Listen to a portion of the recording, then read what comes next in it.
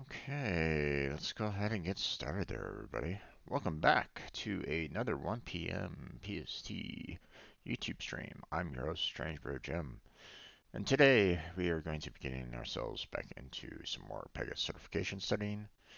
We got some more videos to make public, and then we have some Final Fantasy VII original later on tonight.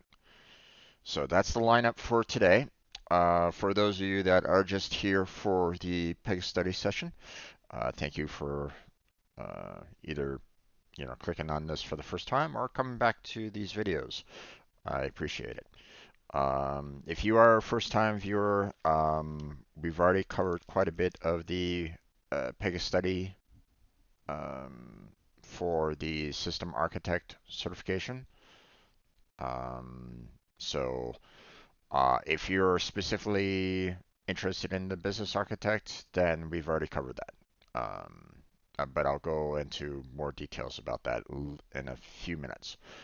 Um, so I want to discuss, like I'd normally do, who I am, what are these videos, why am I making them, so on and so forth, to kind of get that out of the way, so you know exactly what you are stepping into.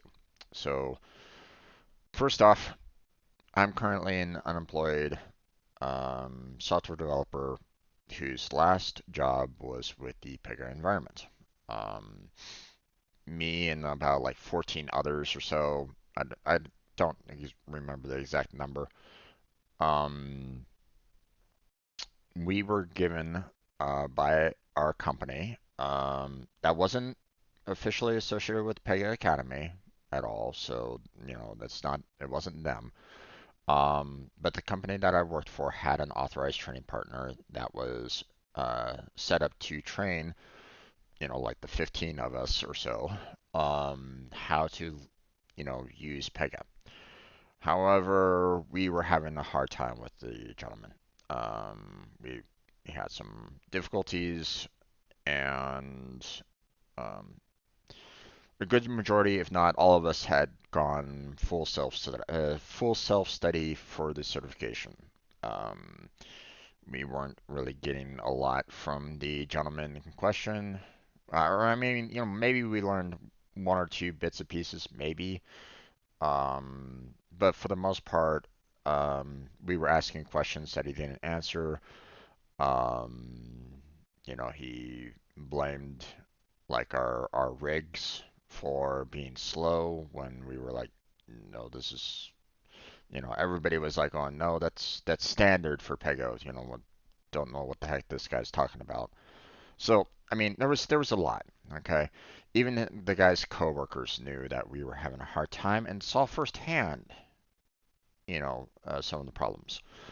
So it wasn't along the lines of, oh, it's just a bias because you're students. No, it really was, we all of us were having a problem, and the coworkers also saw that he was messing up. So, but um, some of us asked to be put back into training again, into another training cycle with a different Pega um, with another Pega trainer because we felt that we weren't getting trained very well and we wanted someone different to help us learn Pega properly and take the certification without any problems. But that never happened. They never put us back in. They pushed us directly out into contracts right afterwards. The one and only time that I did take the certification for Pega 8.6, I wasn't ready. I was already full bore self study at that point, and um, by that point in the study session, I had not reached the end of my studying. There were still topics that I had not gone over myself, and I knew that if I took the exam, I was going to fail it. And well, they forced me to take it. I failed. If I made it, if I gotten like 6 more questions right, I might have gotten the bare minimum. But you know, that's not great. Um, that's not something to aim for. Like, hey, aim for the bare minimum. It's like, you know, no, that's not ideal. Okay. Another thing that I learned on the certification was the fact that they included some Pega 7 questions into the certification exam. So while we study for 8.7, 8.6, we were dealing with Pega 7 keywords and and the like. So we were dealing with past questions, and they did not prepare us for that either. So, needless to say, I wasn't too happy with the prep of it all. I think that my job probably could have done a better job. Could have pushed us into another training cycle. Granted, yes, they were losing money because we were on minimum wage, but you know, some of it, some of us that were able to click on Pega, you know, they were willing and ready to go to get into their contracts. Okay. We could have been put right back into a training cycle. We could have learned properly. We could have learned everything that we needed to do. We could have gotten our certification.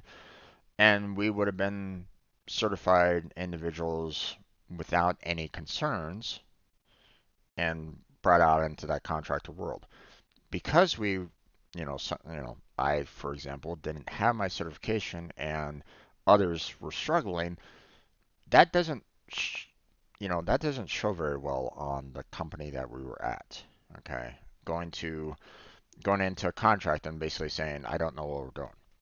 Okay, that doesn't that doesn't reflect well on the company that trains. Okay, and to be honest, um, they kind of deserved it in some way. The a little bit of a negative light on it because um, we were having problems with one of the authorized training partners, and they didn't take their due diligence to put us back into a training cycle to, you know, learn it properly. Okay, so um, you know, um, so yeah, um, but that's me. Okay, um, so the point of these videos are me, you know, pushing forward to get my certification for the system architect. I'm doing it by myself. Kind of wish I had more of a mentor to kind of help me out with this, but I don't. So this is my best attempt to try to get it myself. Um, Personally, I really wish I had a mentor on this, someone that can kind of be with me as I learn through this, and that I can ask questions to about it. What the authorized training partner should have been, but who we had wasn't. Um, so it's just unfortunate. Um, I do kind of wish that uh, it was a better circumstance in the end. But I'm not an authorized training partner and do not consider this an instructor-led training. Okay, I'm working on my certification for the system architect. Okay, so both of these two should be very well versed in Pega, should be able to explain it to you, should be able to teach you, should be able to answer questions. Um, or at least if they don't have the answer to your question, they will find it for you and come back to you with a proper answer. Okay. Now, instructor-led training is typically led by Pega Academy, so one would hope that they would teach you everything that they can for it. It's like about a 2-week course, but it's also around 5,000 bucks. It's not exactly cheap. So, so if you do go for the instructor-led training with the Pega Academy, make sure that you get your money's worth. Ask questions, take notes, uh, record video discussions, whatever you need to do to get that certification at the end. Okay, it's not going to be easy. Okay, they're going to throw a lot of information at you. Okay, because it's only 2 weeks. Okay, so um, so like I said before, Business Architect has already been completed. Okay, I've already done the 2 missions and 2 modules for 8.7 already. Okay, um, if your focus is the Business Architect, then you can go back through my playlist that I have for Pega certification studies and study up on the Business Architect. Go back through those 2 missions and 2 modules that I've already covered. Now, I will say these 2 modules are supposed to cover the Pega Express delivery, but I don't feel like they cover enough. So I recommend that you do at least the mission here for the Pega Express delivery because this is 12% of the certification. Okay, there's going to be a number of questions on it for the Pega Express delivery, and I don't feel like these 2 modules covers enough for you to really grasp the Pega Express delivery. I mean, you're welcome to try, but if you get 0% on the Pega Express delivery, then well, um, hopefully that doesn't happen. But I'm just saying, study up on it. Okay, so. But we're going to continue with our system architect journey. We're 75% complete, according to them. Um, I don't I don't bother with their time estimates. I feel like their time estimates are completely wrong more often than not. Um, like they give challenges that they say is, this is 5 minutes long, and with the amount of time that it takes just to load things into a challenge, no, it really isn't. But we are going to go on to the challenge of creating work status values. Seeing that we already have field values there, we're going to be basically applying them. Um, so let me go ahead. I don't know why there's a wake up instance there. I never started an instance, so I don't know what the heck the wake up instance is all about. So I'll just go ahead and reset it. Um, Now there is the challenge walkthrough that will go through all these tasks, the 1, 2, and then confirm the work. Okay, we will not be using this unless, of course, there's a point in the walkthrough that they might have skipped, like step B out of A, B, and C or something like that. So they skipped from A to C and they skipped, step B, and I don't know what they're trying to, you know, uh, because they skipped step B and I don't know what that is, then I'll need to maybe go through the challenge walkthrough and see what exactly did they do to do that, to get to step C from A. But more often than not, I don't really use this at all. So um, the detailed tasks should be well enough to cover everything that you need to do in order to get through the work that they want you to get through, okay, for you to learn. But, you know, we'll see. Okay, so the scenario. The GoGo Road stakeholders want a way to quickly differentiate assistance request cases during the service and resolution stages. To clarify reporting on assistance request cases, stakeholders want to apply a unique custom status to assistance request cases during a select service provider step of the service stage, and the review service summary step of the resolution stage. To create two new work status values for assistance request cases, apply them to the following steps in the service and resolution stages. So for the step, for the service select service provider, we want to have the status value of open service provider selection. And then for the next step of review service summary, we want the status value of pending services review. So let me get the password ready. Still working on the Pega instance there. So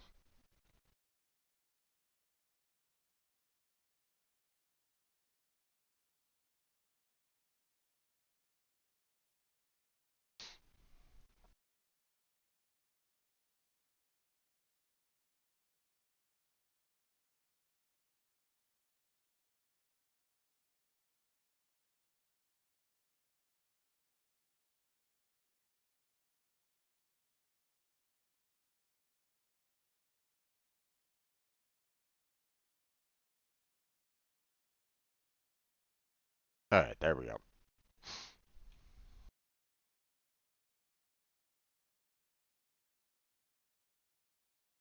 Okay, password and then the author.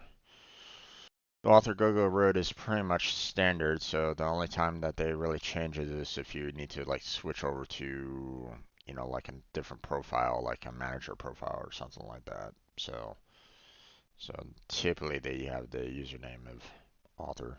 So it makes it easy if you have it, like saved in your browser, but obviously typically you don't really want to do that. you know.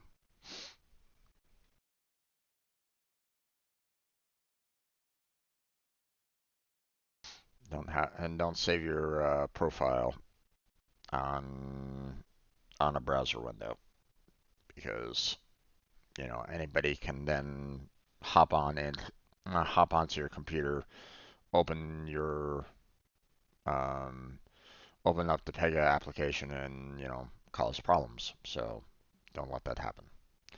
Okay, so in the navigation pane of the Dev Studio, click App to open App Explorer. So we gotta wait for this to load in.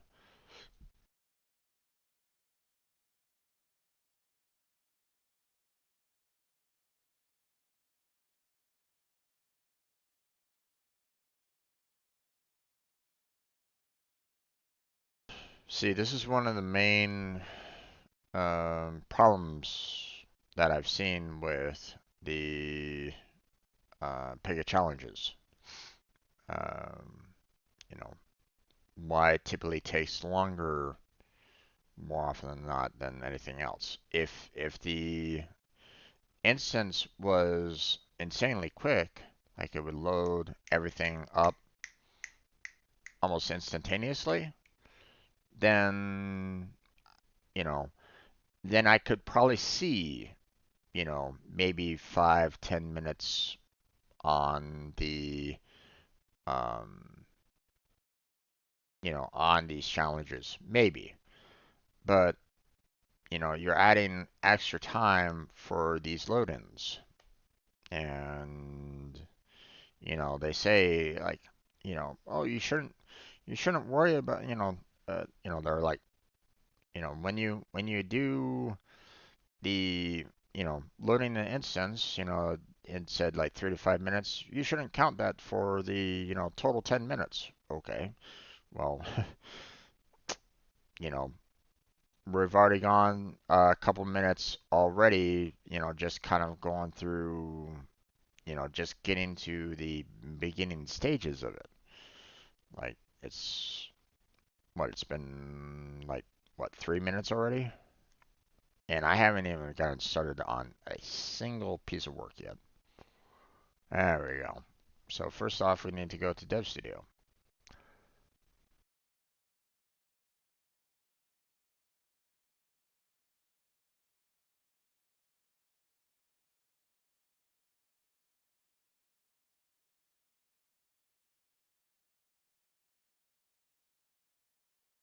I'm just looking at the time seconds ticking off, and that was probably about 30 seconds of wait time there.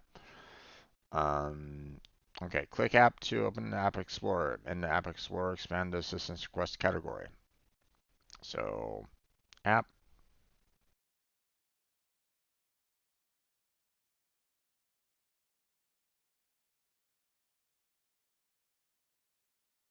assistance request. Right-click Data Model and then select Create Field Value. Okay, so Data Model.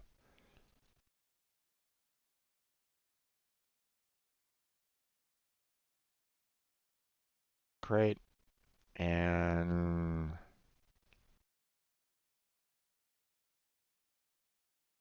field value. It was field value, right? Yeah, field value.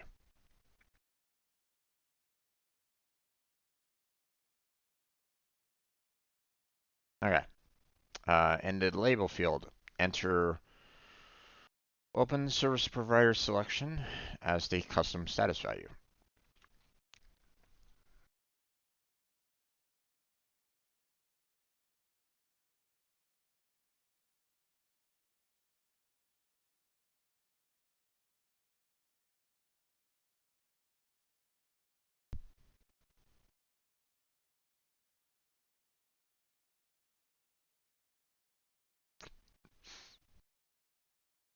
Okay.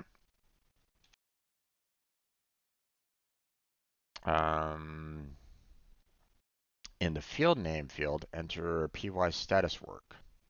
Okay, interesting.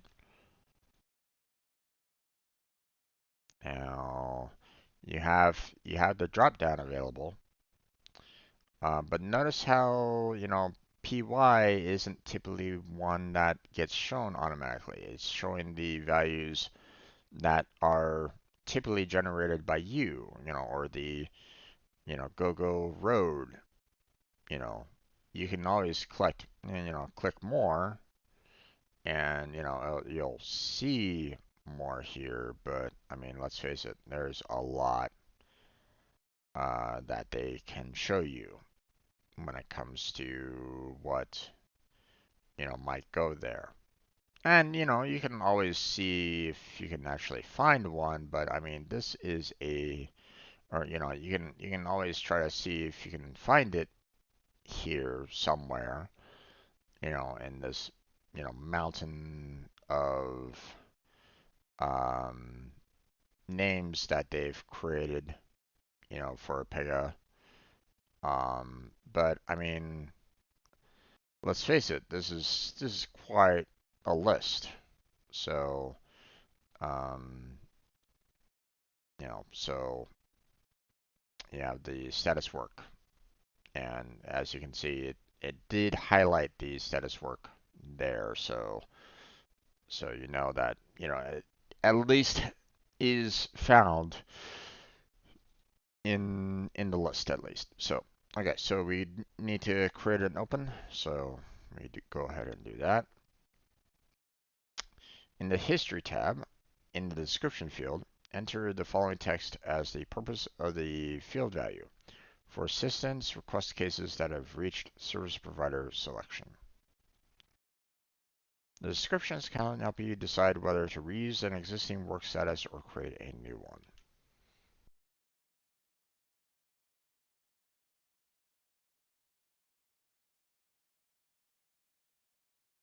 There we go. Click Save. Okay. Repeat steps 2 through 7 to create a new custom status with the details in the following table. Okay. Um,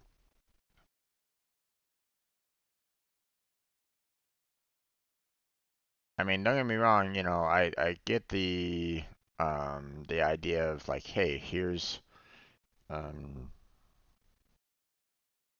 here's the new open service provider selection, blah blah blah.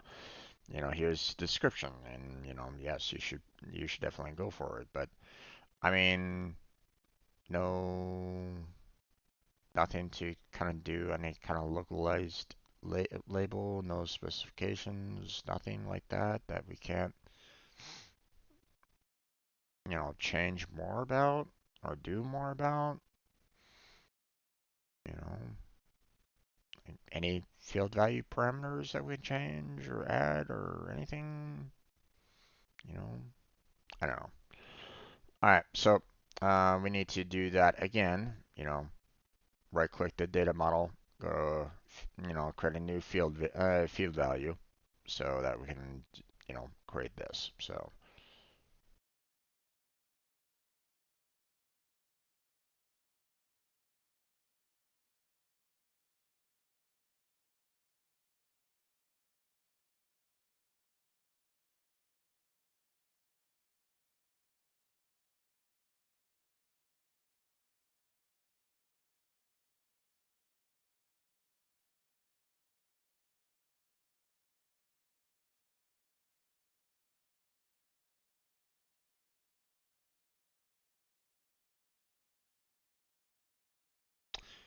okay.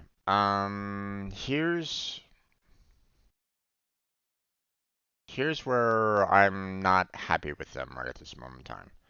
Okay, because they did not label their table here properly. Okay, status value. There's no status value anywhere in here. Okay, if they wanted to, they really should have this as the label field. Because that's what it is. It's their attempt for a label field. Second thing, they should clarify that they want the field name field to be PY status work because it's the only thing that I can think of right at this moment in time. They're not wanting me to change this, which I don't know if they wanted me to change the label field, but not the field name. I'm a little worried about that. Okay, but hey, they're saying repeat steps 2 through 7, and step 4 is that step. They're not wanting me to change it. Otherwise, they would have it shown in here. The class doesn't matter. It's as soon as you select the data model for a new data model, it's gonna show up. So the fact that they have this here is pretty much a waste of time. Okay, as soon as you do this, that's already done. You're good. This is already set for you. So um so that's like okay, not quite sure why they went about doing that, but okay. And the purpose here should be more the description, not purpose. So I'm gonna give a suggestion on that one. So it was um, task two or task one, step 8. So on task one, step 8, there is a table that lists what should be generated next. However, um, the column names aren't labeled correctly. Uh, for example, it states um, status and it should just state that it's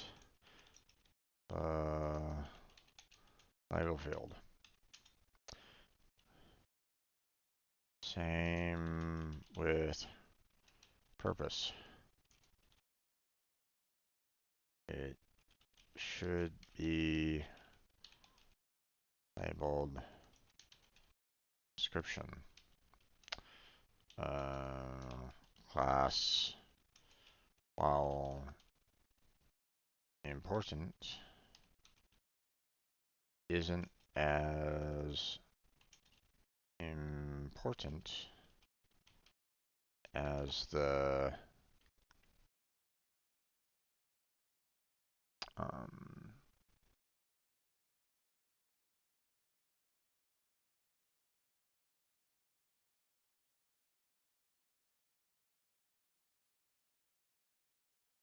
as the field name.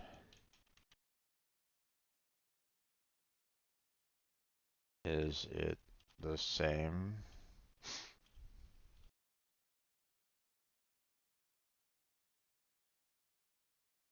as the previous?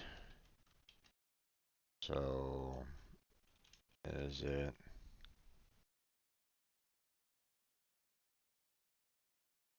no, no, PY? Oh boy,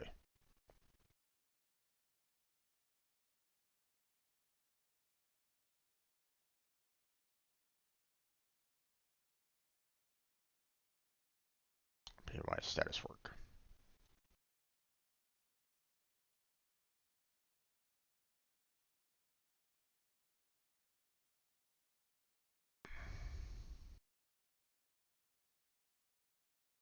I'm assuming yes, because you had the step repeat with nothing in the table to confirm.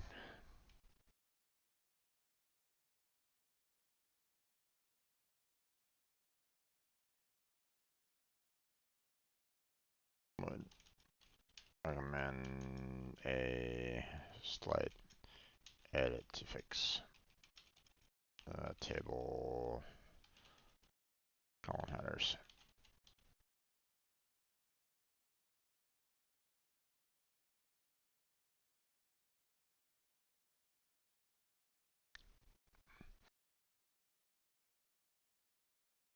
All right. So, cancel that. Save that. I hope this doesn't cause any extra problems. I don't know. Um, I don't know on that. So, okay. So, in Dev Studio, click Configure, Case Management, Processes, and Status Values. So Configure.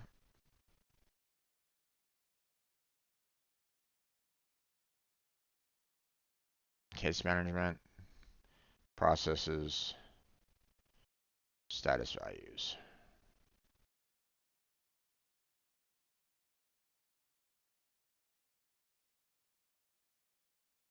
And I mean, there's a lot here.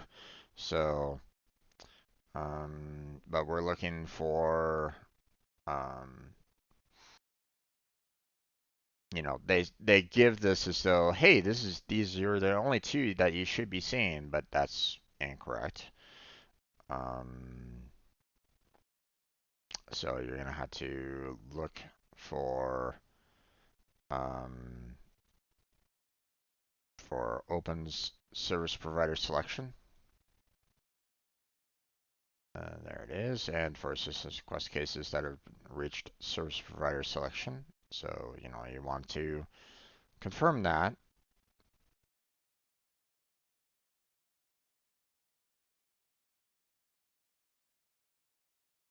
And then you want the last one here, the pending services review.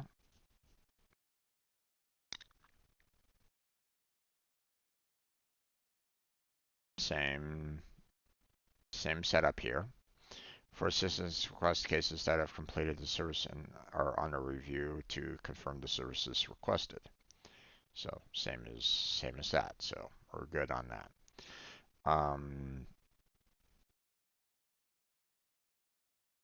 Now it could be that because they did a class sort there, you know, they showed the fact that you could put these all kind of together, and they kind of show that they're all set up properly, set up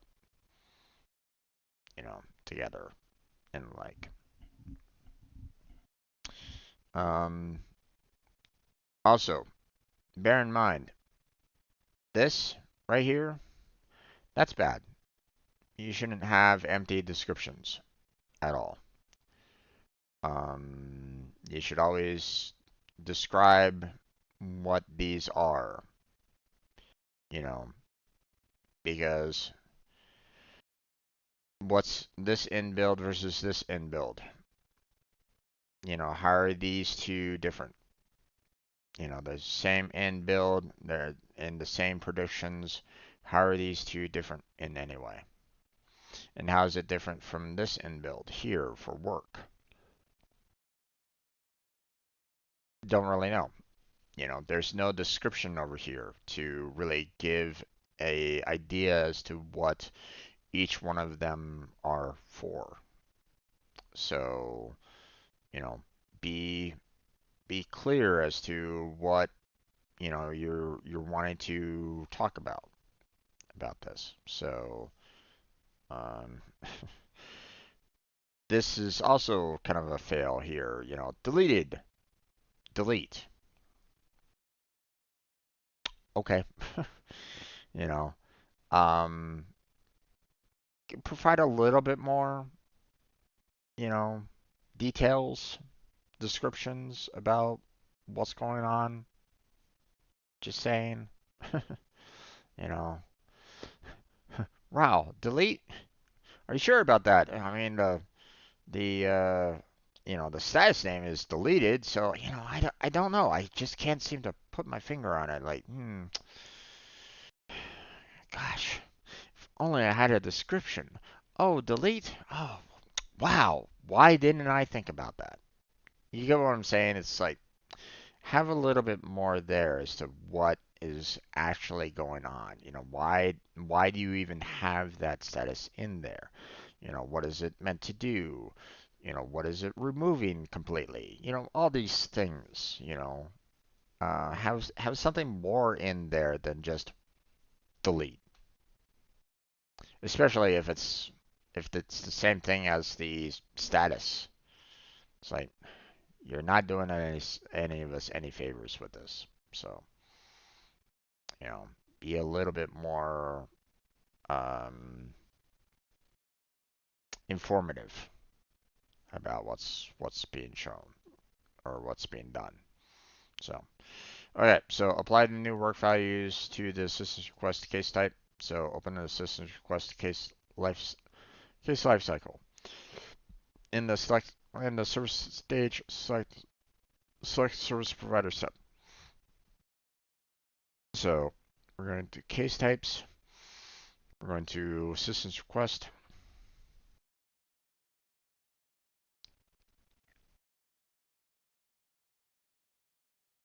We're going to the service stage and select service provider as soon as it's done. As soon as it's done loading.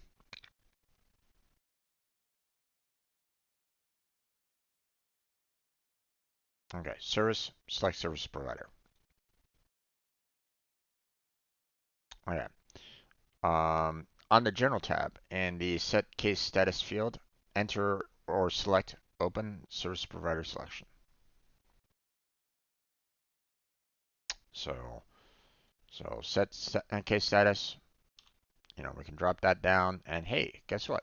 We have a couple of them already shown there. So, and this is the one that we want. So there we go. Repeat steps 1 through 3 for step review service summary to set the case status pending services review. So review service summary.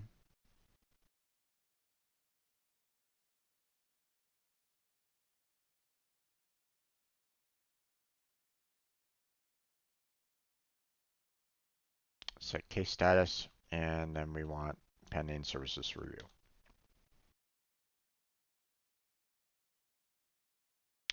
And then save the work.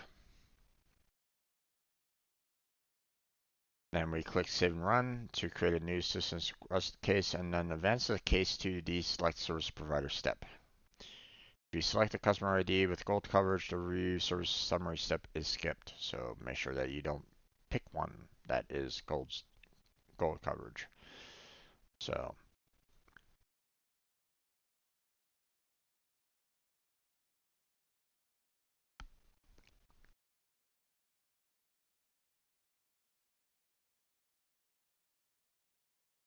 to be honest, if they keep on, you'd think that with these instances that we just kind of remove those gold standards anyway.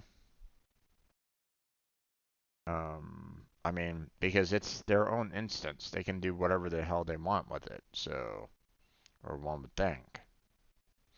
But at the same time, they might be, they're basically recopying code over and over and over again to kind of generate these anyway. So, um, I'm gonna put down the state there just in case.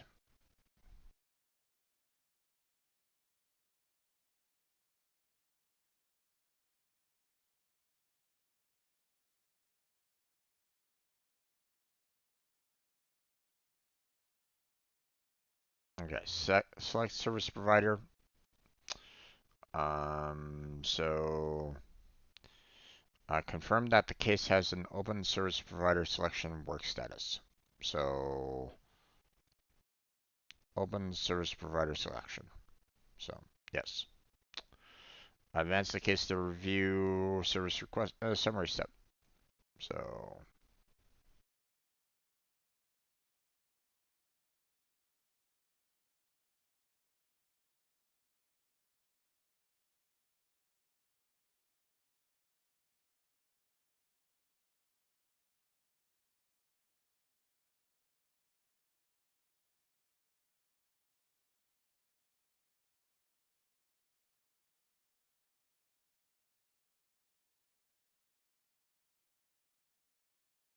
okay, view services summary. So now we have a pending services review right there, which is what they should do. So confirm that the case has the pending services review work status, and that's it. We can mark it as complete. We are done. And that's it for this particular Pega certification study session. So, um, now, like I mentioned before, uh, if you want to, um, now, for one thing, I don't know why they did the PY status work. What's that in regards to? Why did they, pick this one for each possibility? What about it is allows for it to work the way it does? You know, is it always going to be one where it will change the status values? You know, is that the PY Pega value that will always change the status value there? I mean, it would seem that way to me, but again, I'm not 100% sure about that. Okay. Um, so, um, I can only make that assumption about, why they use the PY status, change there. Um, so one would hope that, you know, I am making the educated assumption that, you know, the two values there are being changed because of that PY. You're basically overriding the default value that it would normally have for those, um, for those types, for those statuses, you know, and you're basically overriding the default and setting the case status here. So,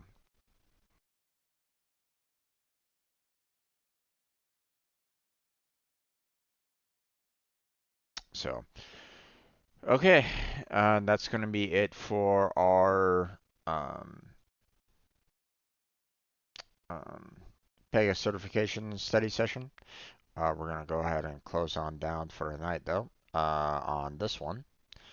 Um, if you are um, if you are appreciating these videos, please help me out with the YouTube algorithm. Give it that like and subscribe would be much appreciated. Feel free to check out the description for other links such as social media, Patreon, Throne, and other various other links such as my stream team that's there as well. All of which will help me directly or indirectly, you know, um, or could help you. For example, that stream team that I made, it's meant to try to help out everybody that's on the team. So, um, so check that out if you want. Okay. More of a description in the application page itself. Also, um, you know, um, if you have any kind of questions about this particular topic, this particular challenge that we just finished, then feel free to ask. If you have any questions for any of the previous topics that I've covered, feel free to ask. Okay. Don't be afraid to ask those questions because if you're not quite sure what is being done or said or talked about, discussed, whatever, if you're not getting it, if you're not understanding the material very well, then feel free to ask that question. Okay, because it's okay if you're not understanding something well enough. Okay. Um, Asking the question why is always a way to, um, understand the fact that, you're not really, getting the material at hand. And, you might need to ask someone for those answers. And that's perfectly fine. Okay. Now, if I can provide said answer, then I will. Okay. But if it's something that I'm not fully 100% sure on, then I will go to one of my past coworkers and ask them, you know, if if they have an answer to your question. Okay, so don't worry.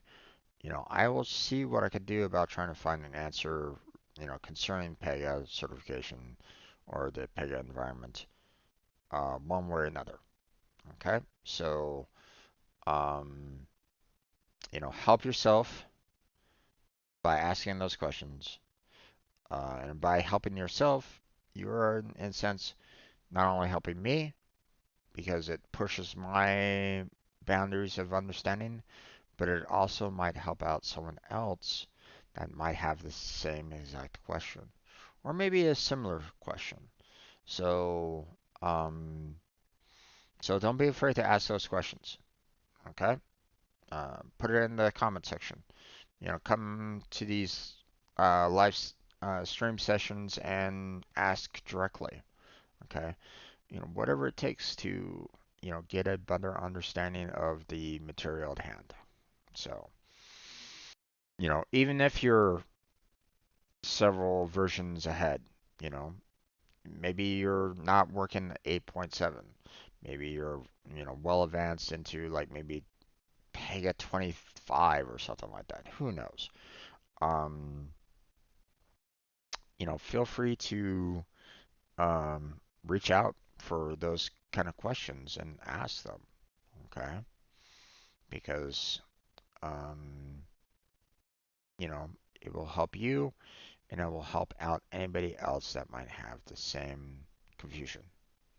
So, but that's going to be it for our Pega study session. So, thank you very much for watching. I appreciate it. Hopefully, I catch you next time. But until then, take care. Have a good night. Stay healthy. Stay safe. And I'll catch you strangers next time.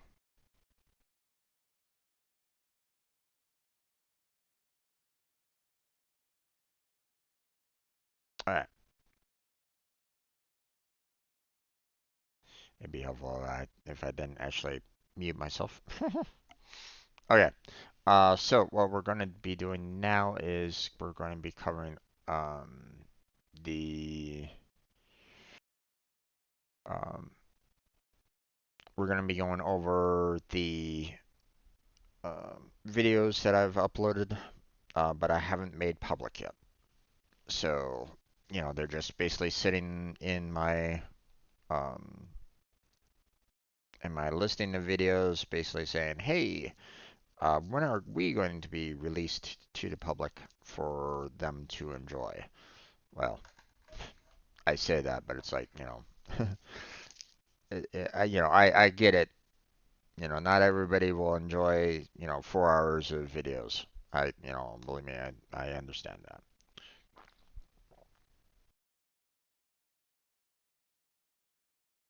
But you never know. There might be some people that might appreciate those kind of videos. They might like watching them. They might just kind of, I've heard people just kind of putting my videos on just to kind of have background noise. It's perfectly fine, perfectly reasonable. I'm not gonna say, "Oh my God, what are you doing?" Um, because let's face it, um, while one, it would be nice to have more chatters in the chat to kind of discuss, what I'm going through, what I'm seeing, what I'm doing, kind of thing. Um, it's also okay if you're just lurking in the background. If you are there right now lurking, you're welcome. Okay, you're welcome to be here. Keep on lurking. I don't have any problems with whatsoever with lurkers.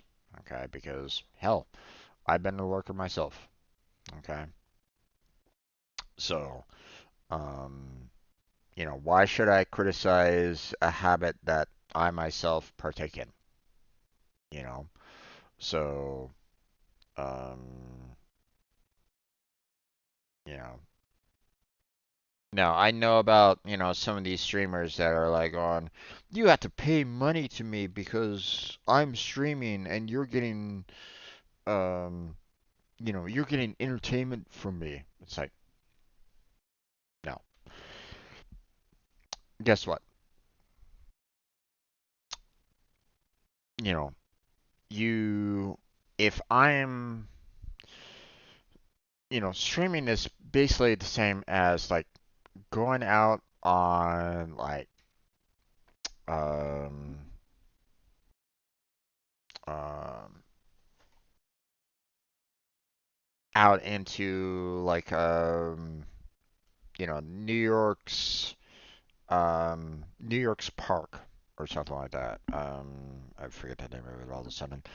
Um, and you're just like maybe playing the guitar out there in the park. Your hat is out there. You're just kind of playing the guitar, trying to see if you can, get some people that are liking your tunes and appreciate it. Well, you know, you're hoping that someone will put some money into that hat or into that guitar case or whatever.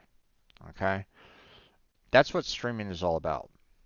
Okay, until we get to a large enough size that the and that YouTube itself or Twitch, will allow for you to get you know a small fraction of money based off of ads. Um, whether it's YouTube, whether it's Twitch, whether it's any of the other, streaming services, whatever, right? Um, you had to be at a certain level to start earning that ad revenue, right? Um, and if you're not there yet, then you're definitely at the mercy of the viewers. Okay, I'm very much aware of that. Okay, I know that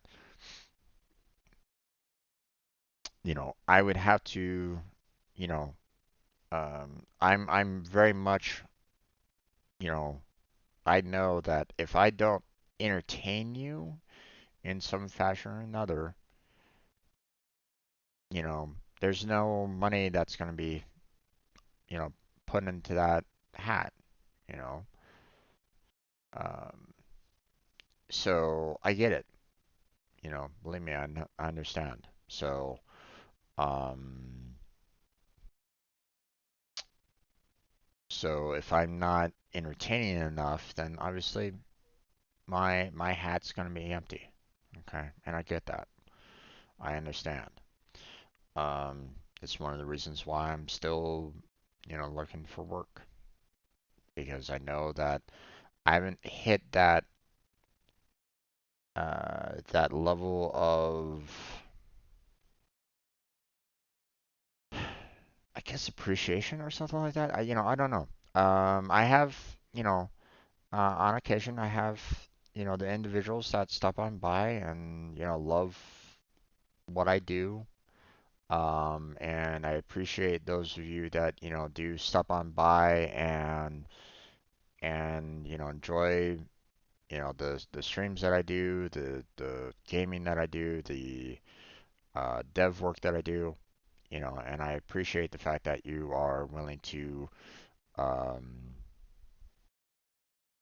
um, you know, watch my content and stuff like that. But I also know that, hey, you know, if I'm not entertaining enough, then I'm not necessarily going to be getting any kind of pennies into the hat, if you will. So, so I get that. Believe me, I understand. So maybe someday, when I get to a point where I'm caught up to the backlog of videos and maybe I can start doing a little bit more in terms of editing, even though I'm gonna absolutely hate it. Um, then um, maybe I'll be able to generate a little bit more um, traffic. You know, Now, don't get me wrong, you know, I really appreciate the fact that I have 104, as of this recording, as of this, current time right now, I appreciate the fact that I have 142 subscribers right now. So that's awesome. Thank you to those of you that are that 142. Um, and if you subscribe as well, then I want to thank you as well. Keep on doing that. Every little, yeah, every single subscriber, builds me up, you know, gets me to that next stage. So, um, keeps me going on that grind. You know, um, so I appreciate those of you that are willing to stick by me, stick with me, and continue, watching my content. And believe me, there's a lot there. I'm not gonna say that, I've just started making content or, started, playing games for the first time. No, there's a lot of playlists there for you to peruse if you're so interested, you know. I mean, let's see. Let's look at the my playlist right at this moment in time, right? I have Warframe. Lots of videos on Warframe. I mean, right now from my playlist, I can see 278 videos on Warframe. Just Warframe itself. I have 177 videos in World of Warships, but there's not going to be that many more videos on World of Warships. I stopped playing that game, so that's probably about as much as you'll ever see on that. But let's face it, that's a lot of videos. Okay. Got Ghost Simulator 3 with just 11 videos right now, right? And uh, I'm gonna be doing one more tomorrow, but it'll probably be the last one that I will do for Goat Simulator 3. So I have 23 videos for Final Fantasy 7, the original, not the remake, the original. So just just letting you folks know about that. So it's one of those things where it's like, hey, I have a lot of different games that I've played over the years. Minecraft, 22 videos there. Civ 5, 8 videos there. Destroy All Humans, 6 videos. That was a short game. Uh, Subnautica. Let's see, I did a hard mode on Subnautica. Um, Hardcore Subnautica that did 4 videos there. And I did go on to the Subnautica Below Zero, and oh my God, whew, that was rough.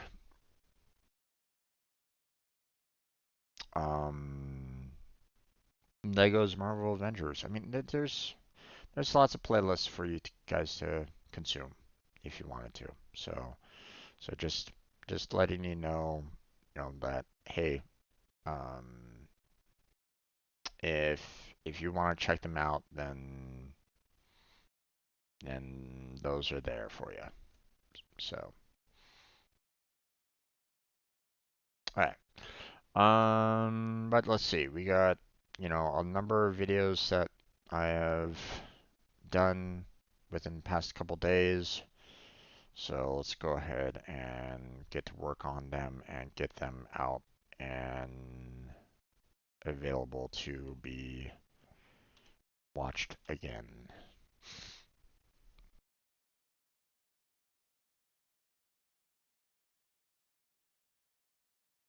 Okay, so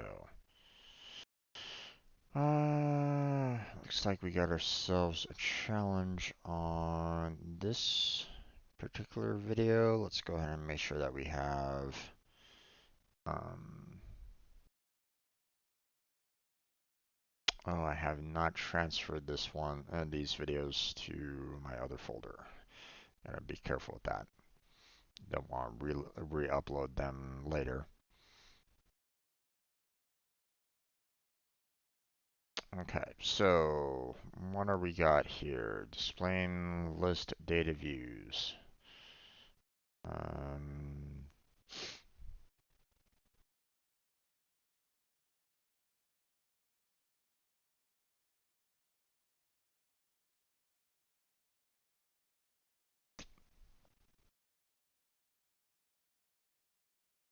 all right. This one. We're gonna have some difficult times with this one. Okay. Um, we got a couple. We're gonna be um, doing this challenge for a couple times. So,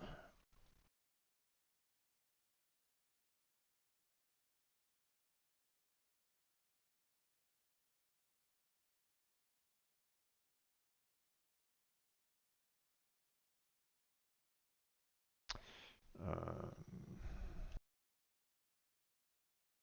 part 1 of 3.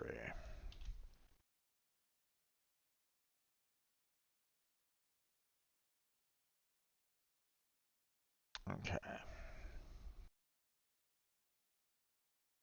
No module quiz, no topic, no repeating dynamic layouts, no module, displaying list data and views. I'll keep that as the tag, but I'll add in the tag of challenge.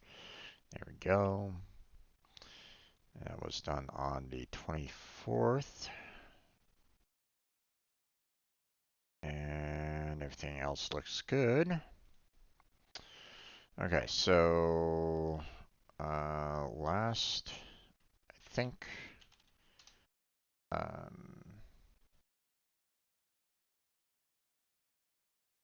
okay, so I have one being scheduled for tomorrow.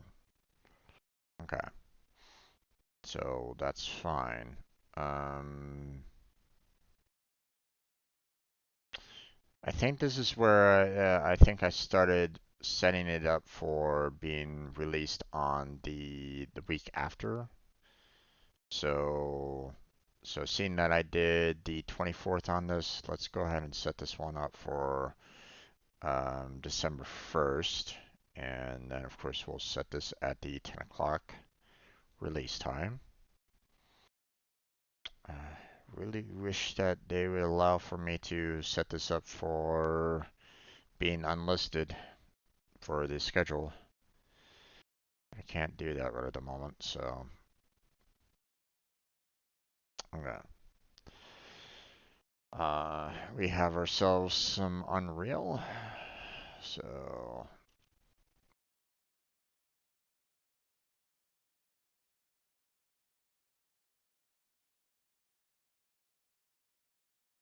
mm,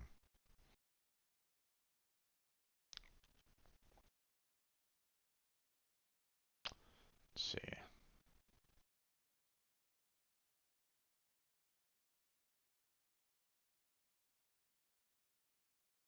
Okay, now let's look at this particular video here and see what exactly did we do for the Unreal study session here.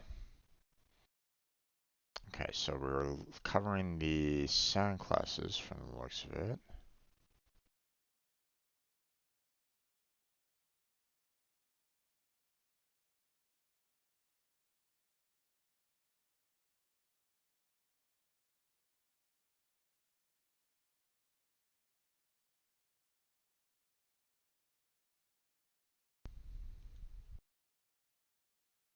Okay, it looks like we covered all those sound classes. Now I don't know if we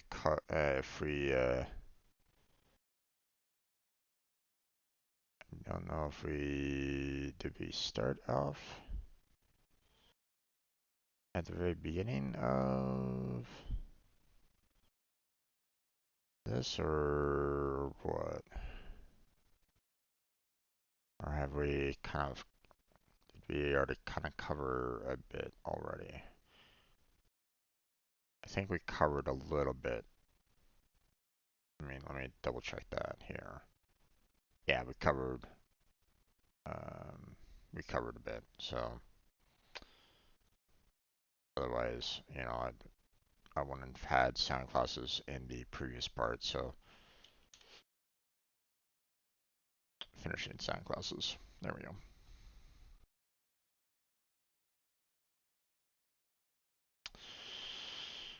Okay, so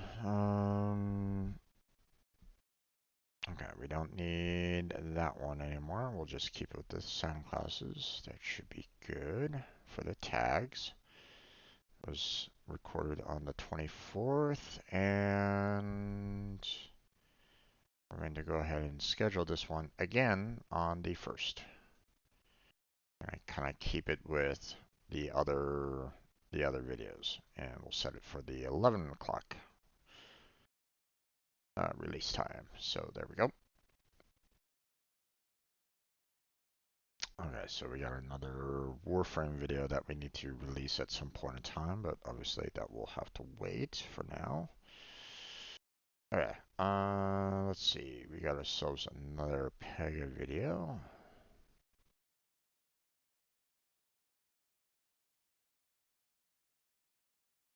Okay. Now this is part 2.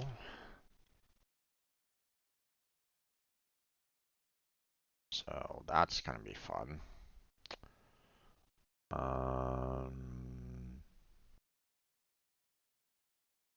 Because it's the same challenge.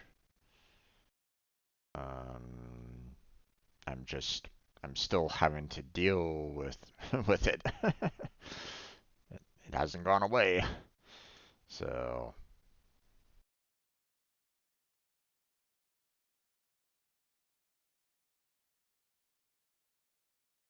alright. Because it was done on the 25th, we're going to go ahead and set it for the second release at 10 a.m. There we go. Not much changed on from the previous version versus that version because um, really not much, you know, the topics were pretty much the same. Still dealing with the same challenge and um, um, the tags were the same. The title was pretty much the same. Um,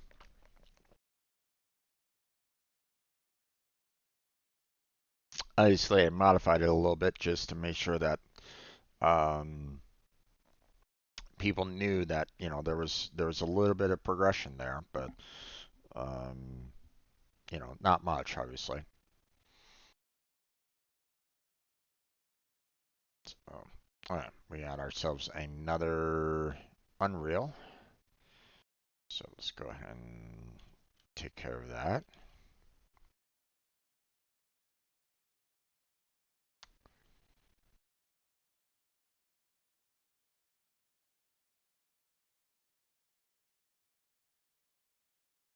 Okay, now, what exactly did we cover on this particular video?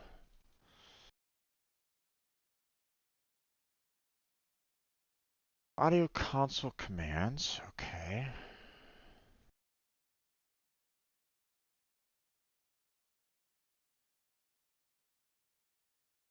And audio engine overview, okay.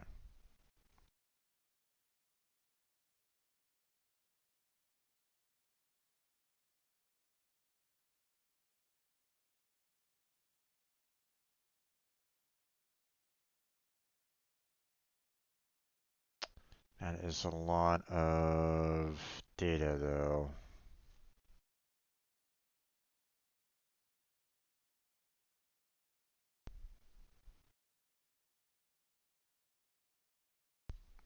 Yeah, you know what? I'm gonna do UE4 because by this point,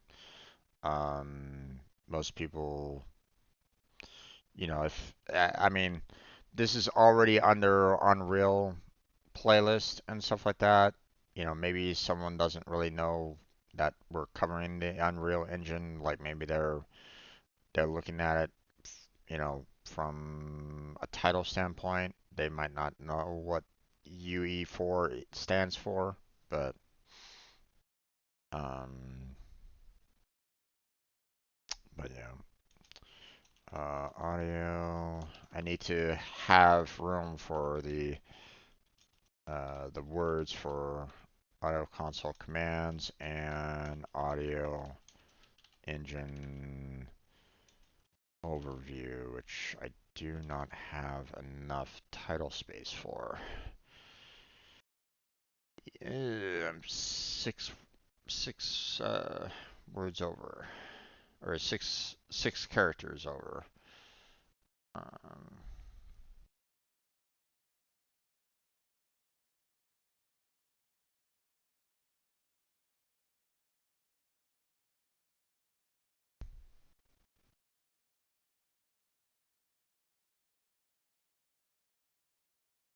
Yeah, let me get rid of audio on this one. So it's audio console commands and engine overview. So they'll have to do. I just needed 6 characters cleared. So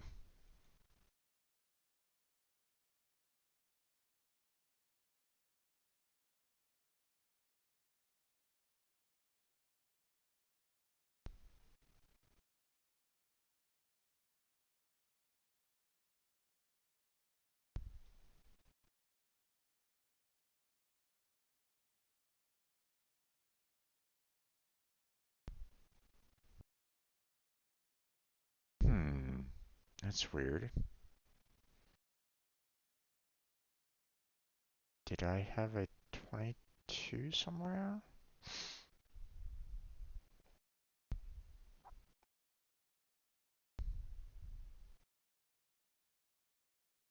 Hmm. I don't think I have a 22. No, wait. There's a 22. What am I doing? This should be 23. Right. Alright. I'm being stupid. Okay.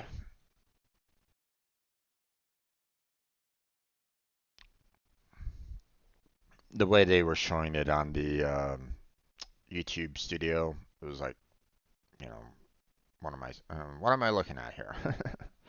So, okay, so we are no longer covering sound classes, so I'm going to remove that tag. We're covering audio, console commands, and we are covering audio, engine overview. Got those tags in. So there we go.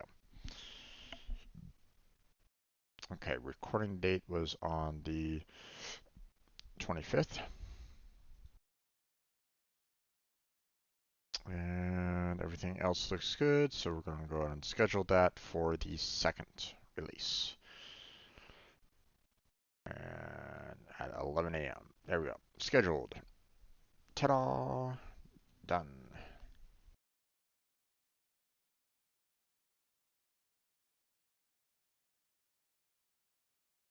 Okay.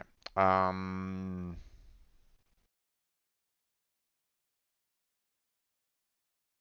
you know what? Let's just go like one by one through these anyway.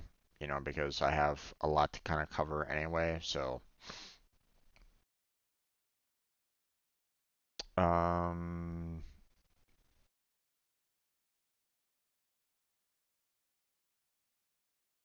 okay. So, Star Rail.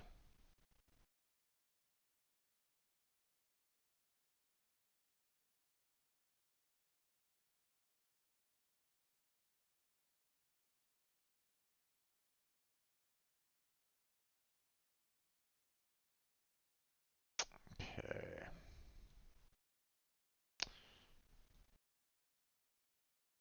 Now, what was I doing on this Star Rail here?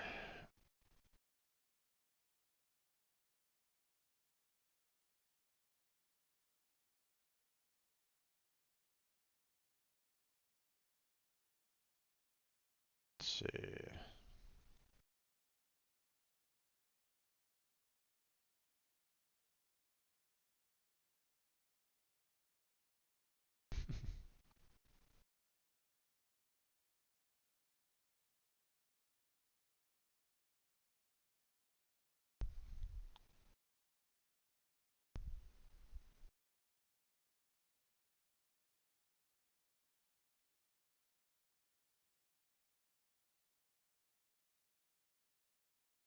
Hmm.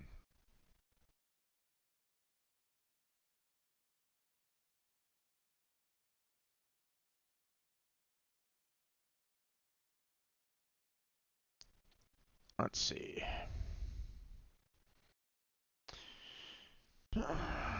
Learning more about the Divination Commission.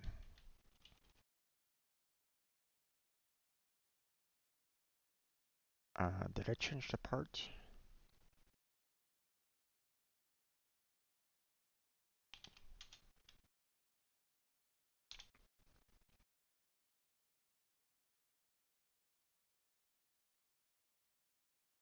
Yeah, okay, I did.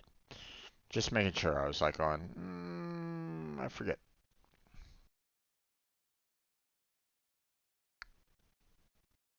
Wow, okay, these thumbnails that YouTube picked is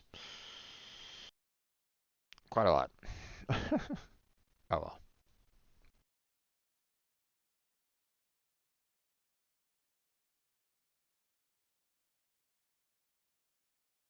It's just basically the traveler looking at his phone.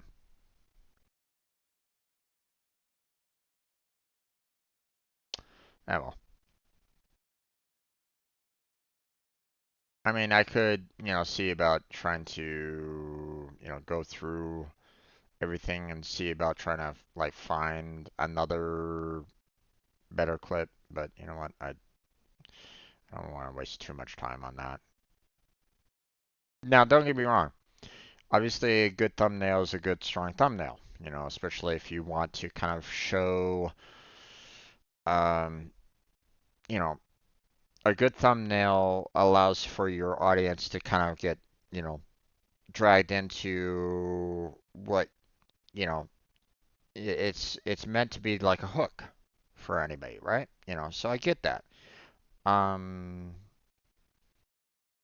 but at the same time, I don't necessarily want to be showing, um, I don't necessarily want to be showing any kind of plot points either. Um, or at least I don't want to show too much in terms of plot points, like the cinematics. I gotta be careful with that. Because I don't want people potentially getting spoiled by that. I've had problems with thumbnails being spoilers in the past anyway, so I don't necessarily want people getting, looking at that and going, oh, right. So that happens, that kind of thing. Um, I tend to dislike when it comes to spoilers. Don't really like it. Rather not have people getting spoiled, you know, in any fashion or another, just by thumbnails alone. You know, it happened too many times for me to count in the show Ruby, for example. You know, so um, it's really unfortunate that it got to that point. Um, so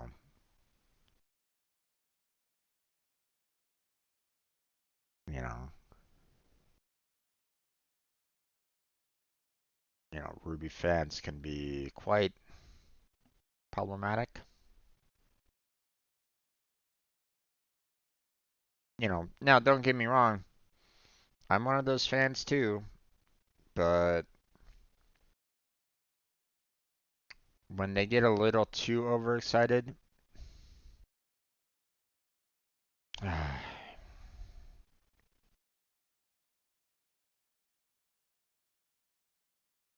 they do dumb things. Now, some people, some reactors for Ruby, they kind of did it to themselves a little bit. Like I know one reactor to Ruby. He hadn't gotten through all of Volume 3 yet. I think he was still on like Volume 2. And by that point, I think they were like we were on like Volume 5 at the time.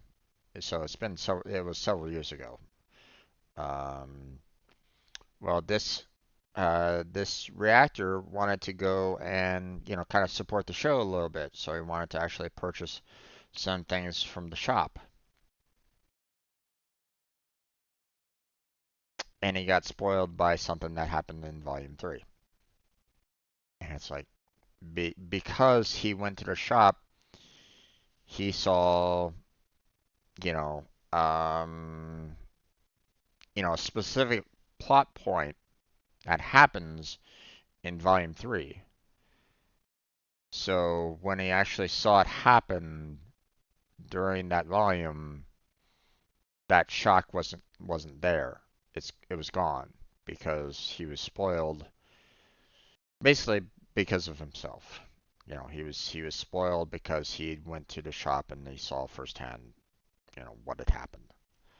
So, um, but at the same time, that doesn't say that, the fandom themselves don't spoil as well. I see so many people like talking about like, oh yeah, volume 3, volume 6, this happens and that happens and this other things happens. It's like, oh, God, stop. you know, Let them find out about it themselves, you idiots. It's like, I wish I could just slap you. Stop it. You know? Let them learn those details. You know? If they miss that detail, then sure, like reiterate to them like, hey, no, you missed this subtle detail that was talked about. Because maybe it was subtle. They didn't catch on at that point. That's understandable. Help them clear that, fog, if that's the case. But, I was seeing people that were like going, oh yeah, this particular character, they were escaping their boyfriend because of all these reasons that happen, that doesn't get explained until volume 4. And I'm like, why are you telling them this in volume 1? Hello? Are you being stupid? Or, it's like,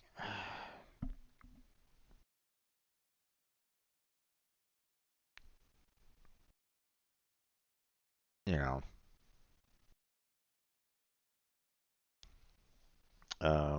I'm seeing someone watching Full Metal Alchemist right at this moment in time. And YouTube chat is going off and going, oh my god, this particular character does this. And the reactor's going, why are you telling me this? I don't know this. This hasn't been explained yet. Why are you telling me this? This might be something that, this is clearly something that, hasn't happened yet and is details that are from future episodes. Why are you telling me now?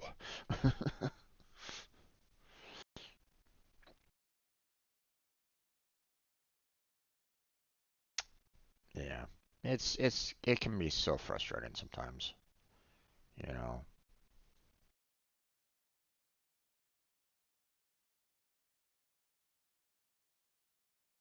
The fans love the show, but they hate reactors in that way. You know, it's like they want everybody to have, like, binged it like right then and there, so that they can talk about it. It's like, no, bad, bad cheddar. Stop that. you know, slap their hand.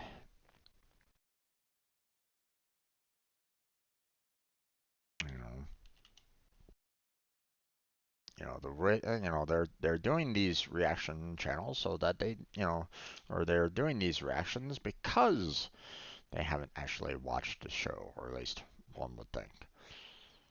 So,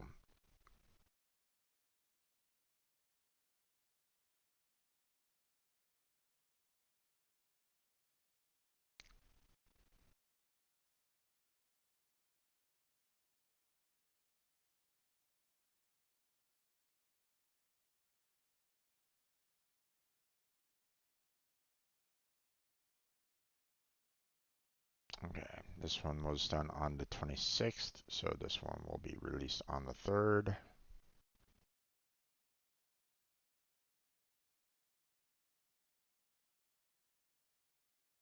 There we go. And if I'm not mistaken, that was also another one that was um, the challenging question. And I went through it step by step.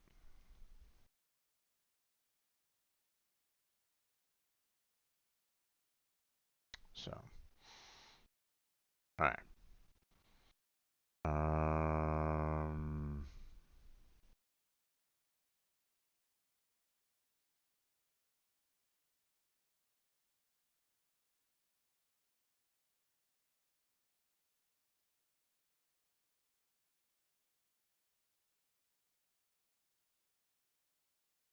uh,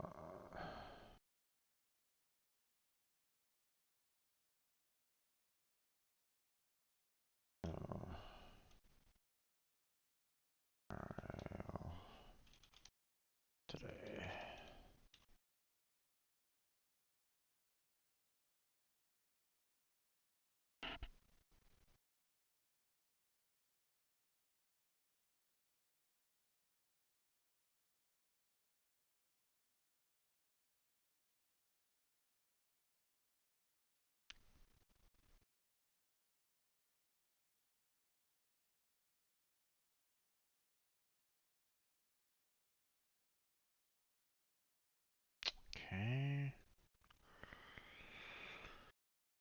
That was done on the 26th, so I'll release that on the 3rd at 11 a.m. Short video. Just wanted people to know that, hey, we didn't actually cover Unreal that day.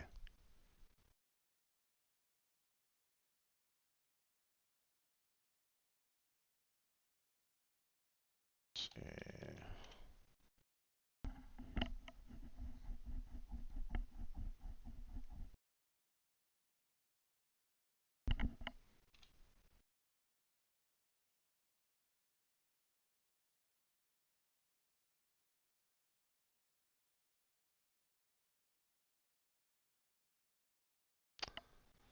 Okay.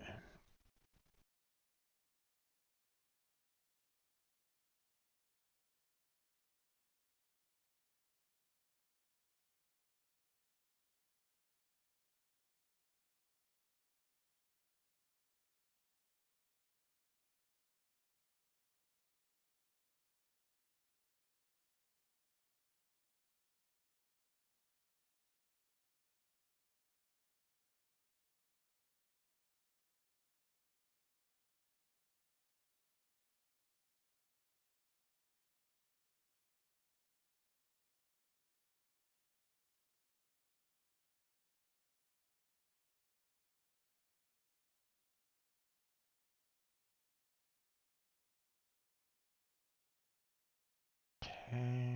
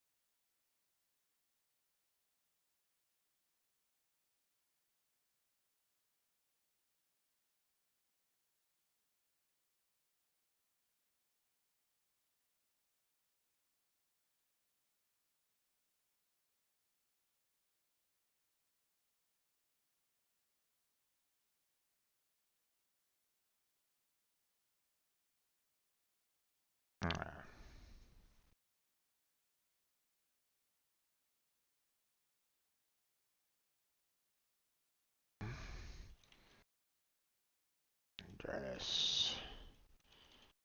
Solo battle.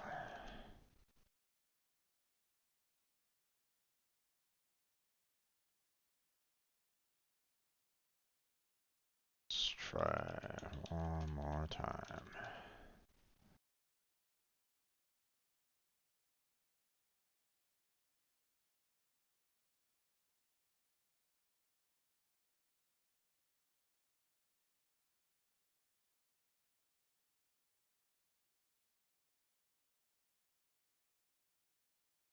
Okay, there's that.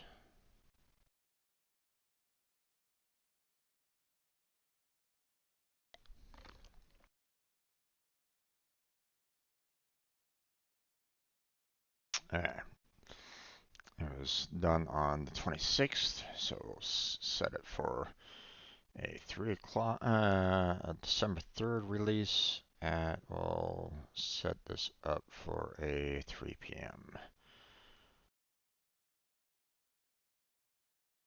There we go. You know, let me double check my listings here. Let me make sure that I'm not like screwing myself over in some fashion or another.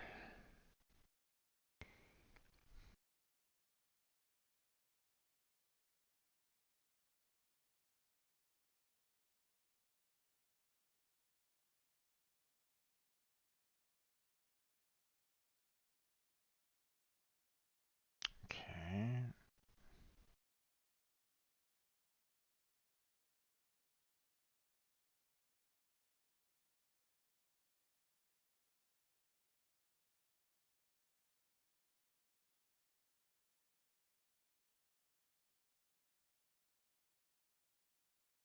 Hmm.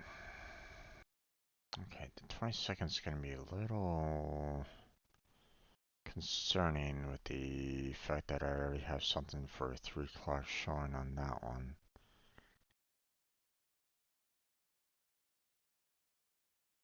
Hmm. Don't think I can really get around that though.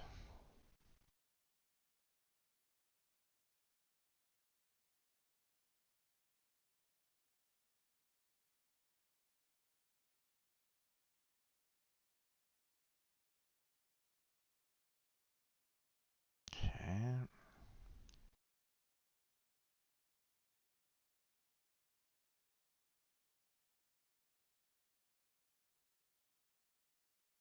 So let's see, we have 10, 11, 12, and then 3 p.m. Okay. We have 10, 11, 12, and 3 p.m. on that one. 10, 11, and 12. And 30th is just one single video. Okay. Oh, we have a lot on the 29th. Okay, we got 10, 11, 12, 12:30, and 3 p.m. Okay. And we have one more scheduled for later on today at 3 p.m. So it's about ready to be released. Okay. Looks like we're doing okay for the most part in our scheduling. We haven't had any that are like doubled up or anything along those lines. Not to say that that's necessarily bad, but you know, I still want to give like if someone really has an interest in like 2 videos, for example, and they both come out at the same time, then it doesn't help them out on that. So um, you know, I don't want to do that to anybody. It's like, hey, you want to watch both of my videos? Well, you better have it on 2 different monitors or something like that. You know, it's like, no, no, let's not do that. You know, let me at least give a little bit of a, you know, time difference between the two, so they can at least enjoy a little bit before, you know, the next one comes out at least. You know, granted, you know, again, my videos tend to be around 4 hours long, so it's a bit rough on that end, but you know, um, but I still want to give them, um,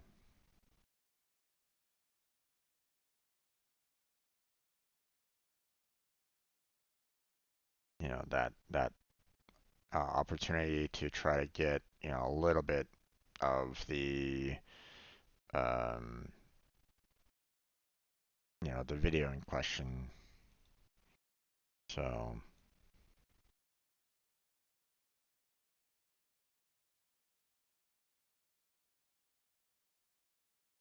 okay, this one is all about the field values topic and the module quiz along with it. So,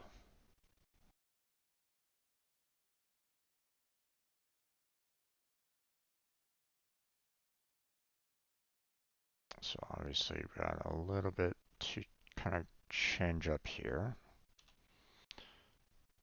So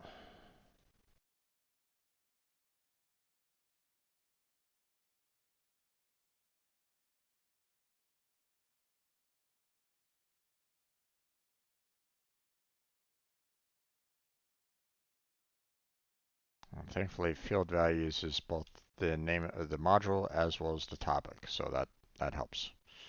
So field values module.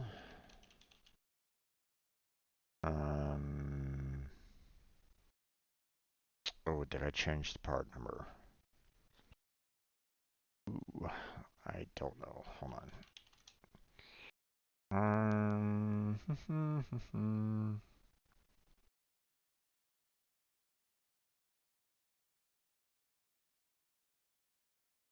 Okay, it looks like I did. Yeah, I did. Okay. Whew, that was close. Okay, not exactly the best thumbnails, unfortunately, because it's not showing the topic at hand for Pega, so I'm gonna have to change that a bit. So field values and the module topic and the module quiz. There we go.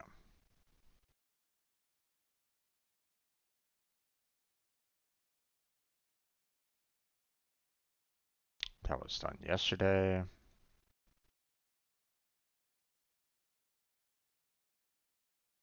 Yeah, let's go ahead and get ourselves that new thumbnail.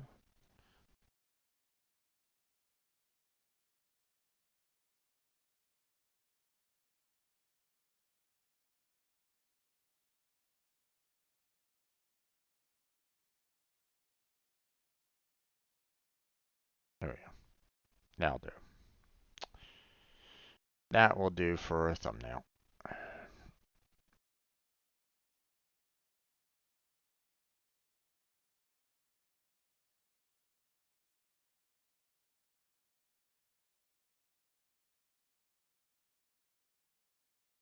There we go.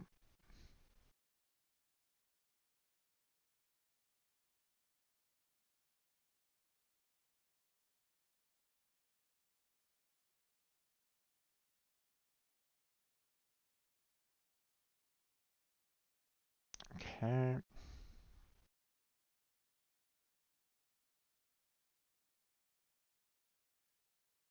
Let's get the thumbnail up.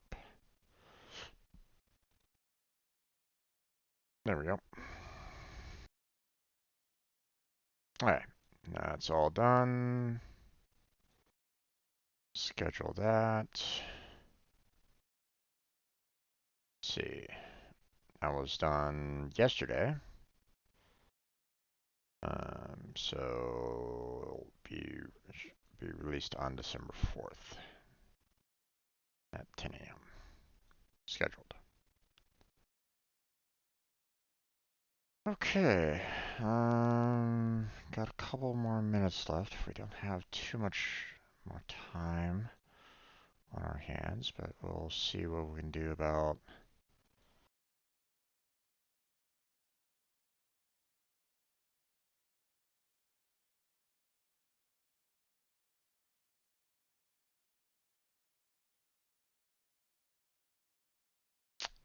um, at least getting one more out of the way. I think I uploaded like around 16 videos last night. 16 videos, or was it more along the lines of like 15? No, it was quite a bit. Um, so obviously I probably can't get all of them out today, but I mean, if I can get multiple of them out, then obviously that's going to be a win for me because now I don't have to worry about, um, granted, it doesn't help with my backlog, really, um, but you know, if I can get, even if I get out more, like 4 or more videos, then that's a win because if I'm doing like maybe 2, maybe 3 videos a day or so, the problem is that I am doing about 2 to 3 videos a day, with Pega, with Unreal, and with any kind of gaming content that I create. I should typically generate about 3 videos, separate video contents every single day. So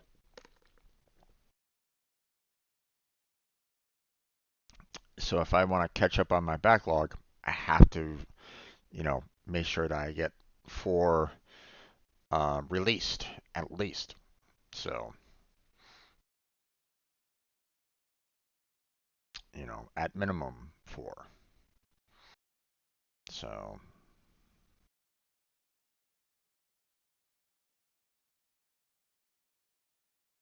IO engine overview.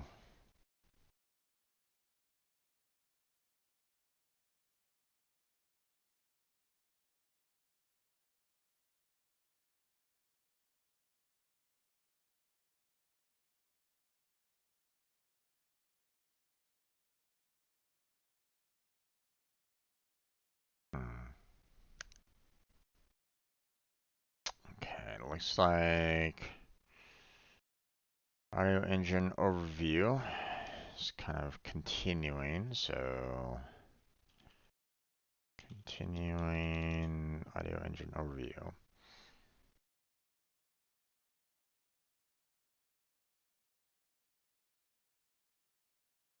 Okay.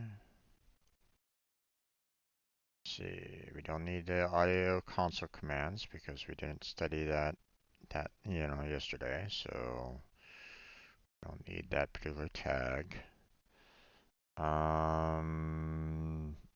And was it part 24 or was it part 25? Um, Looks like part 24. Okay, yeah. All right, so that looks like we are good. So again, that was done yesterday, so technically we'll be going ahead and release it on the 4th at 11 o'clock. Scheduled. There we go. Okay, I think I'll leave the other 2 Terraria videos for tomorrow. Not going to be able to get to those right at this moment in time, so I'll leave those to be finished off. And then we'll get back into releasing some more Warframe videos afterwards. Um, but yeah, that's where we're going to go ahead and kind of close off our this session, I guess you might say, of you know me talking about video releases and stuff like that. Um, Typically I like to leave this open for anybody that if you want to like come on in into the chat and like chat with me or something like that about any kind of topic or whatever. you know this is you know this is a good time to do so, because it's just me uploading videos. That's it. So um kind of a good time for me to for anybody to kind of come on in and chat with me. It's a relaxing time for the most part. It's like the just chatting, I guess you might say. So, um, but yeah.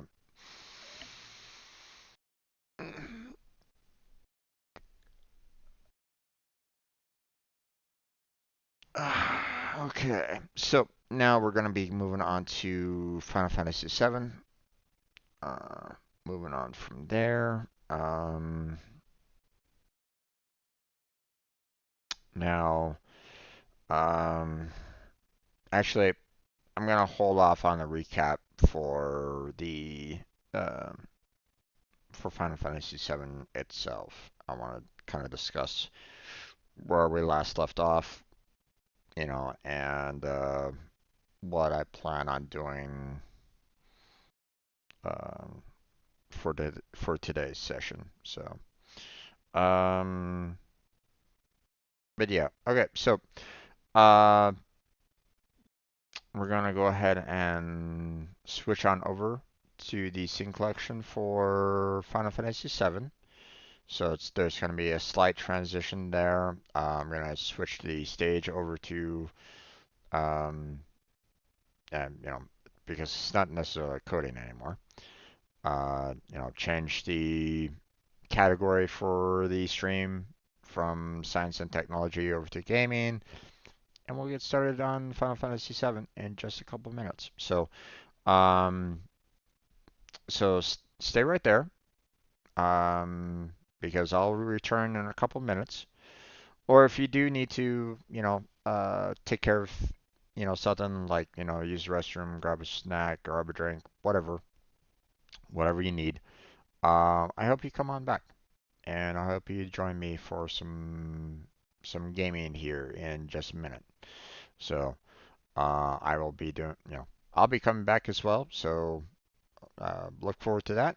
And there we go. So, see you all soon, and yeah.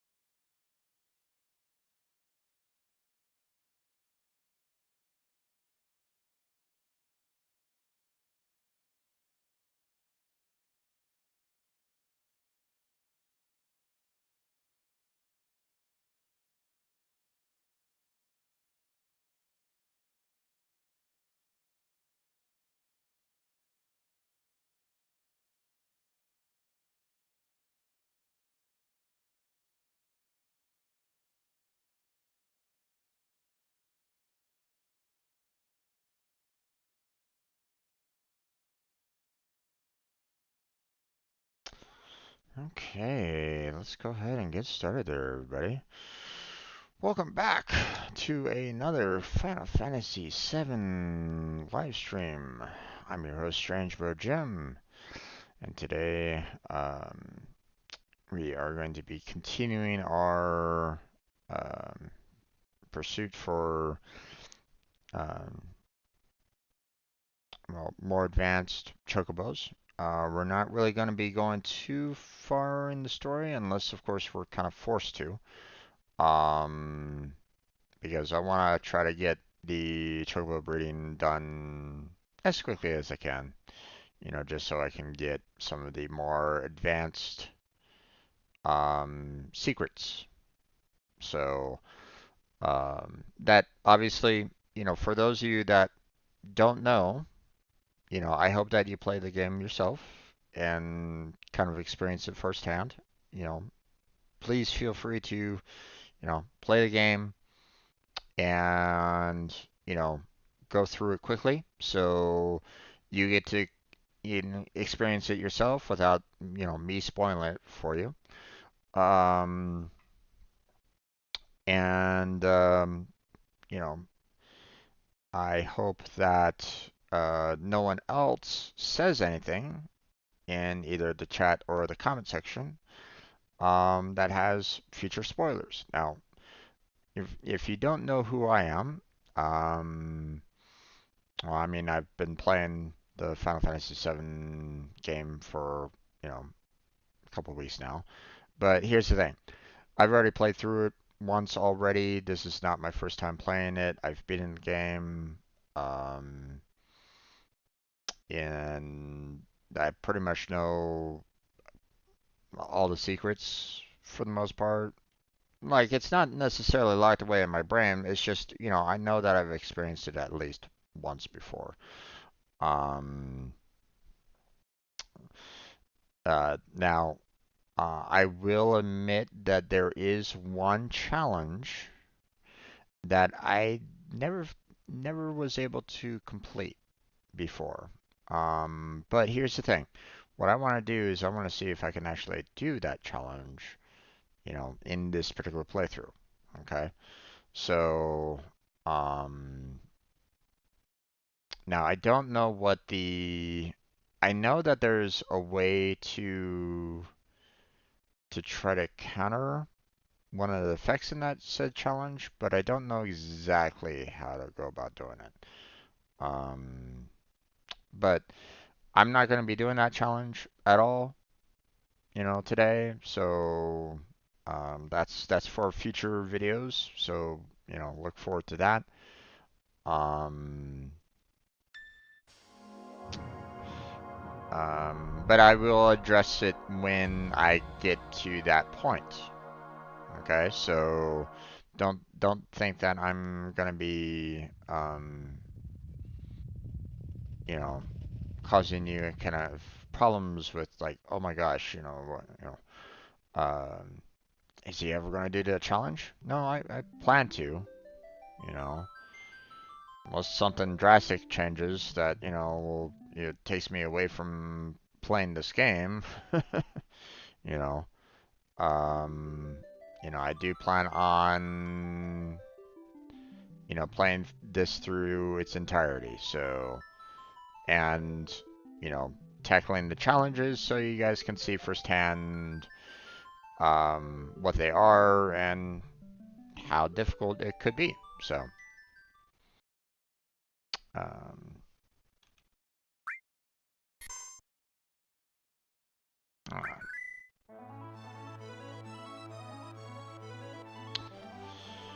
Okay, so,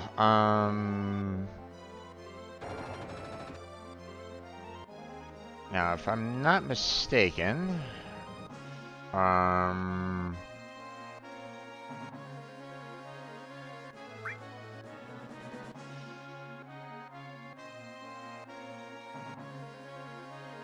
right. I'm done with the golden saucer. I believe both of my chocobo are at rank S. Now the guides that are out there are kind of confusing about like what you can do and what you can't do regarding chocobo breeding and stuff like that. So um, it's not really perfect when it comes to that. But I got both the male and female to class A. So and obviously their overall stats is still going to be kind of pretty much the same. You know, so Chaco so far has been pretty much the main here. You know, um, with Susan, being the second in command kind of thing right at this point. Now, what I need to do at this point in time is see about trying to breed these two chocobos together in the hopes that I can get a special kind of offspring. Um, Now, I can't remember what particular uh, uh, there's this specific nut that I need to use in the breeding to in the hopes of like getting like the best um uh, like getting the best outcome for the breeding. um I can't remember if it's either one of these two nuts, to be honest, and I don't think there's any other nuts here.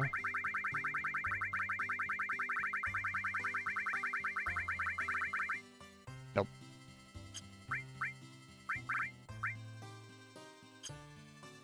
So time for me to kind of look up the strategy guide. Now, yes, I have. For one thing, I purchased the strategy guide a long time ago. When I first got this game.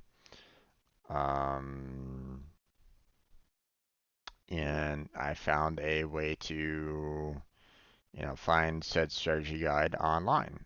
They actually put the Bradley, um, it was the Bradley Games Strategy Guides official Final Fantasy VII strategy guide by David Cassidy.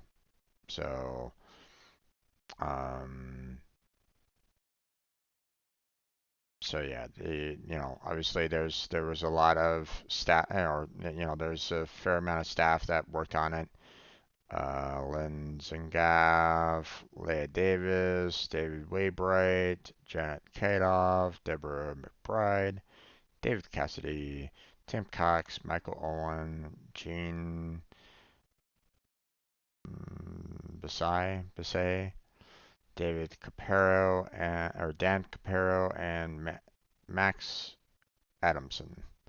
So, those were apparently the staff of Brady Games that worked on this strategy guide.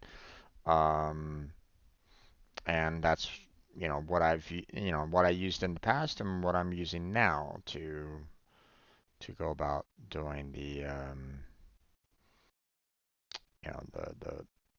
you know, the overall gameplay. Now, but problem is that they don't really give you a whole lot in terms of um, like the chocobo breeding.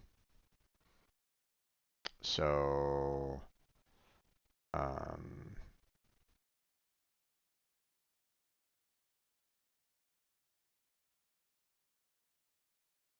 let's see. They talk a little bit about the chocobo racing, but that's not much. There's really not much there. So, um,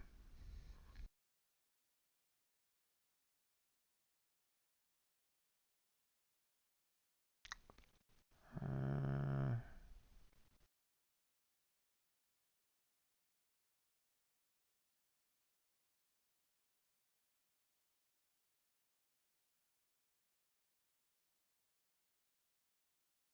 let's see.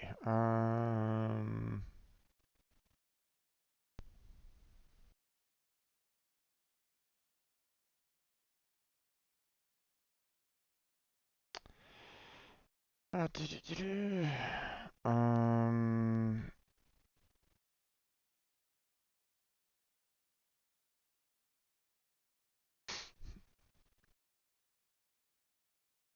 okay. According to the strategy guide here, to get the special chocobo, we need to mate a great or a good chocobo using the cherub nut. Um, you can't buy the cherub nut in a store. Instead, you need to steal it from ferocious rakdos that roam the woods near Bone Village. You can also increase your chances of breeding a special chocobo if the parents are both S-class racers. But it's difficult to get them to S-class, so we're just going to have to kind of keep them at the A for now. So now, in order to steal, we're going to need to, you know, get one of the,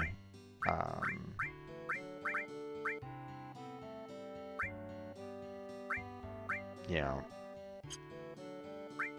we're going to need to change one of these materials here.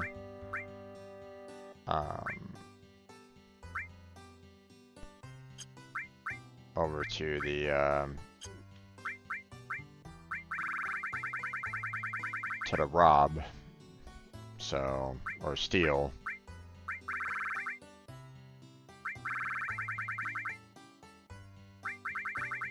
Wait, did I already put the steel on? I might have already put the steel on.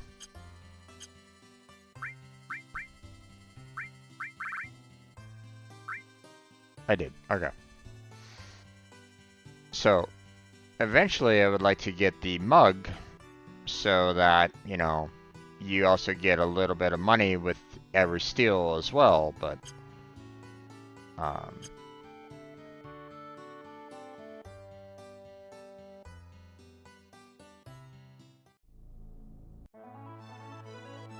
alright, so Bone Village is up here again.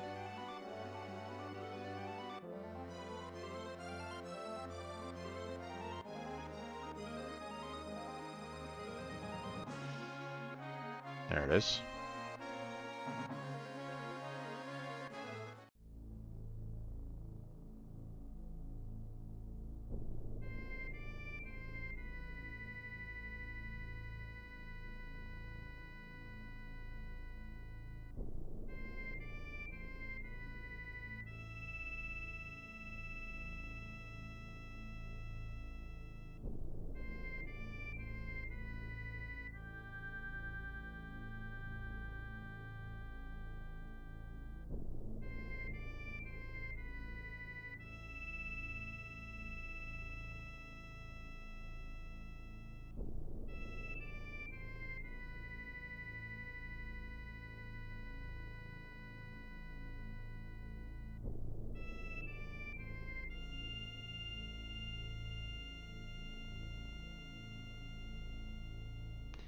Okay, what's going on here? Why am I not being attacked at all?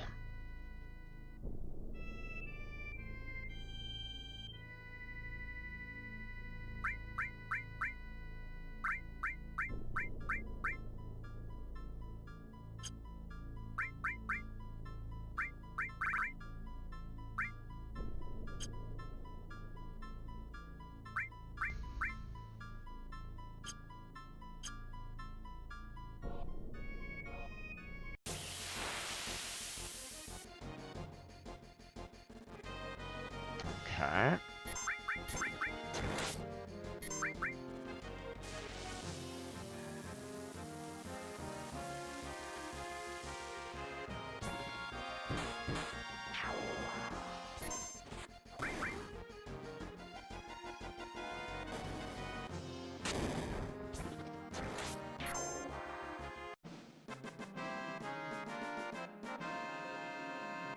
Okay. That was a bit weird. Not sure why.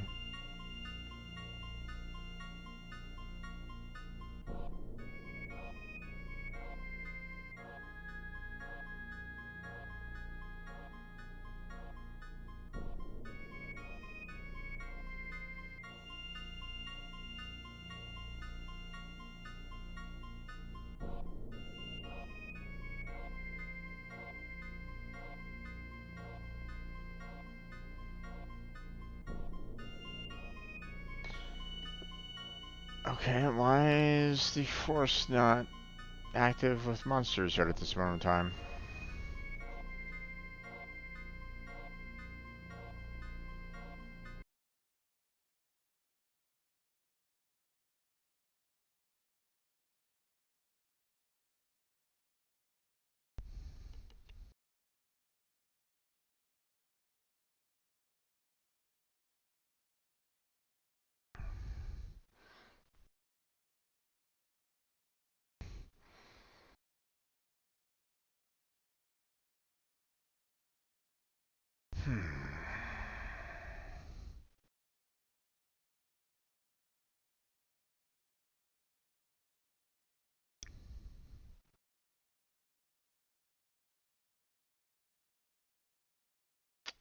Hmm.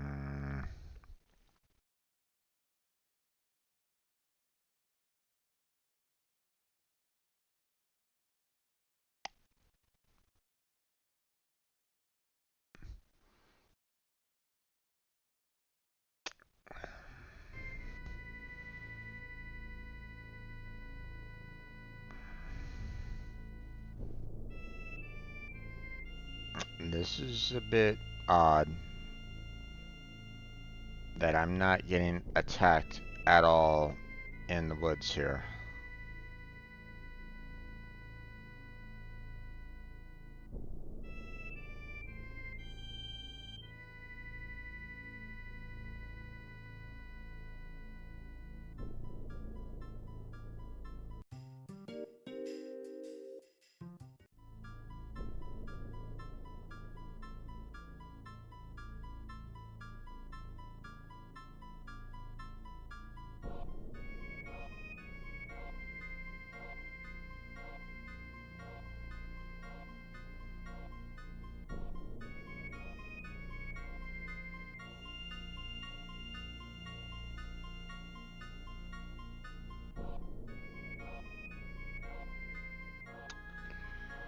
The fact that I haven't gotten a single creature attacking me right at this moment in time is really weirding me out.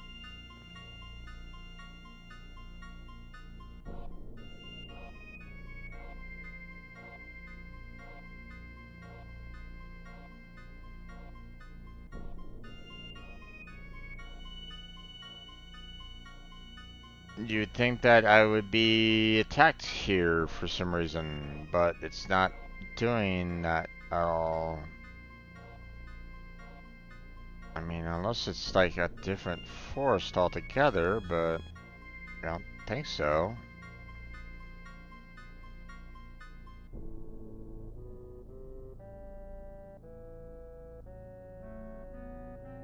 Yeah, no.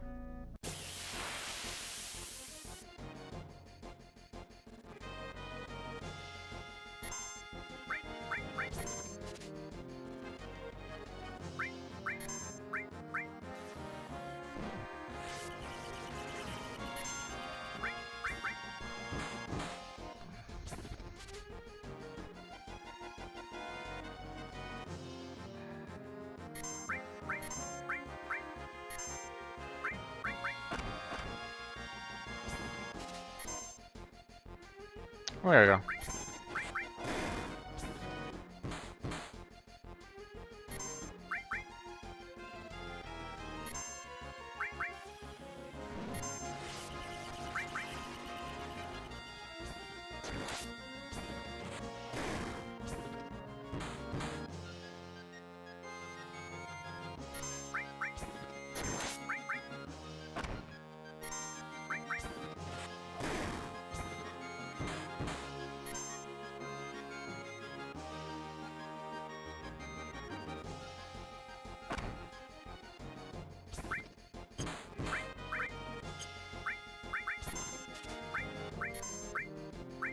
Oh, wait. What am I doing?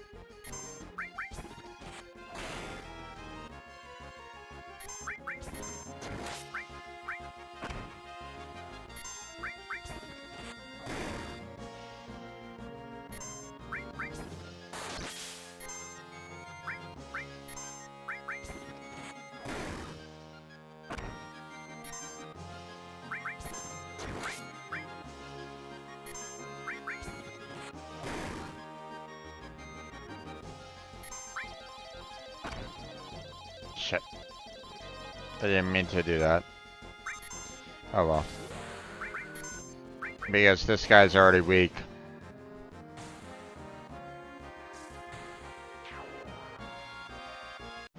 Oh well.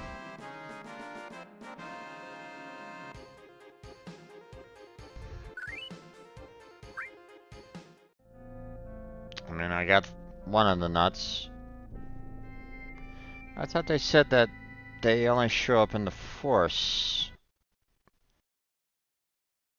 that roam the woods near Bone Village. No, I'm not really in the woods, but you know, if this is where I need to find them, then I will find them out here then.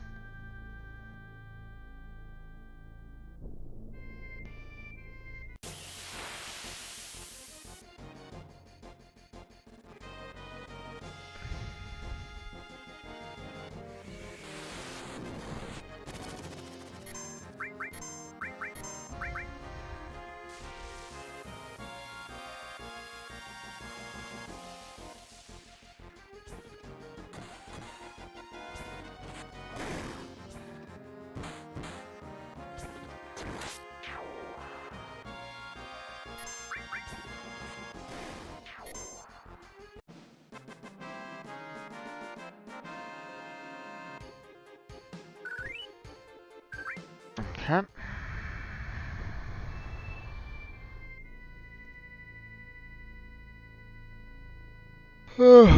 Excuse me.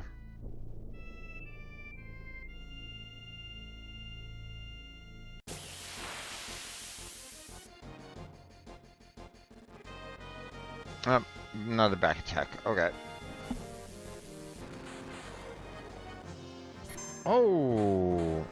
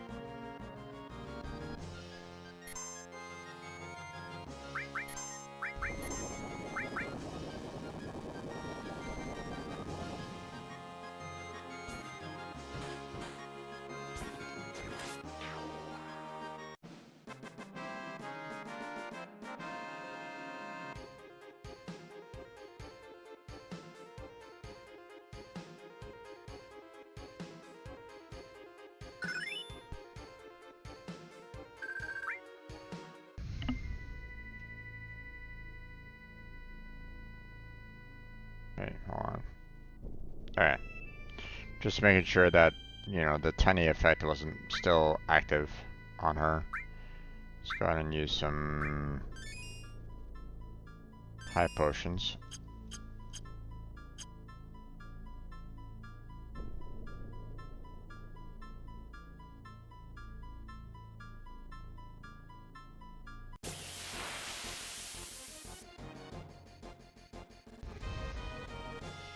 Nope.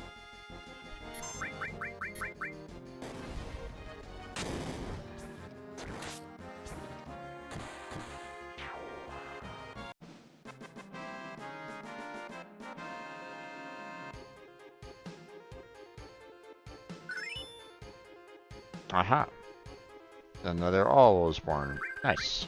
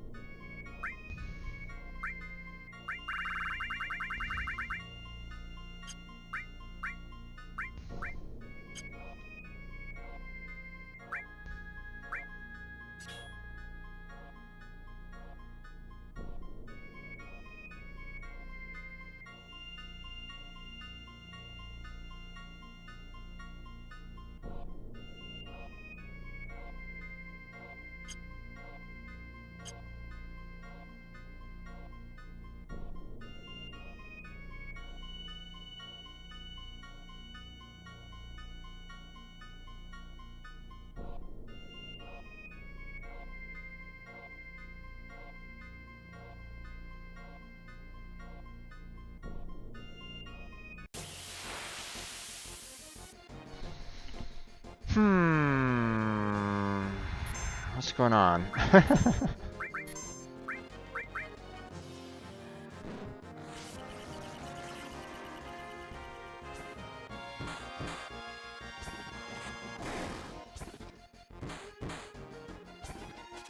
Okay, it's probably gonna... Nope, okay.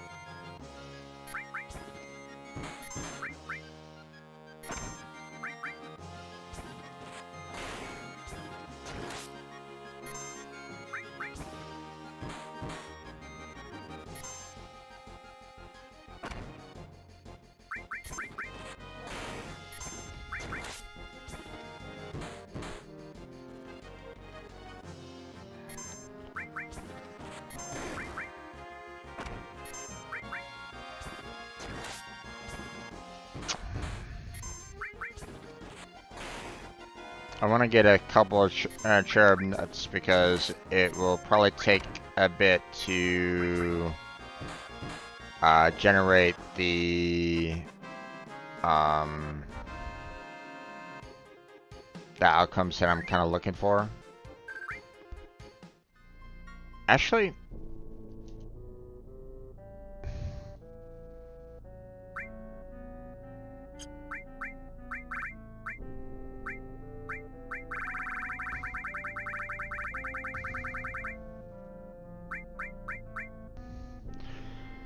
so here's the thing. What I could do is I could see what I can do about breeding the chocobos together in hopes that I can get the two types of chocobo that I'm looking for. The problem with that though is the fact that it's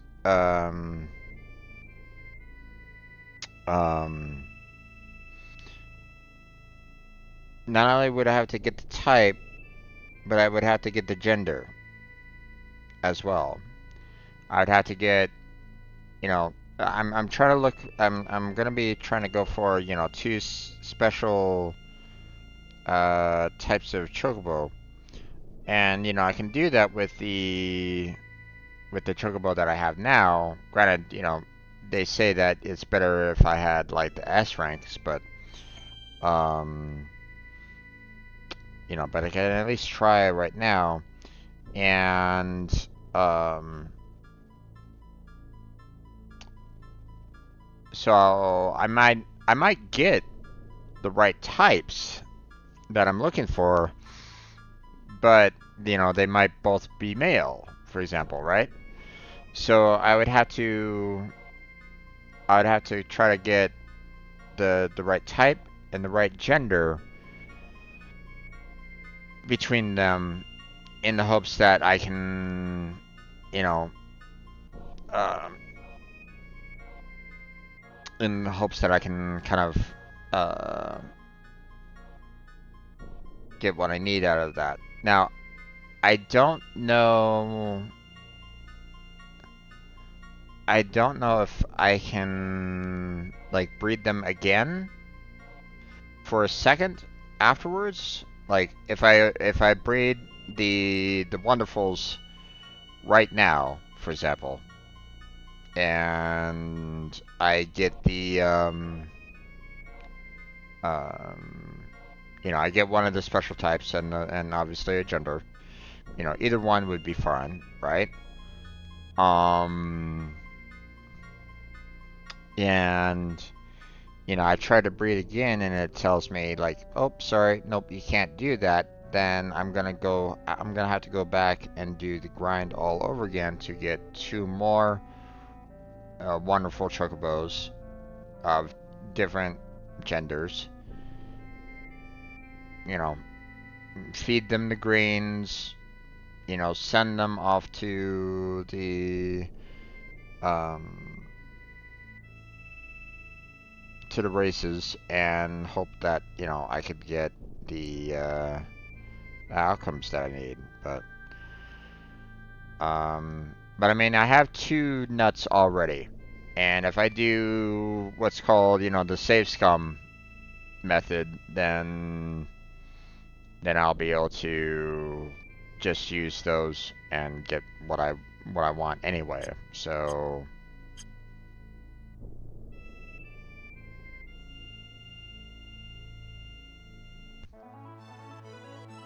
it's gonna take quite a bit of time and hopefully a little bit of luck to get the results that I'm looking for. So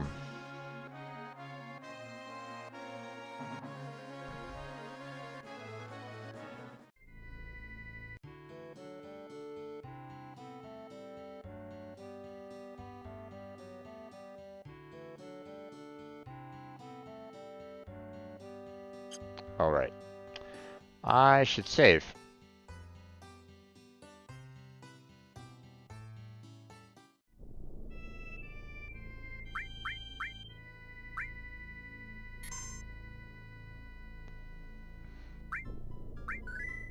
Okay.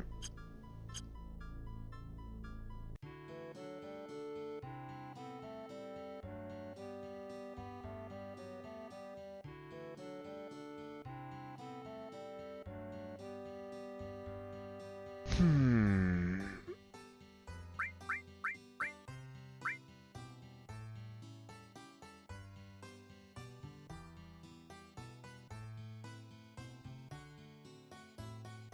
This one and this one.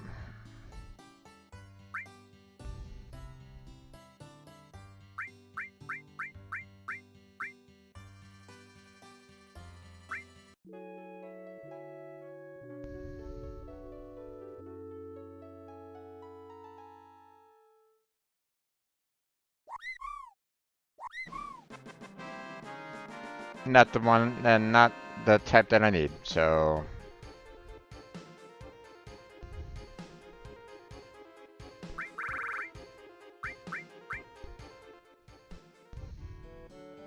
So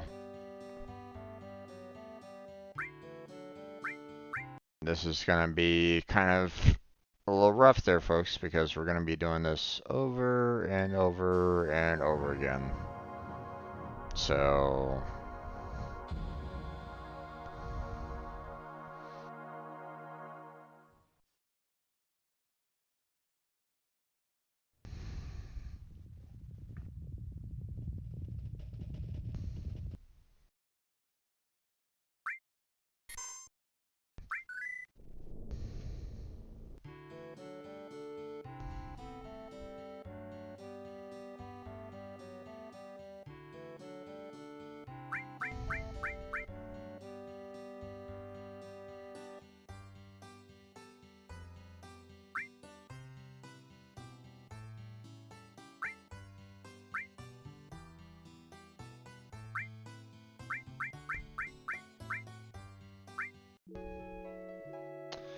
okay.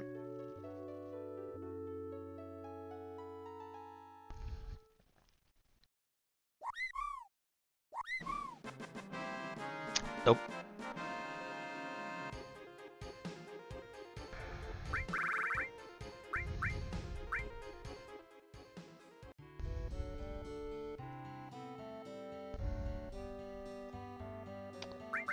Okay.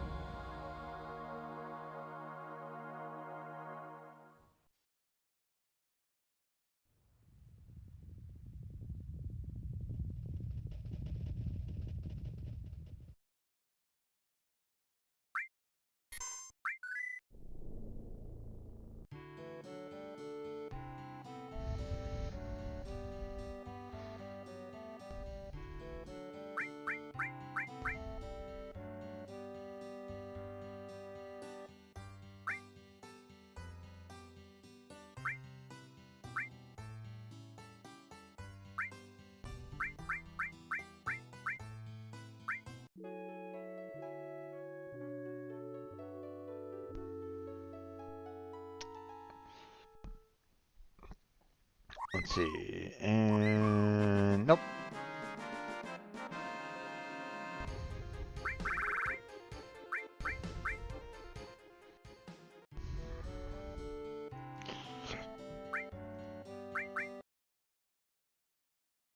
Not having any luck right at the moment.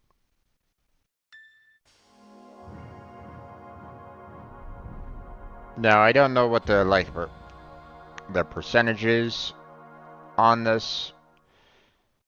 But I mean, you know,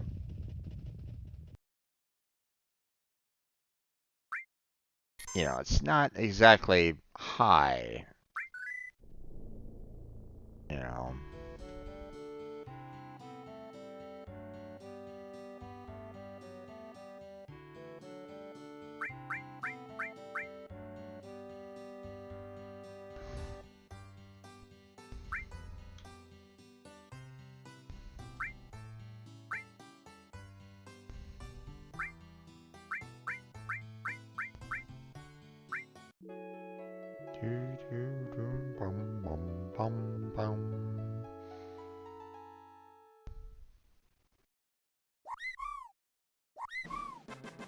Nope.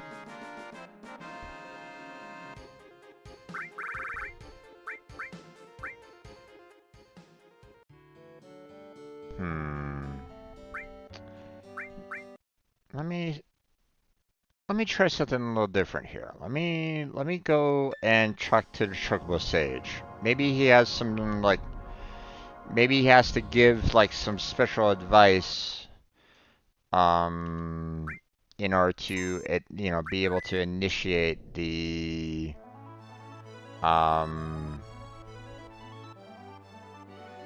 the special breeding for everything. Maybe.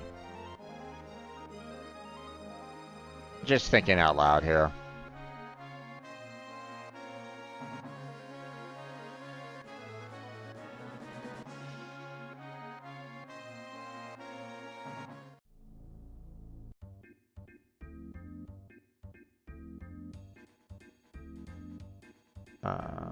Remember anything? Oh, okay. I remember that Chocobo. It's on an island southeast of here. It's placed medial, surrounded by greenery. Should be able to catch one just west of medial, and some chocolates too. There used to be some monsters just south of here that had them, or you might.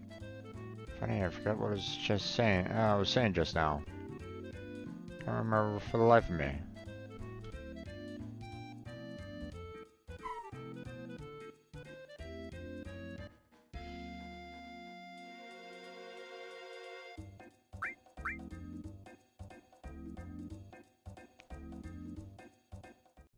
Alright.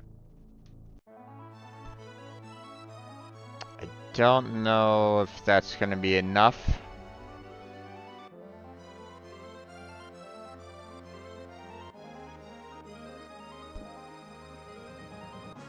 But I'm gonna head there, save it.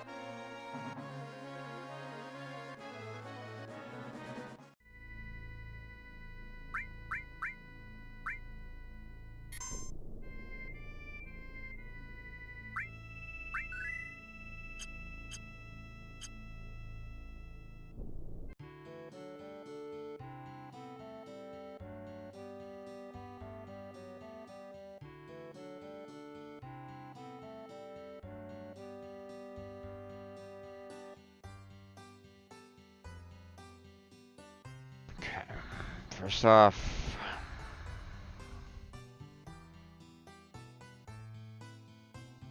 okay, tell her all the details. Wow, that's amazing. Let me take some notes.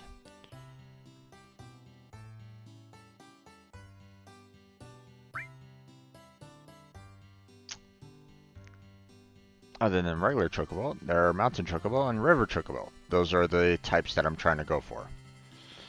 In order to, for the mountain chocobo and river chocobo to be born, feed the cherub nut to a great chocobo or goat chocobo and have it produce an egg. But we don't sell any cherub nuts. Great chocobo and a good chocobo are found on an island southeast of the chocobo stage is swelling at Quell and an area west of Quell. A chocobo nut can be found south of the chocobo stage is swelling. Monsters carry them. Let's see, is Bone Village just south of there? Okay, so I'm gonna go back out. I'm gonna save it again, just in case.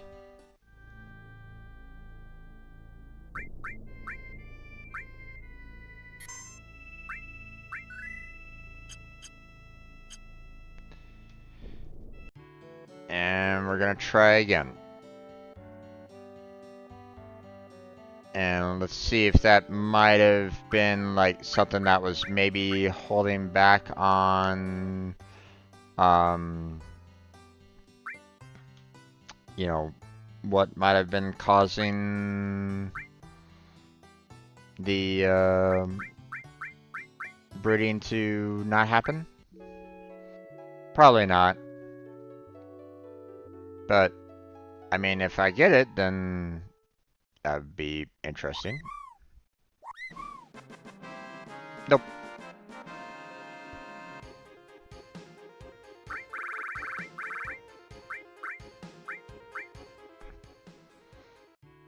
Alright.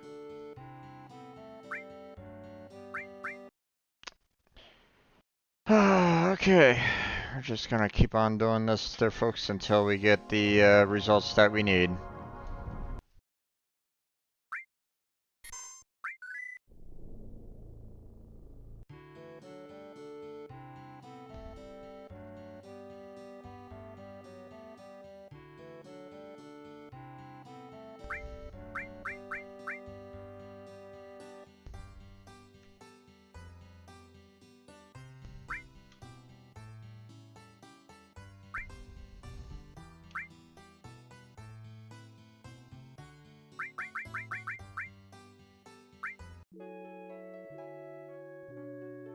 Come on now. Mountain or river, please. Mountain or river. Nope.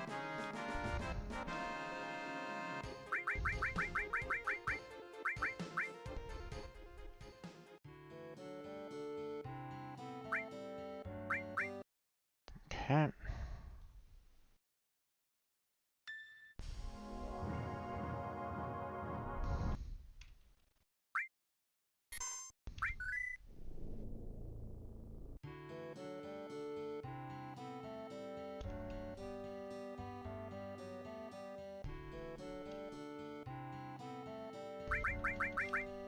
Oh.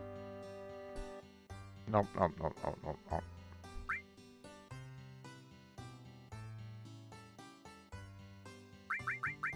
Meeting. There we go.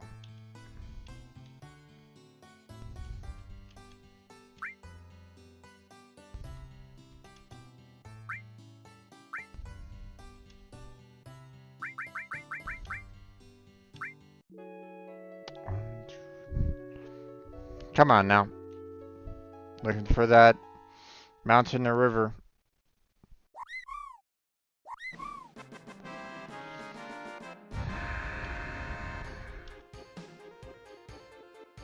Nope.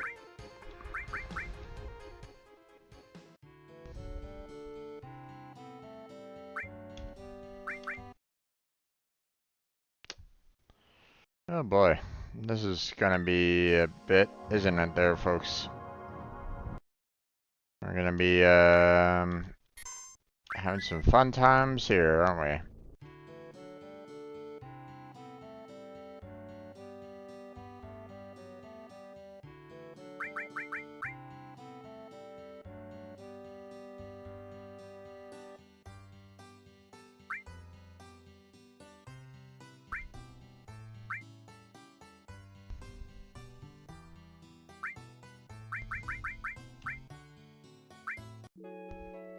Come on now.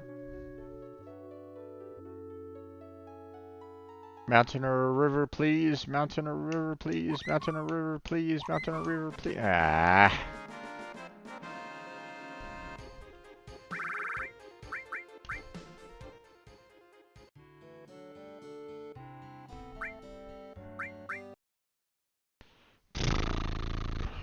Okay. Hmm. Am I gonna have to push them up to S rank? It's gonna be a little difficult, seeing that um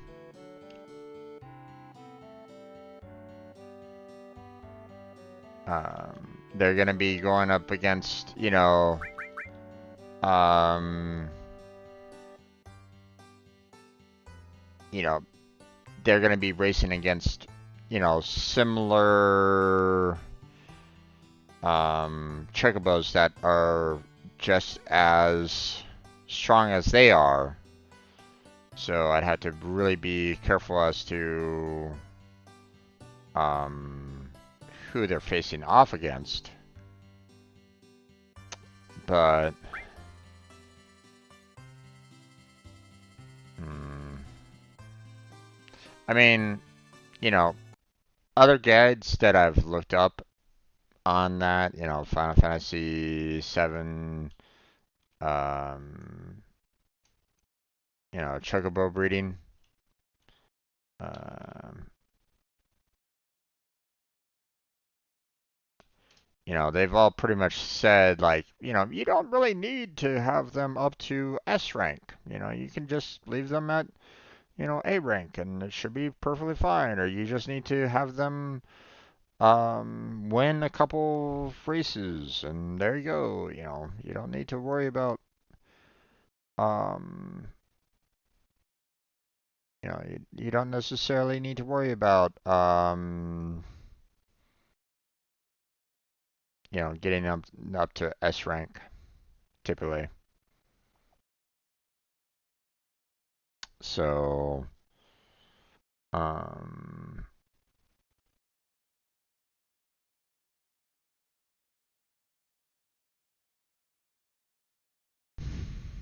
let's see.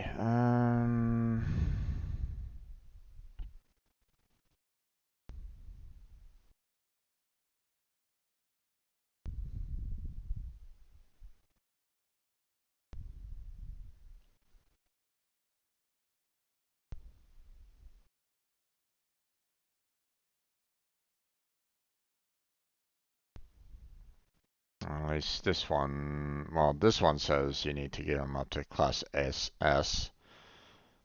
Um,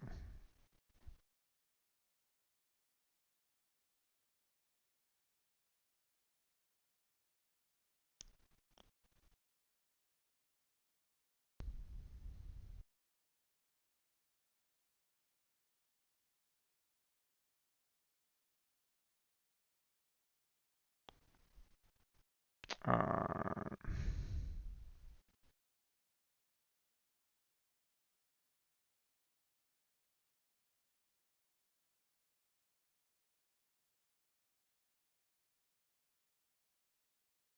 yeah, this one says, contrary to popular belief, you do not need to raise your two chocobos up to S class. All you need to do is win 4 races between your two chocobos to maximize the potential of breeding a blue or green chocobo. That's the mountain or river-based chocobos, by the way.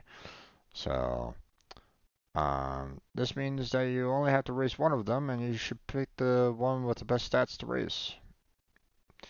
Um,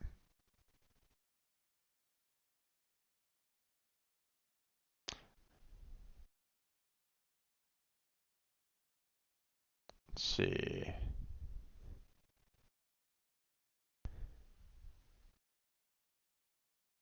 Research in a chocobo farm, save your game on the world map just outside, breed your two chocobos using the cherub nut, and you should receive either a green or blue chocobo.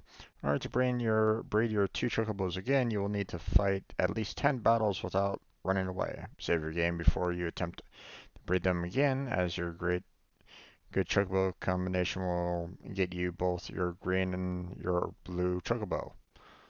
So it's like, okay, but you know, not really getting the blue or green at all right at this moment in time. So, um,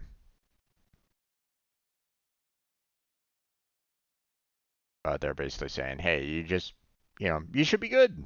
At least according to that one. Um,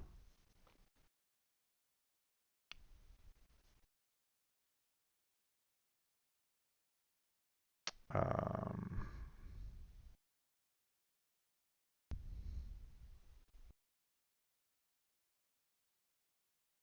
you know,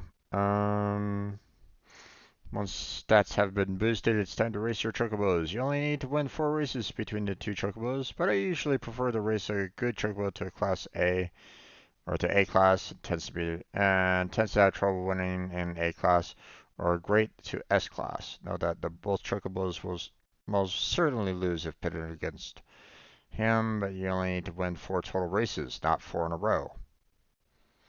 And it's like, well, I've won 4 in a row, but obviously, my chocobos aren't set for, you know, S rank right at this moment in time. So,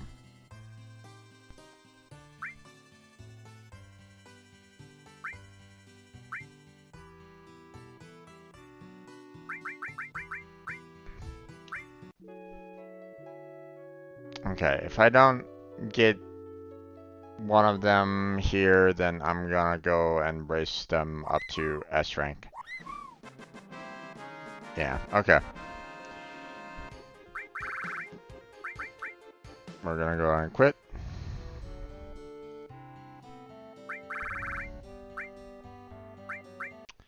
We're gonna try this again. And we're just gonna race the 2 chocobos up to S rank this time around. Obviously, this is gonna be a little bit rougher. Like I said, the chocobos are at the same level.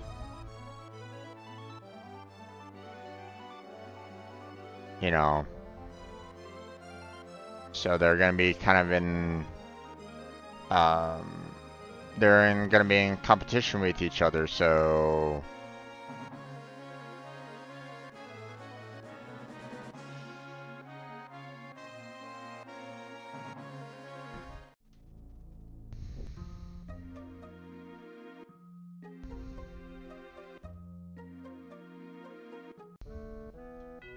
oh wait, shit.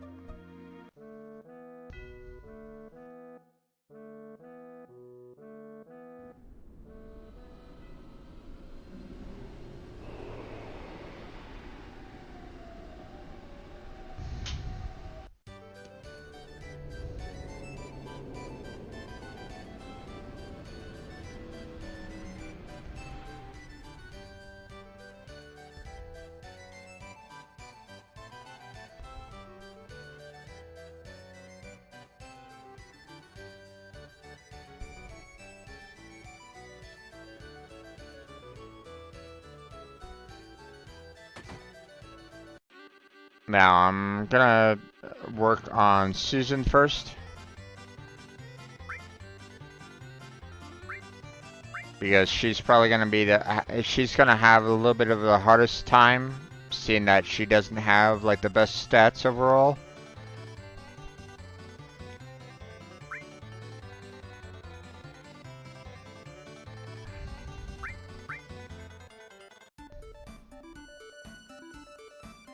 But as you can see, so Susan has 99 and 552, right?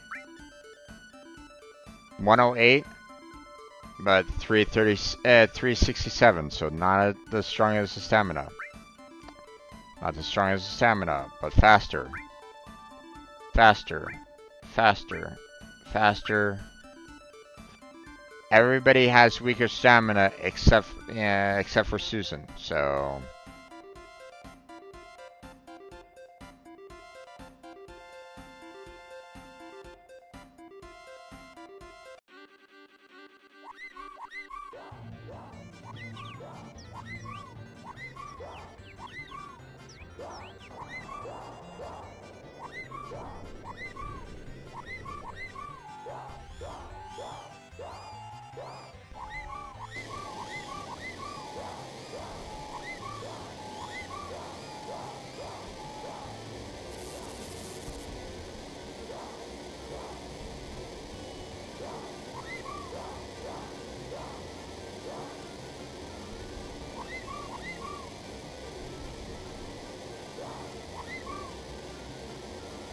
Oh.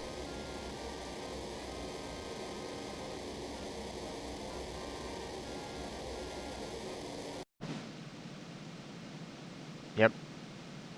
That's what I was kind of afraid of. So...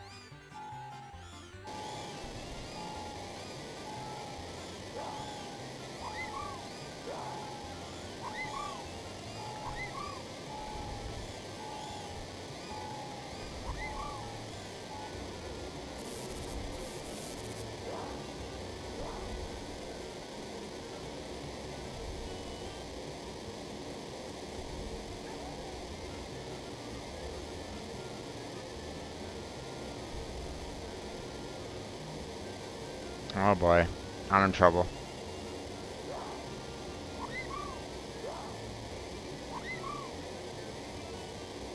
Yep, I lost.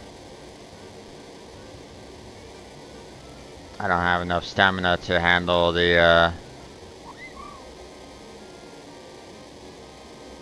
They're just too fast for me, and they're not running out of stamina.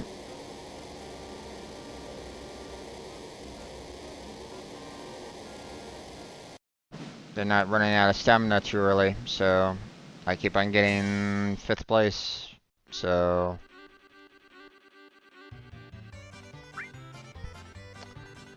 This might be a little too much for Susan, so... Let me see about trying to do short tracks. Oh my gosh, look at... What the heck is that? Yikes.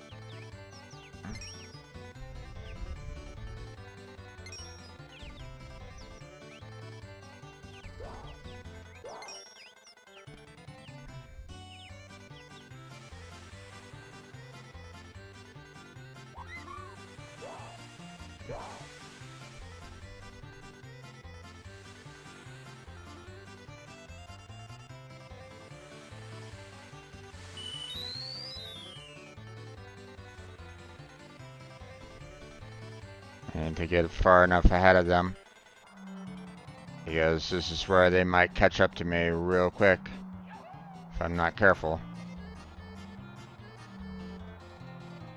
There we go.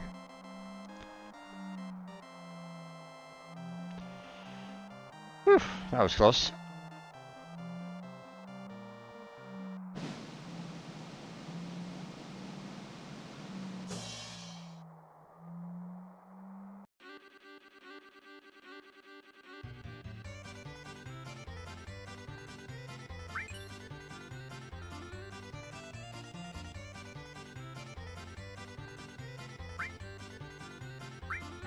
Okay, Susan was better with the short one, but again, tough competition. Oh boy, I lost. Here he comes in. There's no winning on that one. You know, he has the best chocobo right at the moment. So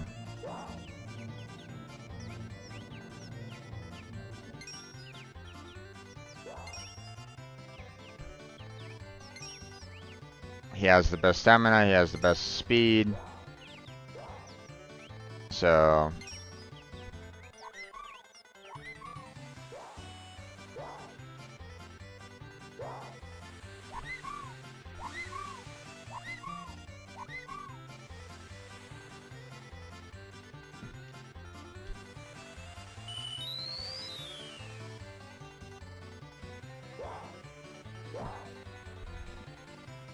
getting out of the way.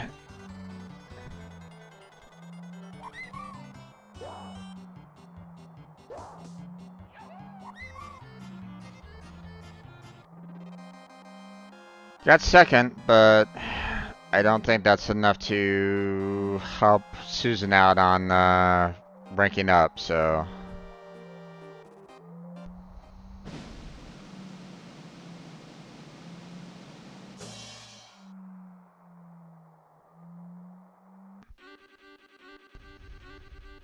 Yeah.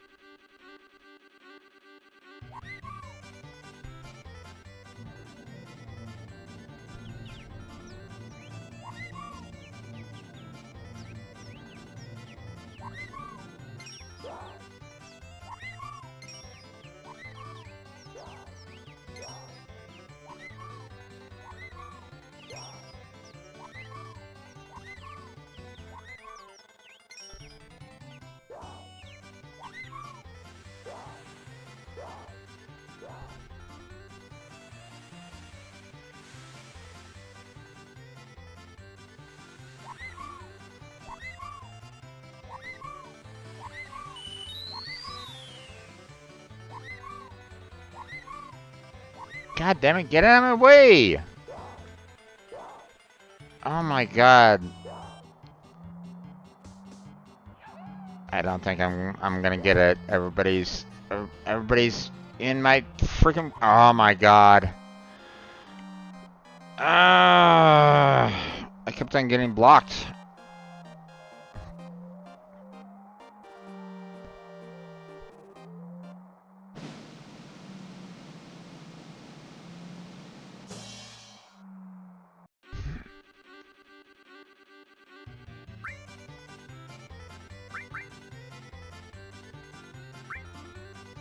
All I need to do is just get Susan up to S rank, so.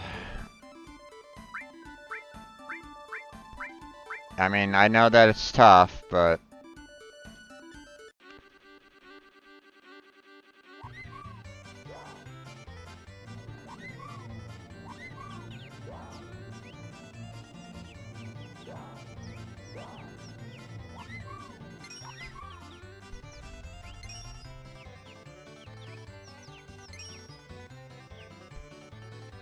Okay, I'm out front a little bit, which helps.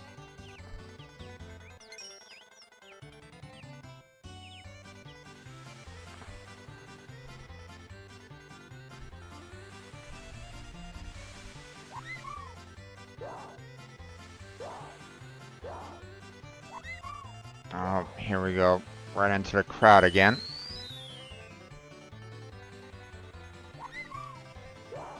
Get the fuck out of my way!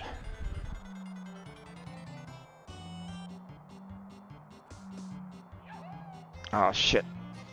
Come on, come on, come on, come on, come on, come on. Ooh, just barely.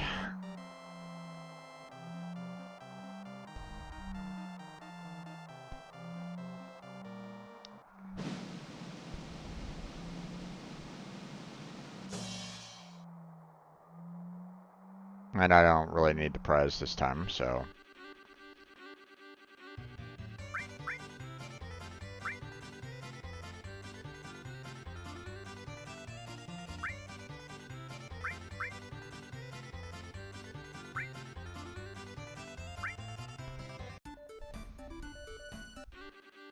Oh, shit, I lost.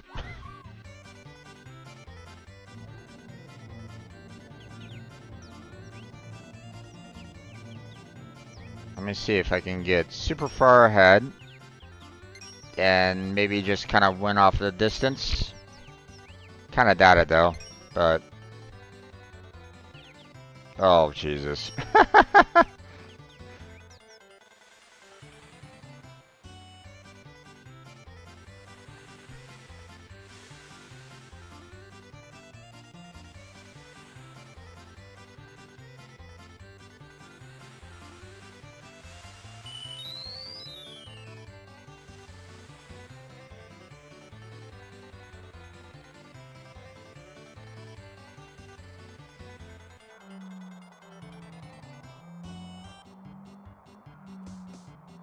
Had everybody caught up to me.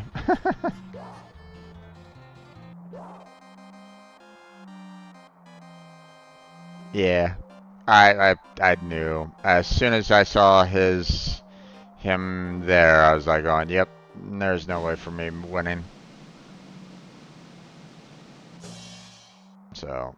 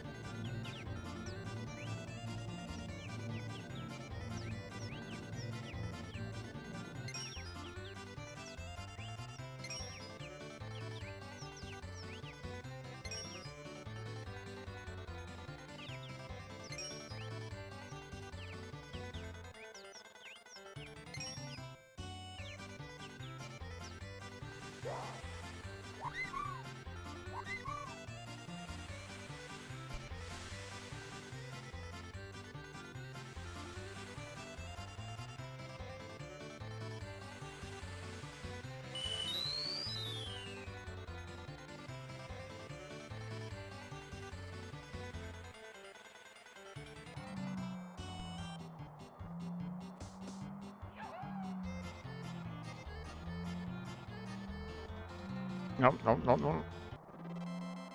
Whew.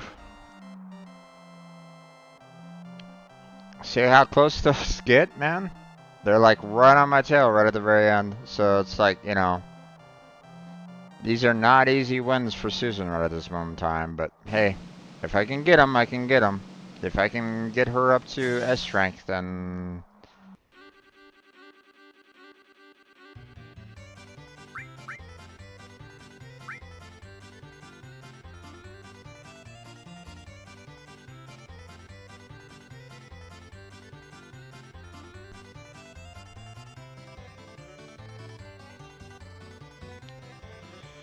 for the next race, that chocobo is S rank. Awesome. Shows usually in that group too, so good luck. Yep, nope. We're not doing Susan anymore. We're going to Choco. So should be able to do long. Hey Cloud, let me ride once in a while. Okay, Tifa. Sure.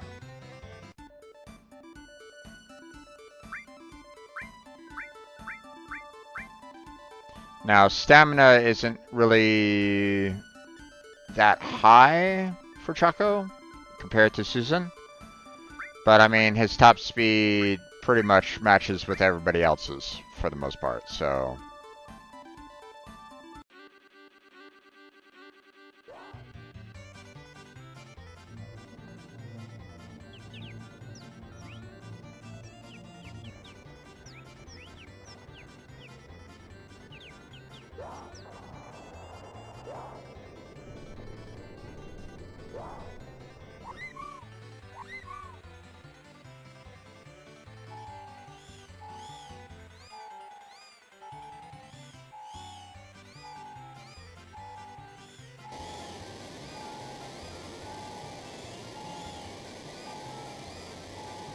Here's that damn waterfall that will constantly stay active throughout the rest of the track, and I apologize for that. I don't know why that is so buggy, but it is, so.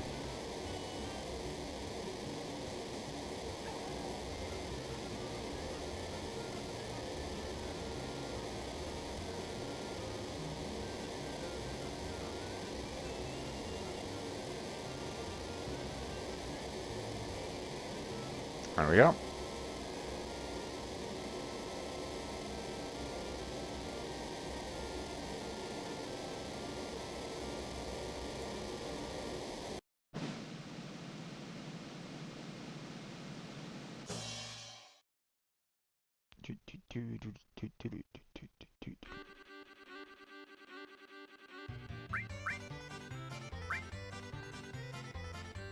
Okay.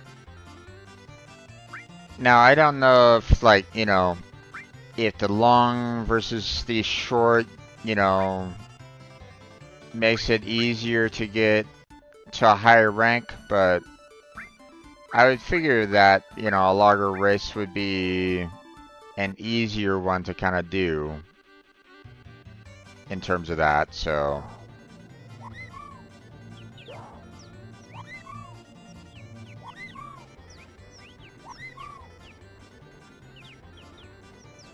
Everybody's not really running forward all that much.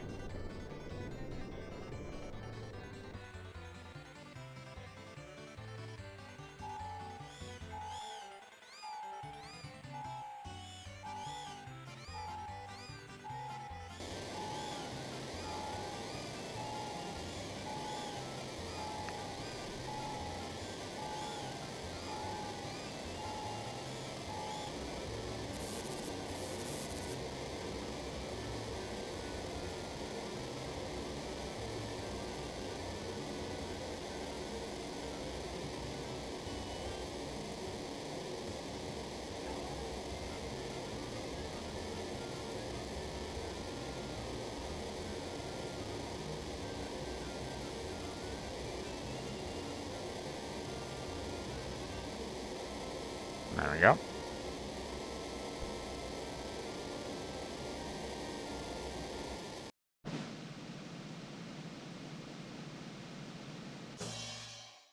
Yay, don't need it.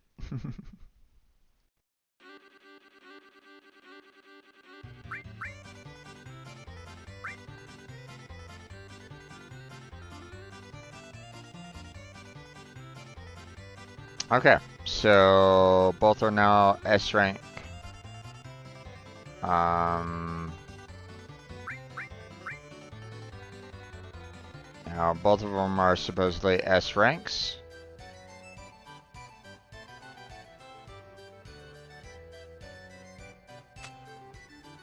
So now we'll go back and we'll try doing a breeding again. And hopefully have a better chance on getting the a mountain or river.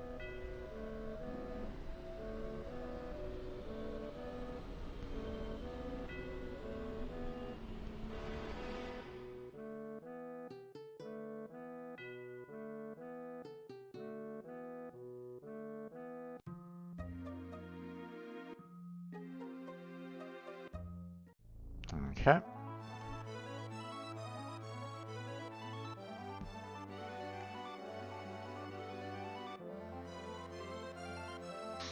Doom, boom, boom, doom.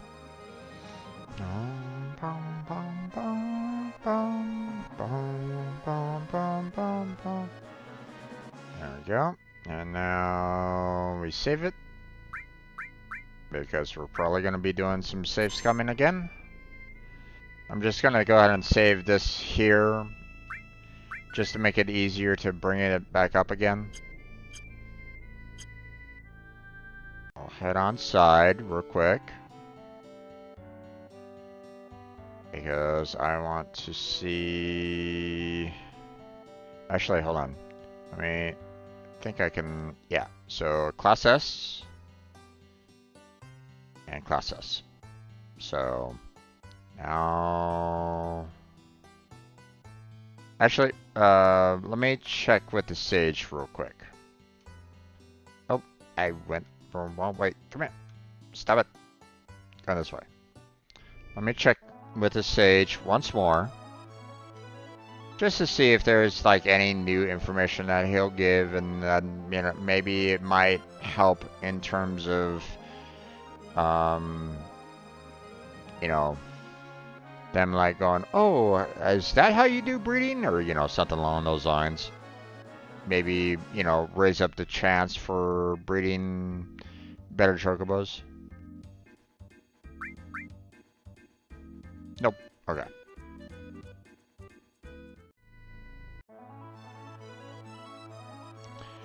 Then if that's the case, then really there's, if I don't get the right kind of chocobo, then I'll just go ahead and go right into trying to breed again. So.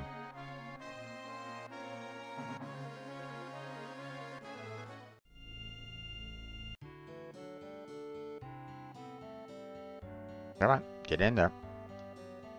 Alright.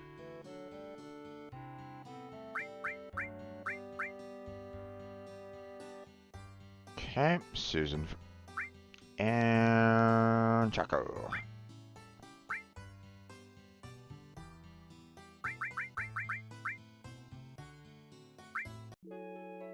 And mountain, river. Neither. Okay.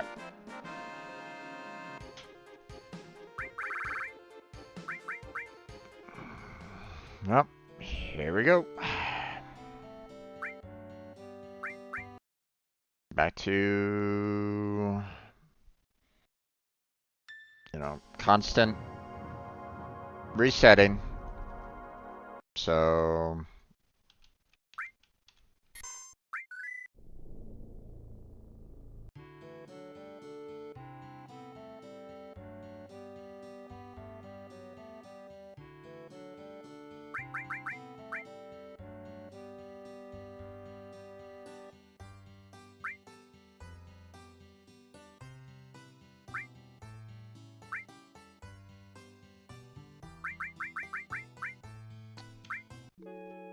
come on now.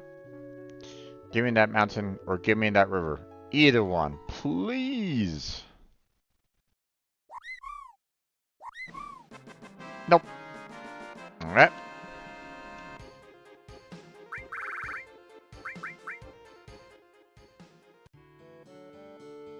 Okay. Well, this is gonna take a while there, folks.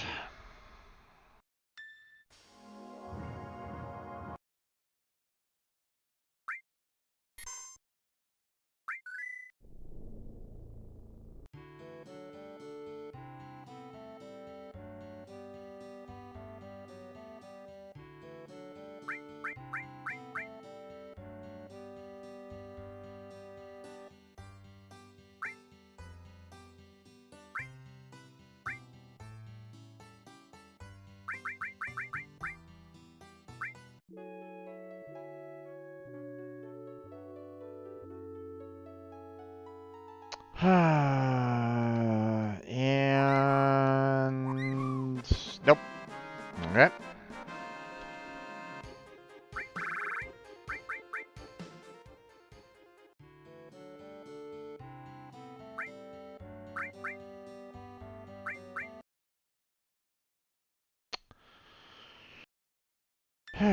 I'll keep on doing this until we get at least one there, folks. This is going to be a long and involved process.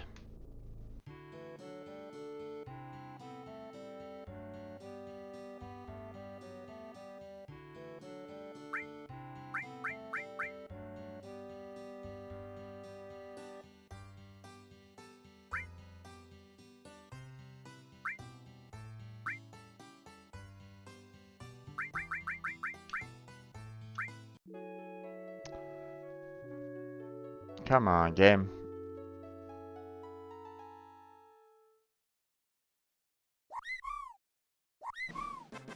Oh, blast.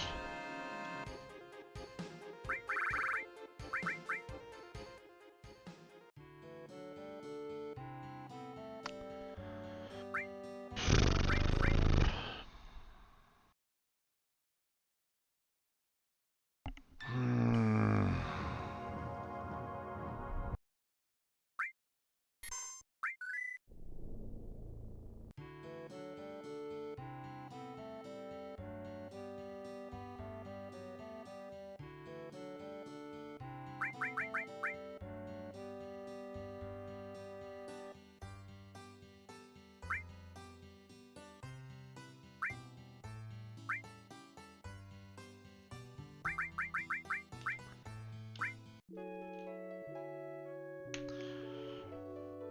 Give me that mountain or river, please. You're not giving them to me. What is going on?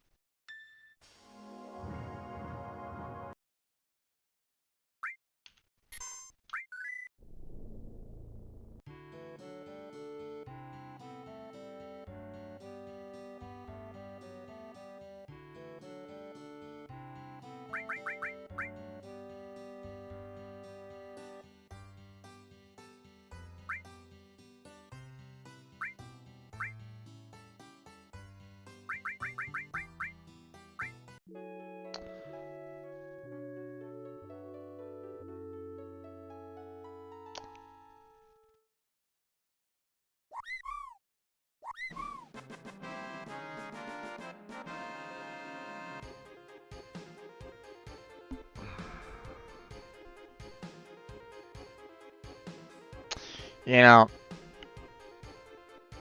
I know that it takes a while to do this. Believe me, I remember trying to go through this before, and it took a while to get the river and mountain. At least it felt like it took a while. But I mean, I didn't think that it took that long.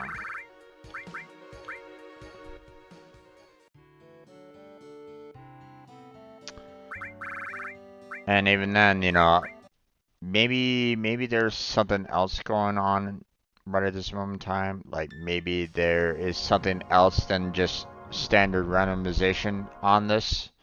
Like maybe there is a time component. Like, hey, if you know, do the breeding at this particular moment in time, then you might be able to get the mountain and grain, um, you know,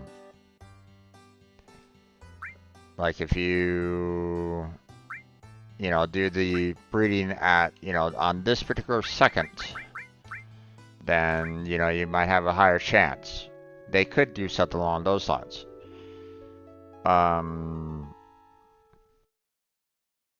But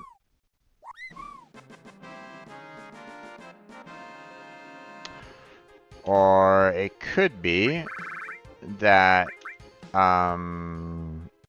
like I have to breed a certain number of times before a mountain and river show up at all. So the fact that I'm kind of safe scumming might not necessarily be the best method in this particular case. I don't really know. You know, some people, you know, um, you know, the guides that I've seen is basically, you know, suggests doing the safe scum, but I mean, so far it hasn't really worked yet, and you know, it almost as though the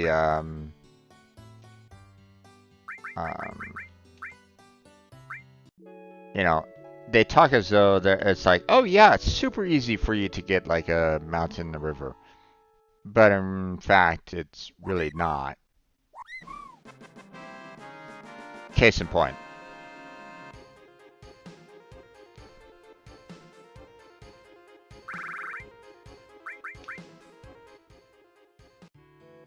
So it could be that Square Enix put in some code in there saying, hey, you need to have gone through at least like 5 different breeding sessions with these particular animals before you get, you know, a mountain or river. And if that's the case, then, well, I'm not necessarily helping myself out with, you know, save scrumming here, right? So, because I'm essentially restarting the breeding process every single time. This is the first breeding session, so I'll never reach that, like 5 mark maybe, you know.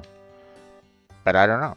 I don't know what I don't know what their code is for the breeding session. So,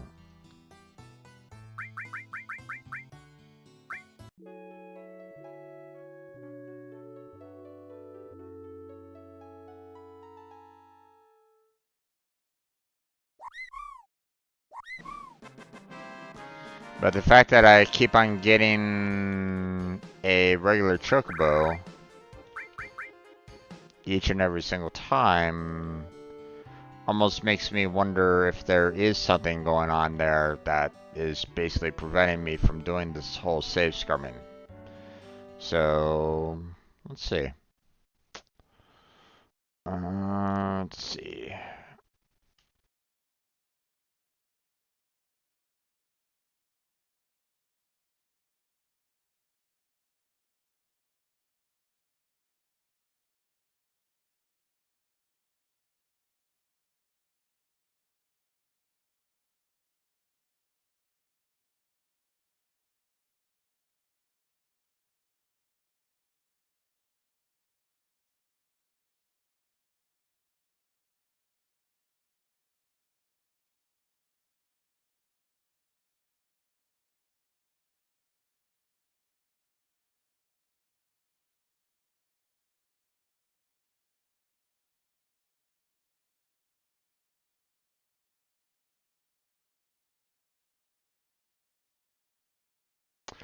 Okay. Oh, there's two breeding guides that I see here. Mike's Chocobo Breeding Guide, comprehensive FAQ covering Final Fantasy VII's Chocobo Breeding Quest. Um,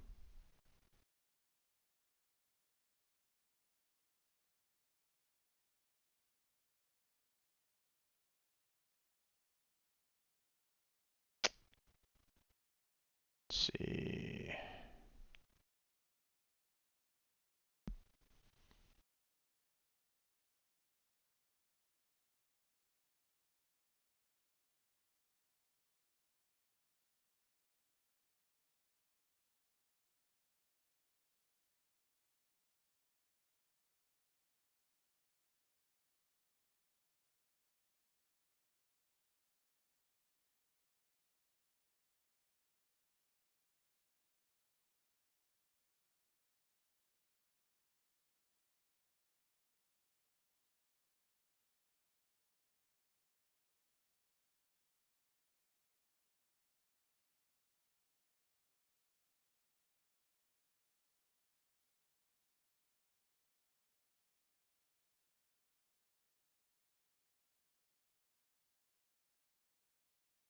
Hmm.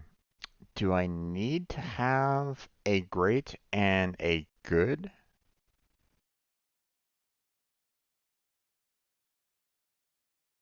Is that is that what's going on here?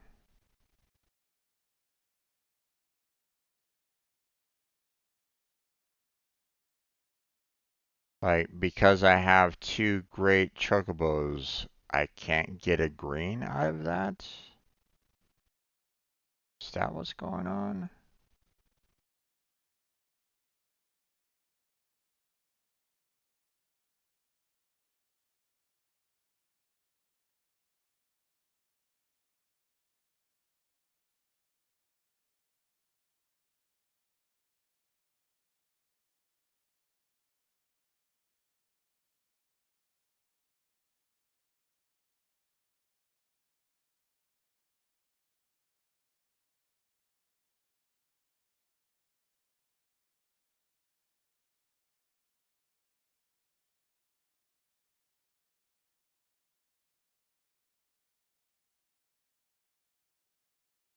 Hmm.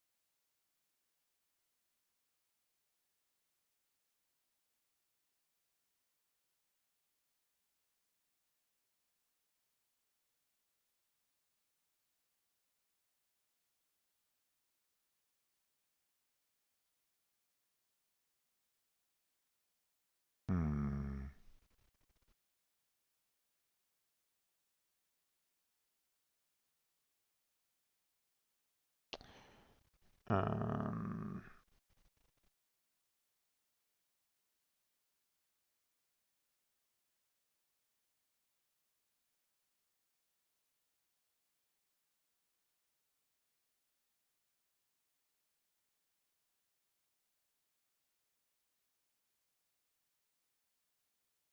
okay, it's looking as though um,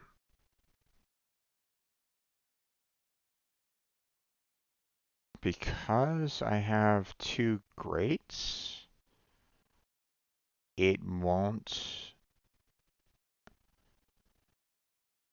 it won't allow for breeding um, a different type. Hmm.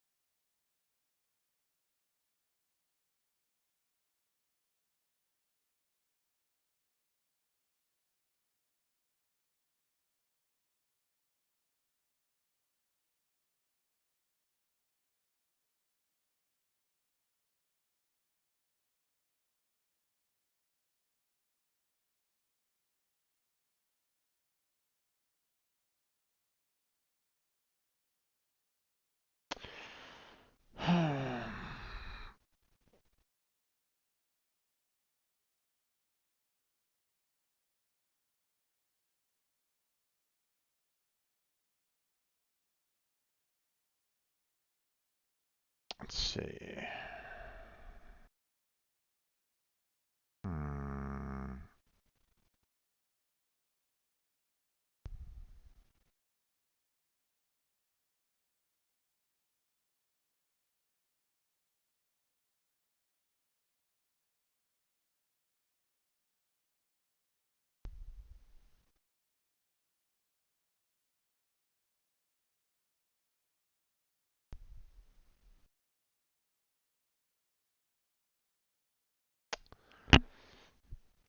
Let's see.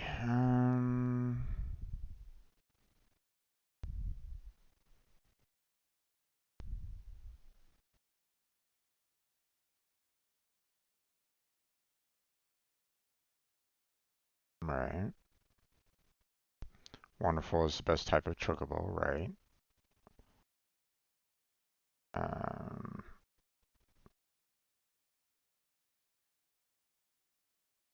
right. Yeah. Okay. That's fine.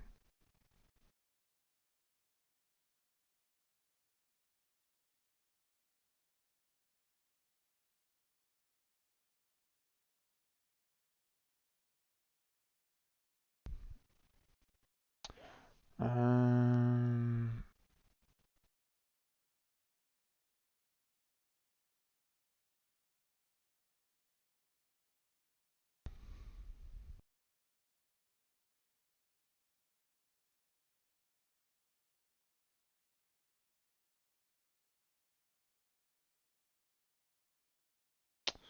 let's see.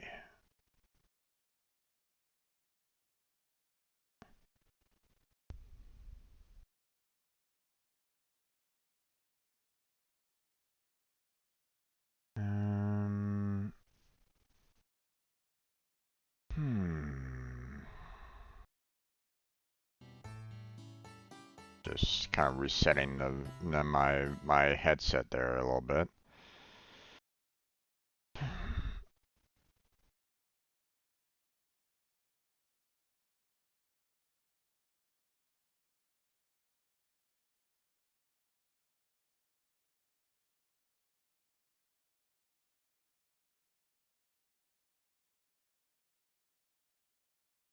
Let's see. Um,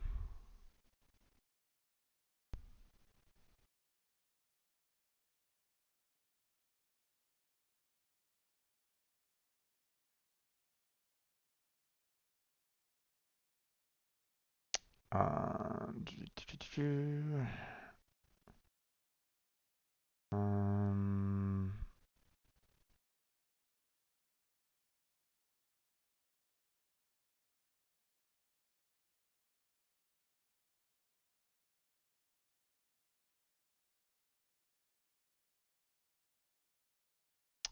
let's see.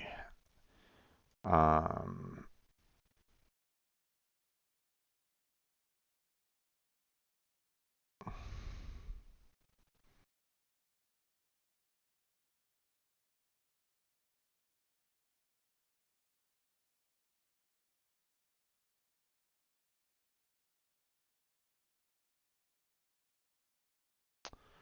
let's see.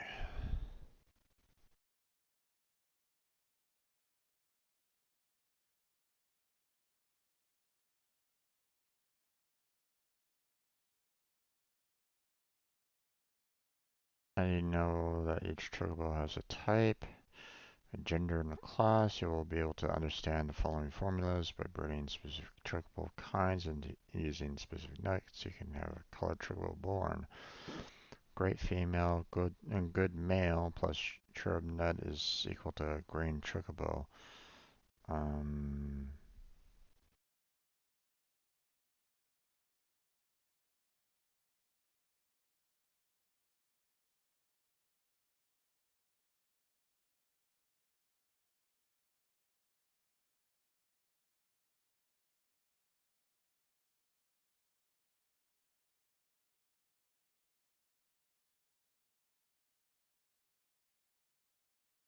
mm,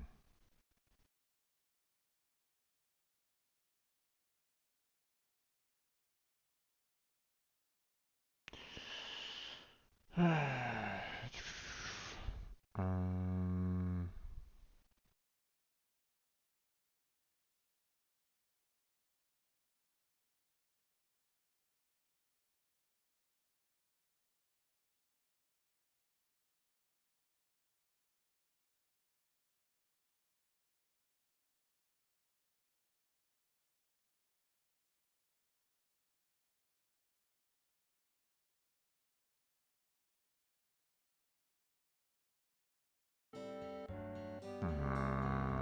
mm.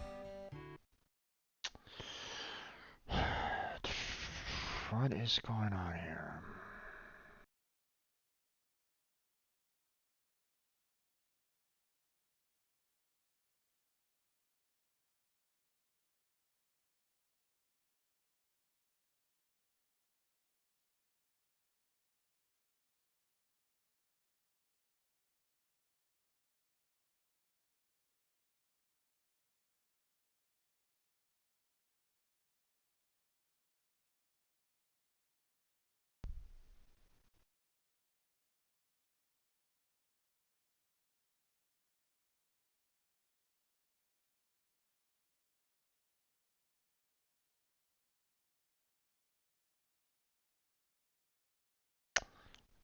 I mean, here's the thing. Um, Last I knew, you should still be able to get the green and or the green and blue chocobo with wonderful chocobos.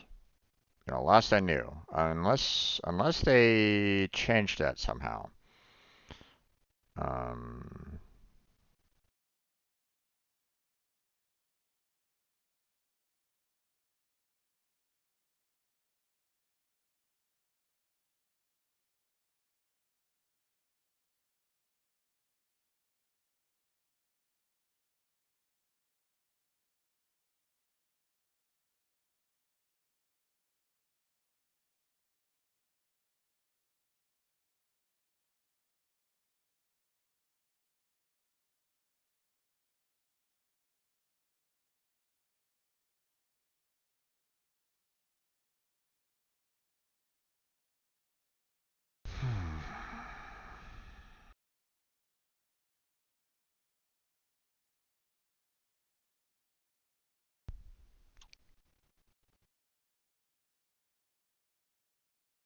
Okay, so this particular guide is talking about, specifically like, hey, here's a great chocobo, here's a good chocobo. You're gonna need them um for the green and blue, but he doesn't state that you need wonderful for it. But it's like, you know, if I remember correctly, I thought that I bred wonderfuls as well to get um the green and blue as well. You don't necessarily need good or great, um, but um,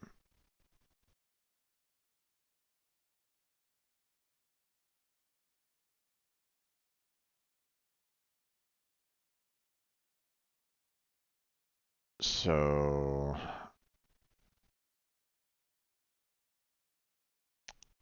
let's see.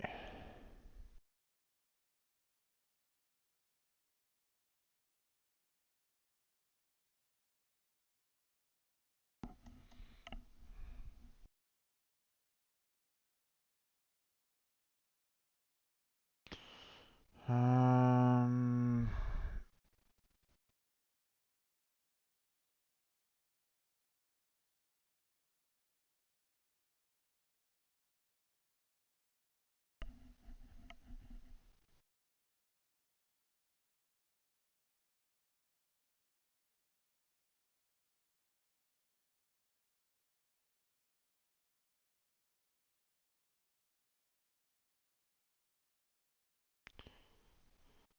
let's see.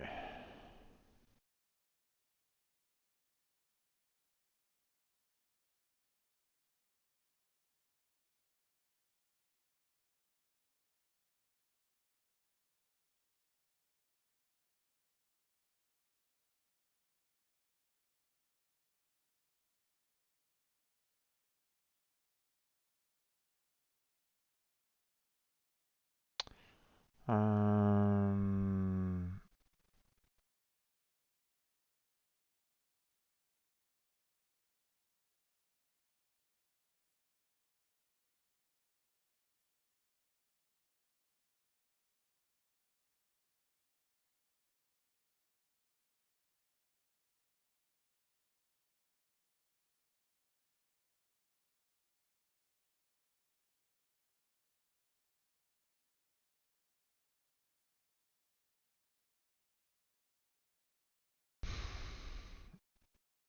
let's see.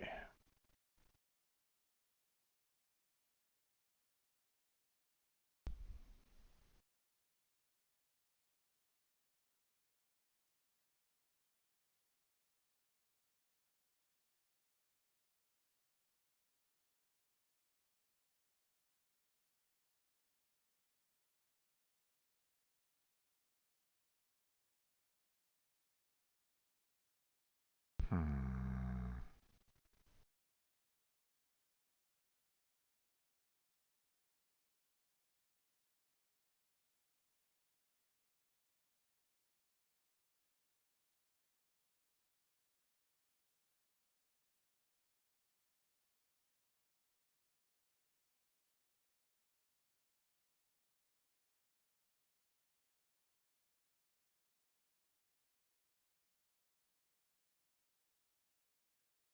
What is this kind of?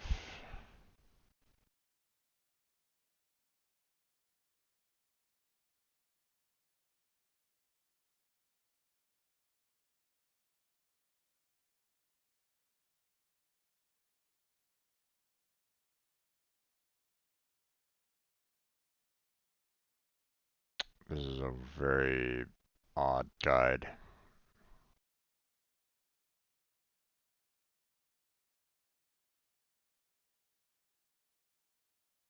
Talking about like very specific numbers and stuff like that. And it's like, wait a second, hold on here. What's going on here?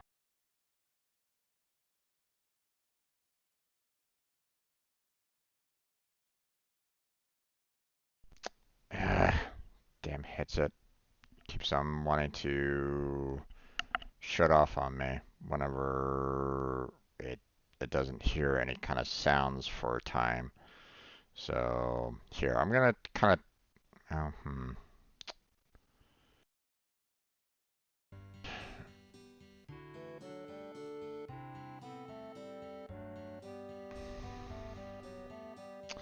Okay, so for this one guy, they're like,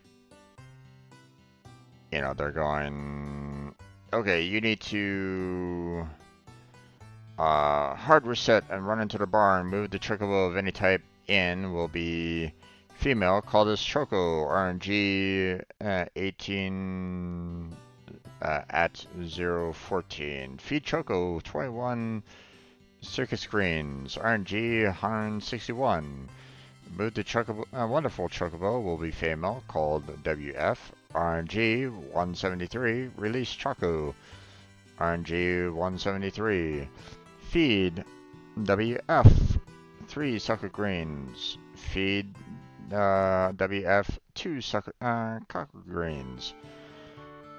Move the great chocobo male GM RNG 208. Before doing anything else, you'll need to max out acceleration using Mehmet greens. Buying greens from Chocobo Billy will not have an effect on the RNG. Be sure to continue without having left the screen with the RNG still at 208.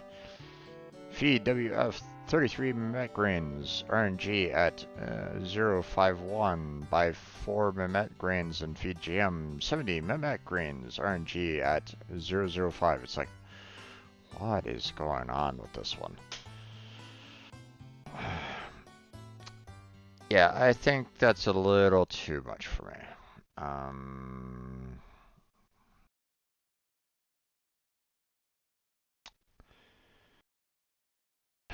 But here's the thing. To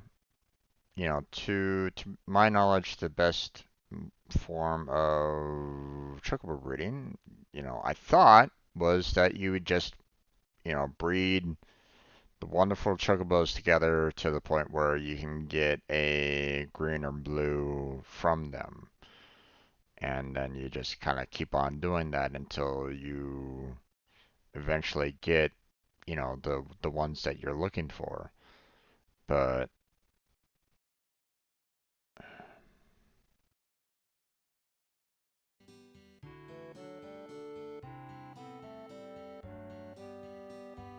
I wonder if they've maybe changed it since then or what. I'm not 100% sure.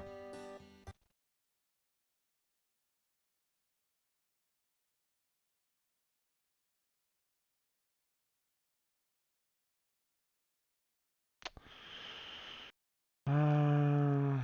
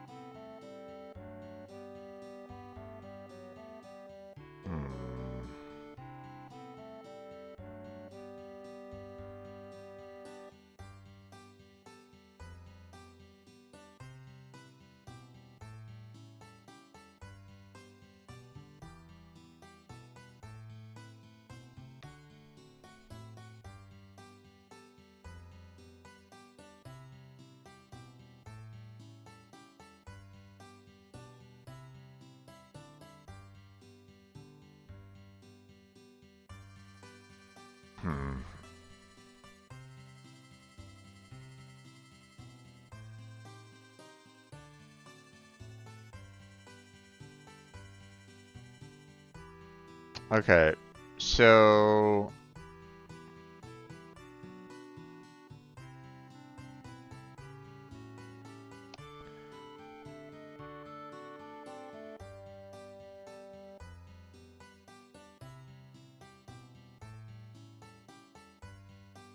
according to this, or according to all these guides that I've been seeing, they're basically stating that hey, you don't need, you shouldn't use wonderful chocobos for trying to get green or blue. Even though I believe that's what I did back when I played it. You just need a good or great. Um,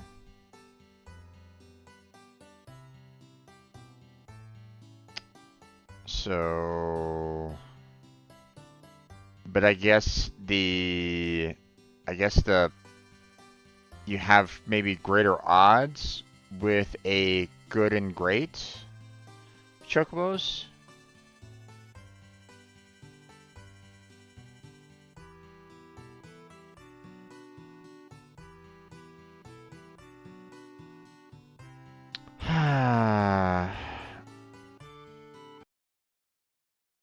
um,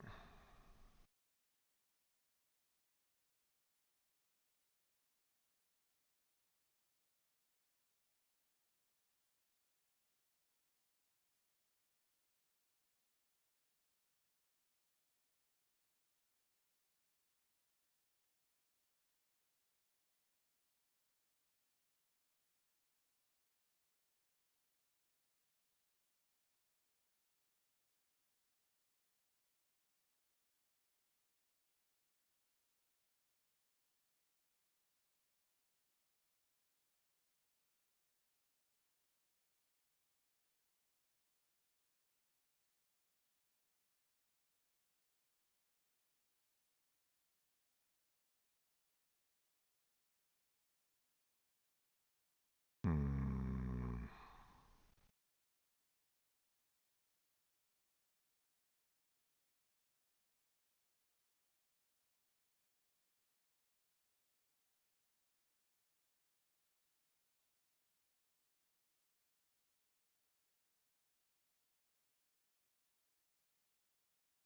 Let's see. One great yellow chocobo and one wonderful yellow chocobo with a chub nut. This has a 25% chance of getting a green or blue chocobo with higher stats than just mating two great yellow chocobos. But this is unnecessary as a good chocobo, gold chocobo.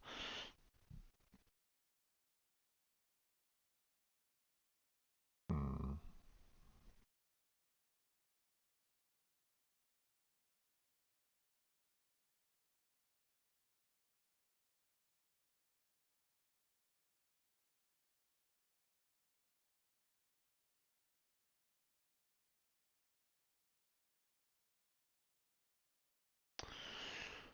Let's see. Um.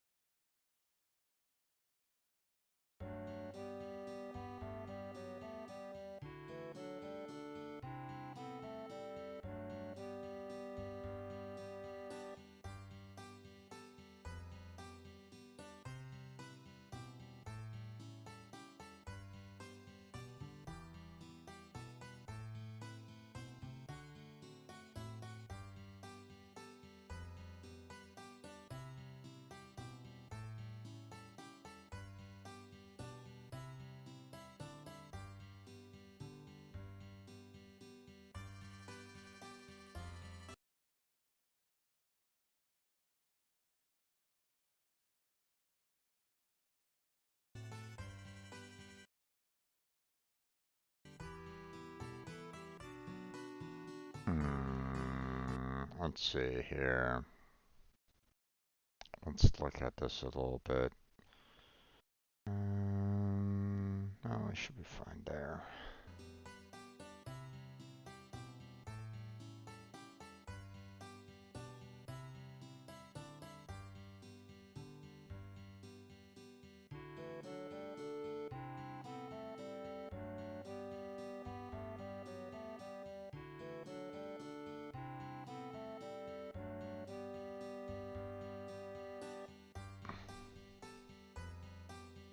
Can I breed a green and yellow, green blue chocobo using a wonderful?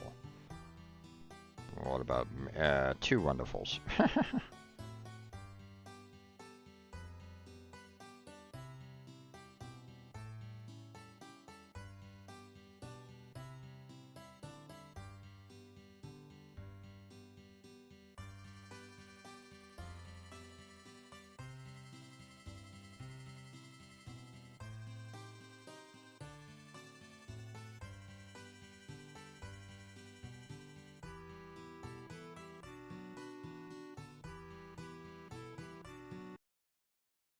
Okay.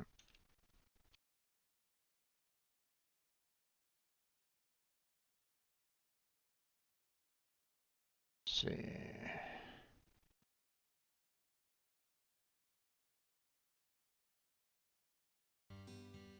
Short answer, yes. Longer answer, is it possible to breed a gray and blue chocobo using a wonderful chocobo? When you breed using a wonderful chocobo, you must select a good great first, and your chances of breeding a special chocobo are meaning you only have a 25% chance of breeding a blue-green chocobo. The rest of the mechanics remain the same. It is impossible to breed a blue or green using two wonderful chocobos.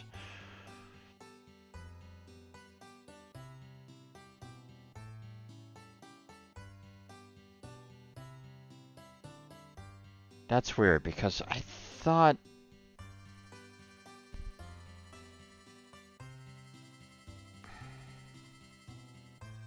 Now, don't get me wrong. It's been a long time since I did the whole breeding on the original. But I could almost. I swore that I had like two wonderfuls. So.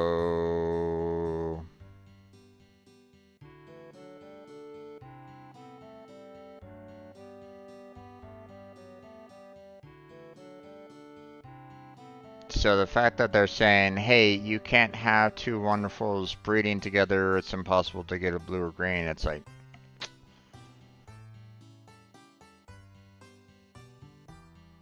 I don't know about that. I mean, granted, the fact that, I haven't gotten a blue or green yet from breeding two wonderfuls is like,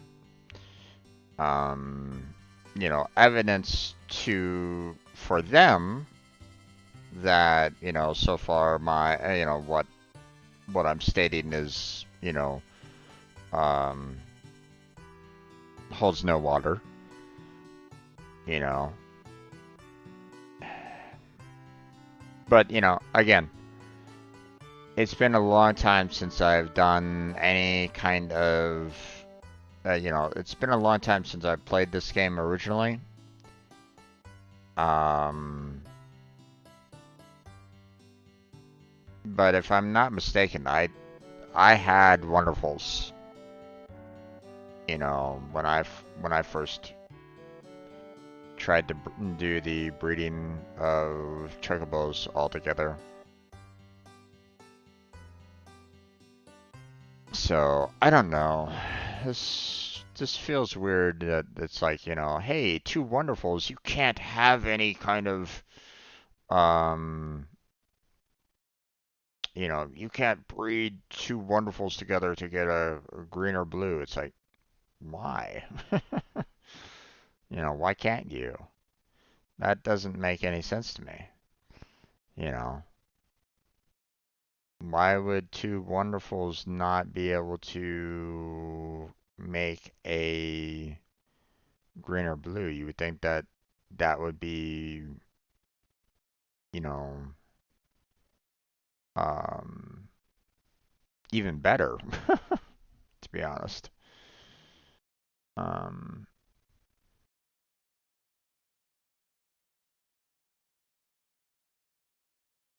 but I guess even the guide itself is saying you need to mate a great or good chocobo using the carob nut.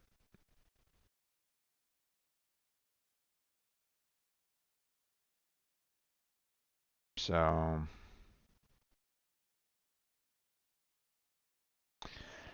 okay, well, it's looking like um they're really kind of focused on like you need to have a single great and a single good. So to potentially get the bluer green. So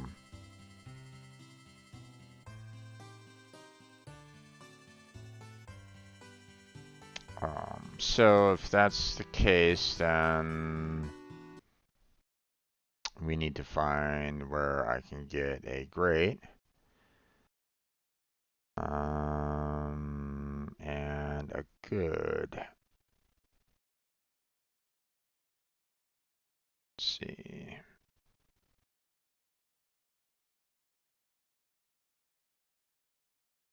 Okay, so apparently the gold saucer area, two Spencers will give a good. Okay. So first off, let's reset. And then we'll go ahead and see about trying to get ourselves a good chocobo and a great chocobo. Because apparently that's the best thing to do.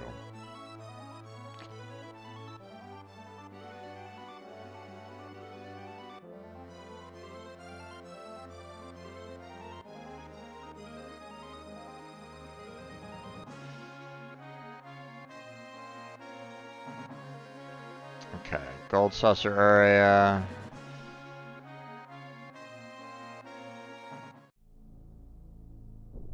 Let's see.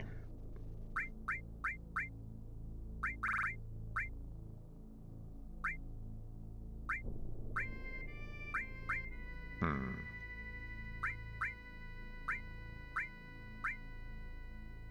Okay, let's go ahead and grab that chocobo. There we go.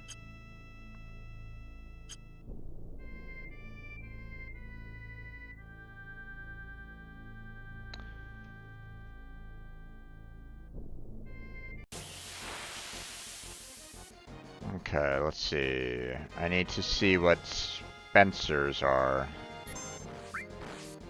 Those guys. Okay. So if I see a chocobo with those, basically those fish looking creatures, then I know that that will be a good chocobo.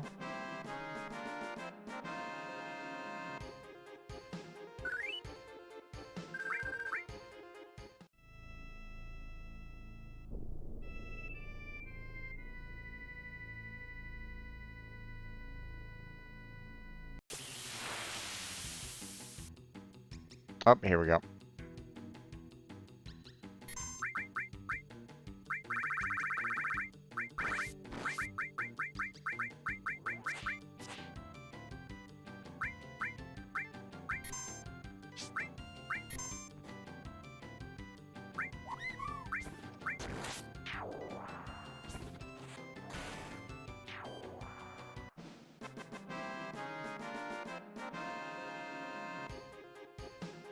Alright.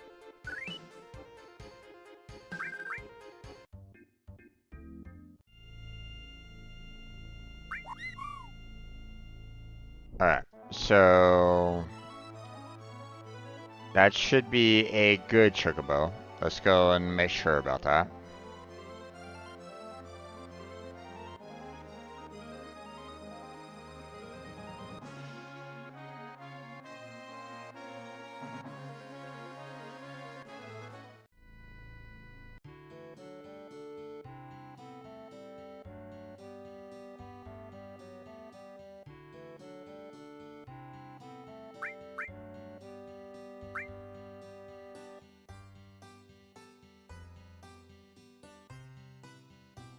Okay, so according to this, seems like a good chocobo. That sounds like a good indicator. Yep, that's a good one. So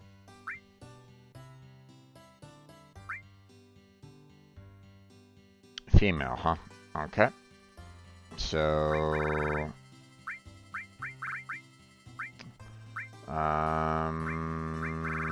let's go ahead and name her. Let's go with Lucy. There we go. Okay. So now we have, you know, Lucy as a good. So what I need now is a male great.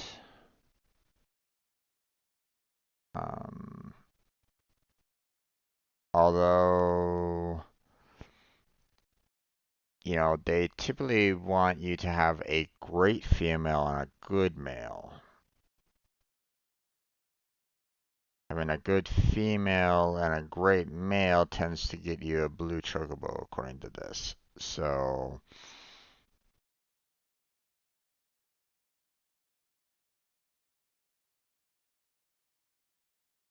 maybe I should just go ahead and release Lucy here.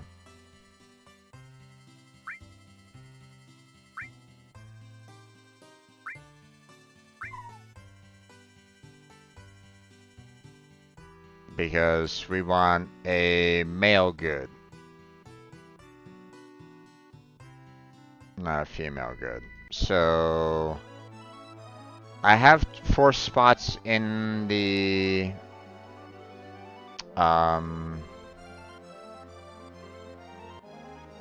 you know, in my stable anyway. So I can probably just see about trying to get I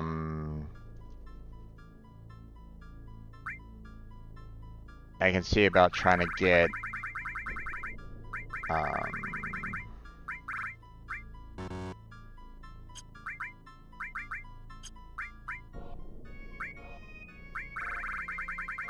I can see about trying to get the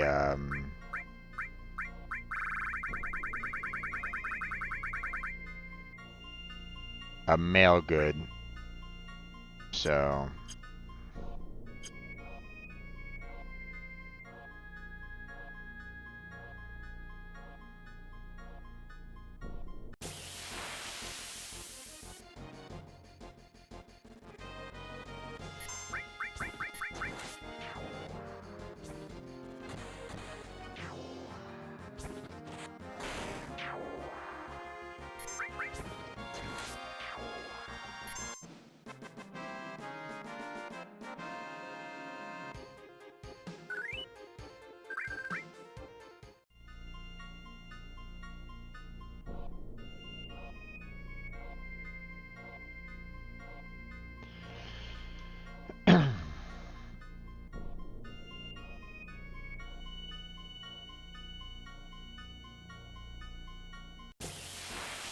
we're gonna try to get four chocobos,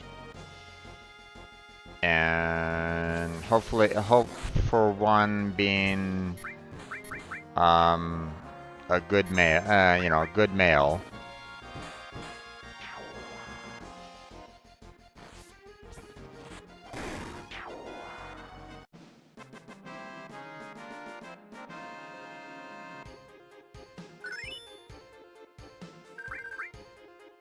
Well, it's good that the lure just got leveled up. That should increase the RNG for chocobos to show a little bit more. At least I hope.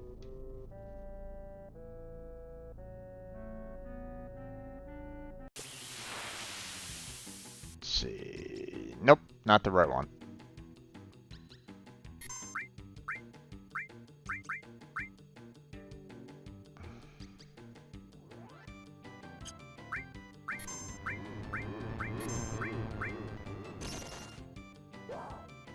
There we go. I didn't really want to kill off the kill off this guy and get the chocobo anyway. Although I guess it doesn't really matter all that much because I mean I can always let it go and not have to take it back to the stable anyway. So I guess it really doesn't matter all that much. So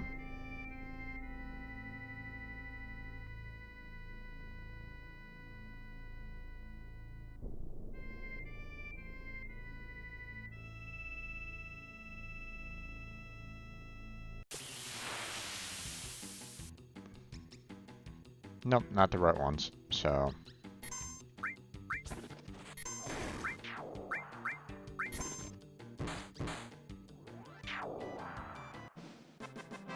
see, I caught the chocobo and it's like, well, great, but I don't really want it.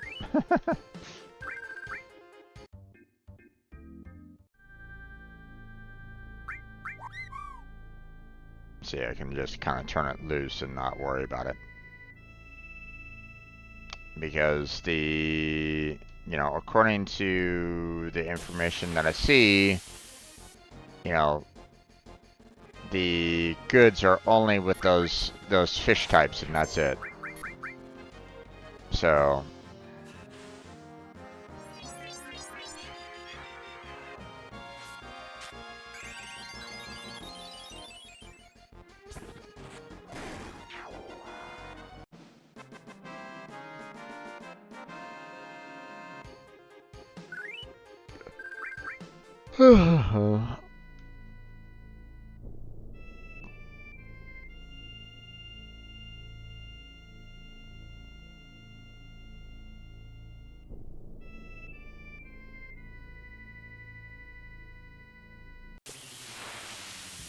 let's see.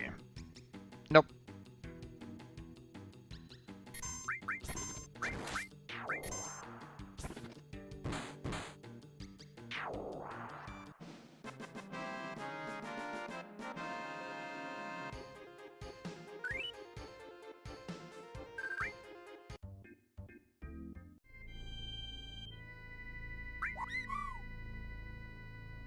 Don't need that chocobo.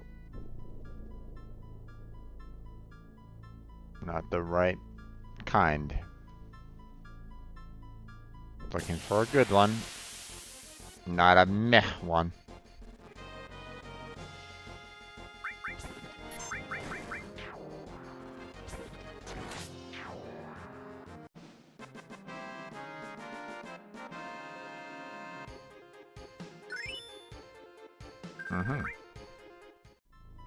Okay. That's nice.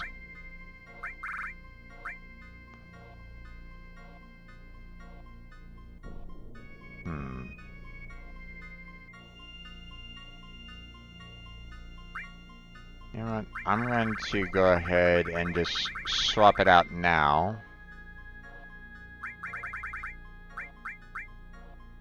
So obviously I'm taking a max HP hit here. But I mean, I'm just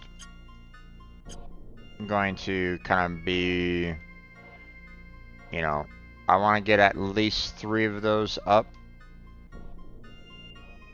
So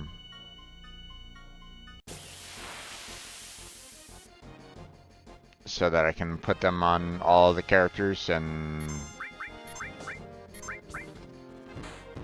not have to worry about HP.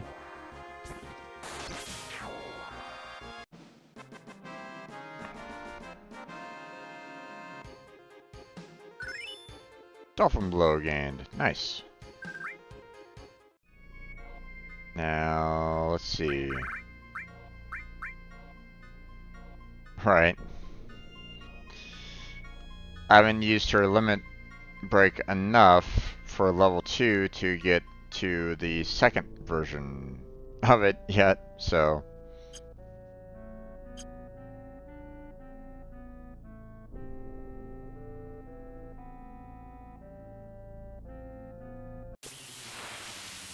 Okay. Nope, wrong one.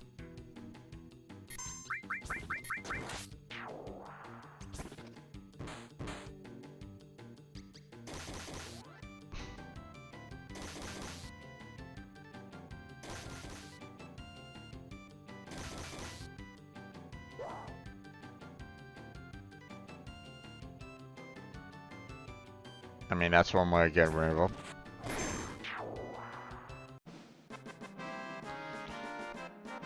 I got hurt by doing it, but, you know, a little.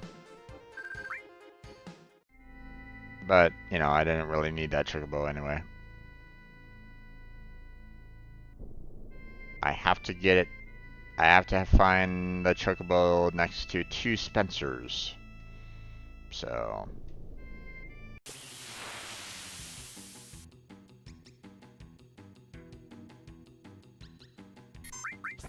Oh.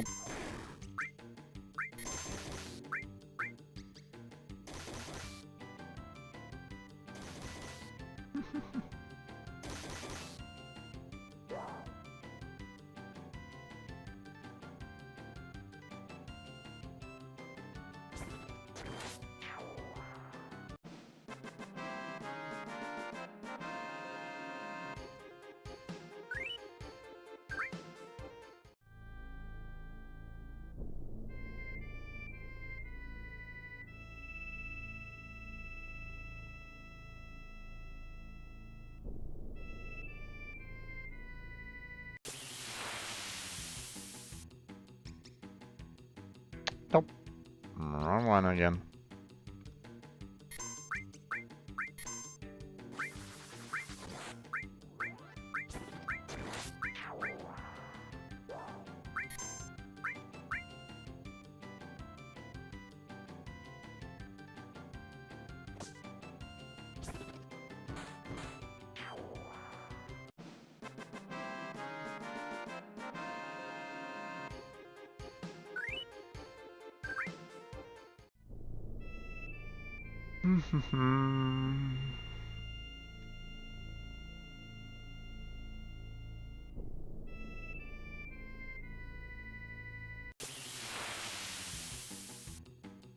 Nope, still not the right ones.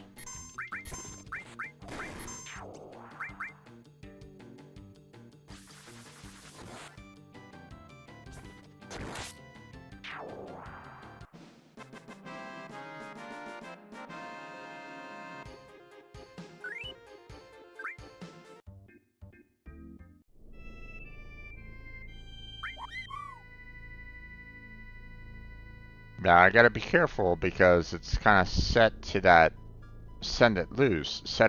So if I do find a good one, then I'm gonna need to,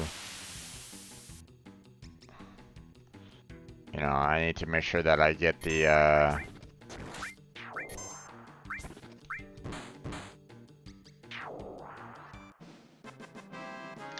you know, set it to the right option to send it back to the stable.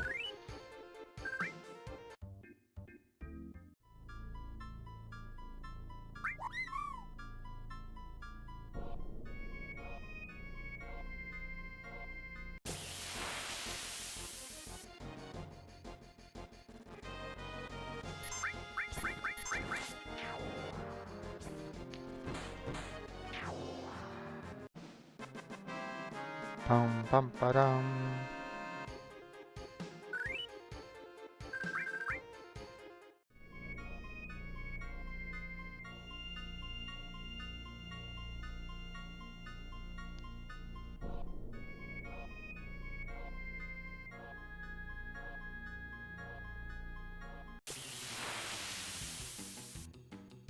Nope.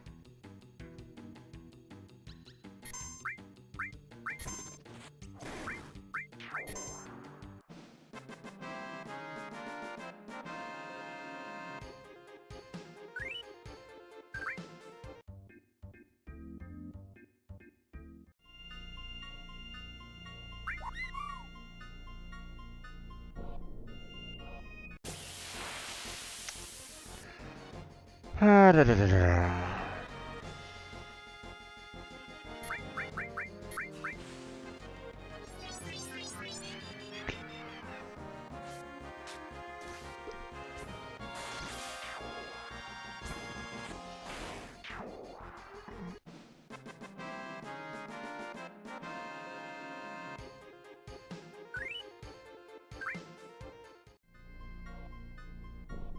Come on, Devin.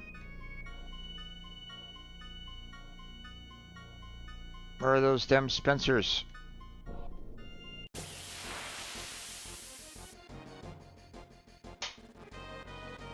Well, there they are, but not without the chocobo. Thank you for showing them to me, but can you have a chocobo with you next time?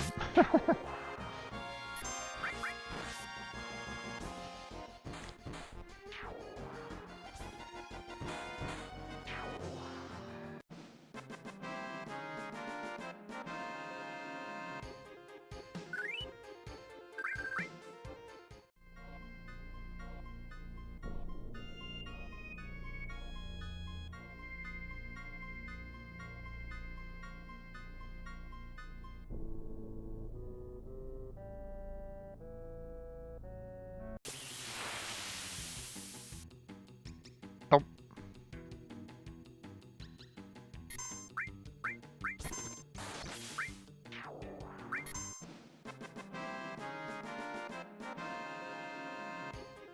Tifa, hit yourself.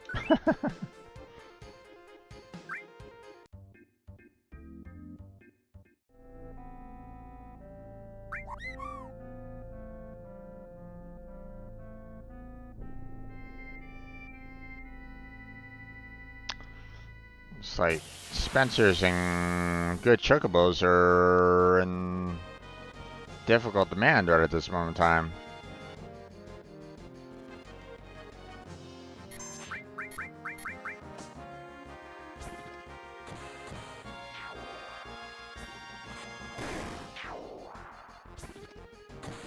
Makes me think maybe I should look somewhere else for the good chocobos because this is getting a little ridiculous.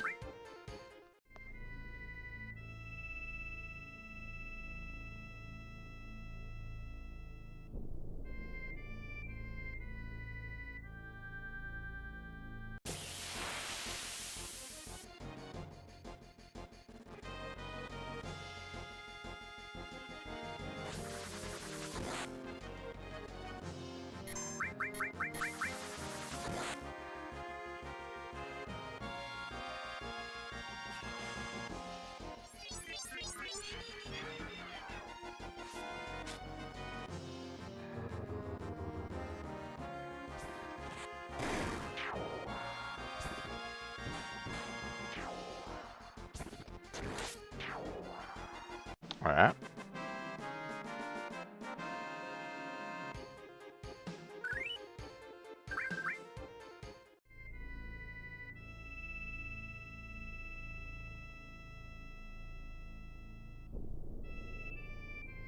Come on now.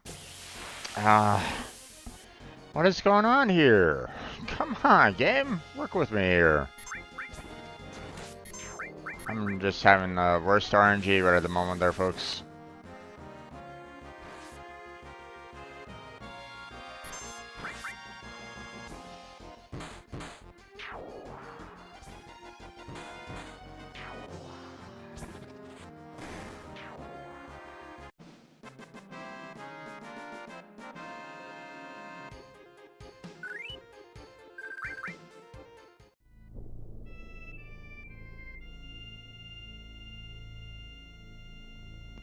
If I don't get another good set, you know, on the next chocobo pull, then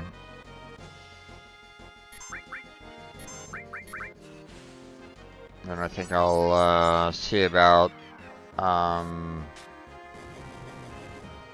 seeing if there's like some other location where there's good chocobos that I can look at.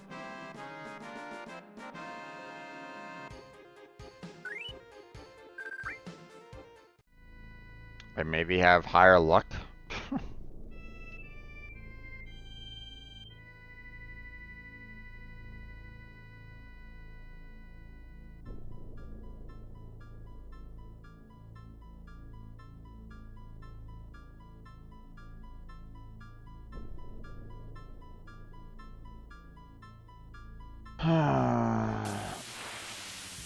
Oh, nope. Okay.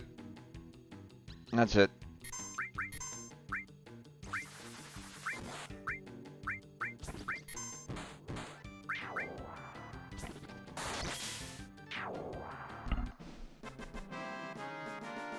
We're gonna see if there's other... I mean, I only found the one in all the combinations so far, and it's like, that's not great. So let's see if there's like, you know, someplace else that I can find a good chocobo at, because this is a bit pathetic. So really, this is the only spot for it? There's no other spot that offers a good chocobo.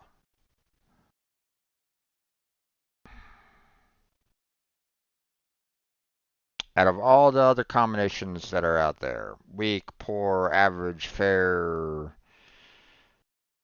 you know, great, wonderful, there's only one spot out of the 1, 2, 3, 4, 5, 6, 7 different areas that offer chocobo types, and only one of them has good out of the, what, 24 different combinations that are out there?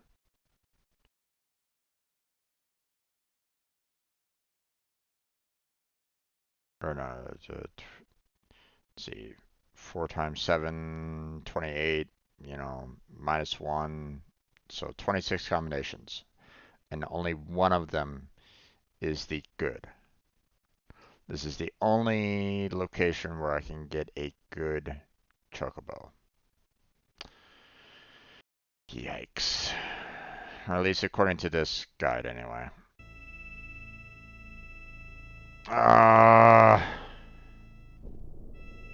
Game, what are you doing to me?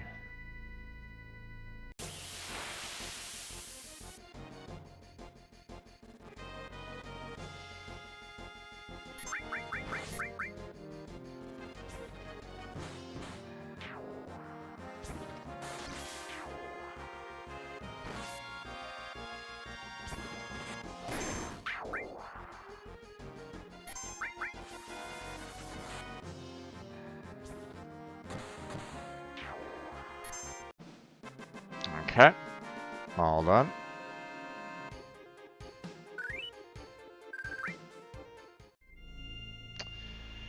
Well, looks like I'm gonna be stuck here for the next hour and a half there, folks. Good luck. Strap on in. This is gonna be a very boring ride.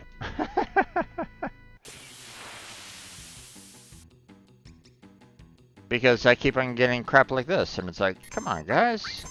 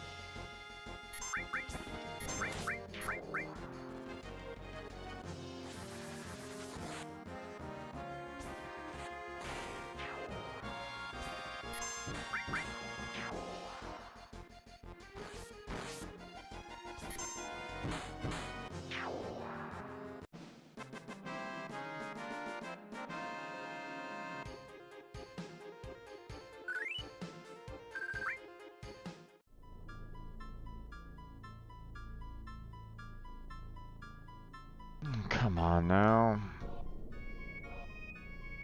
RNG, work with me, please.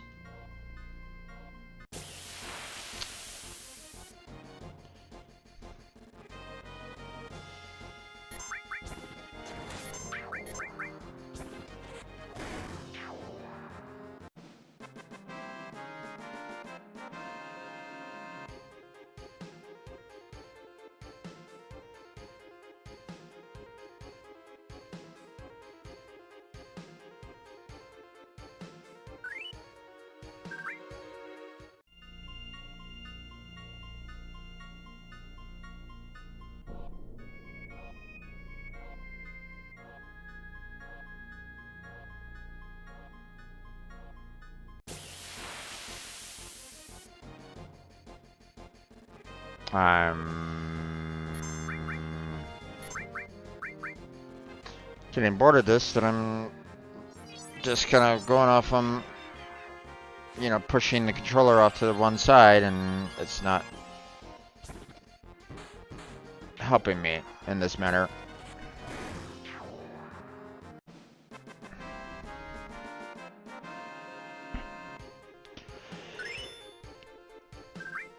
Oh yeah, Robert has leveled up. That's nice.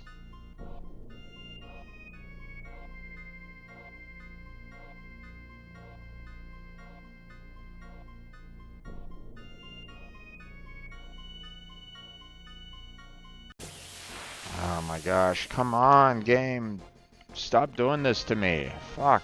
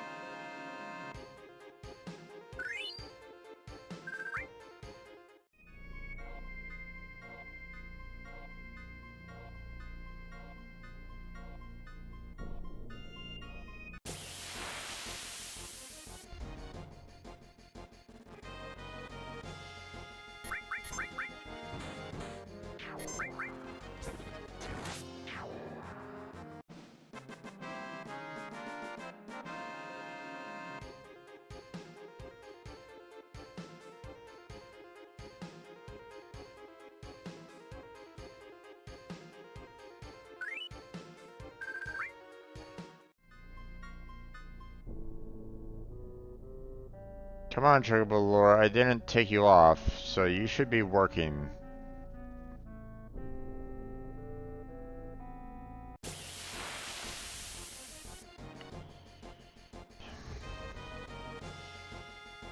You need a Chocobo captured. God damn it.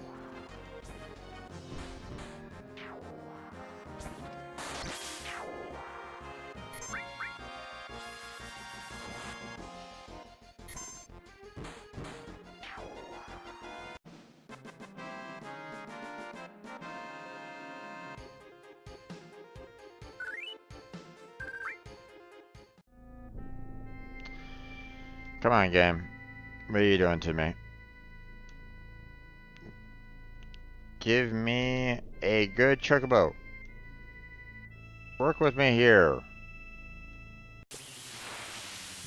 Do we have one? Do we have? No! Fuck! Stop giving me this crap.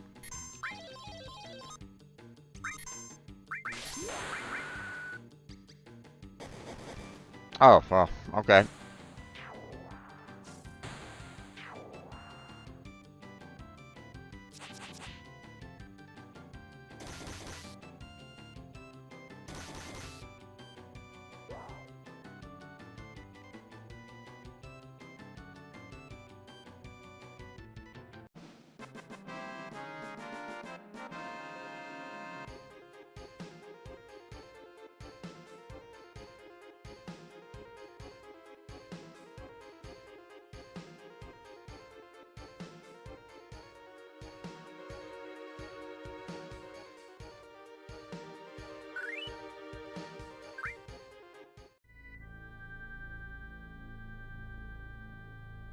Come on, RNG. Work with me here, please.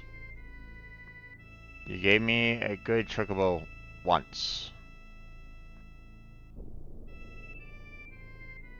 Give me others, please. Nope.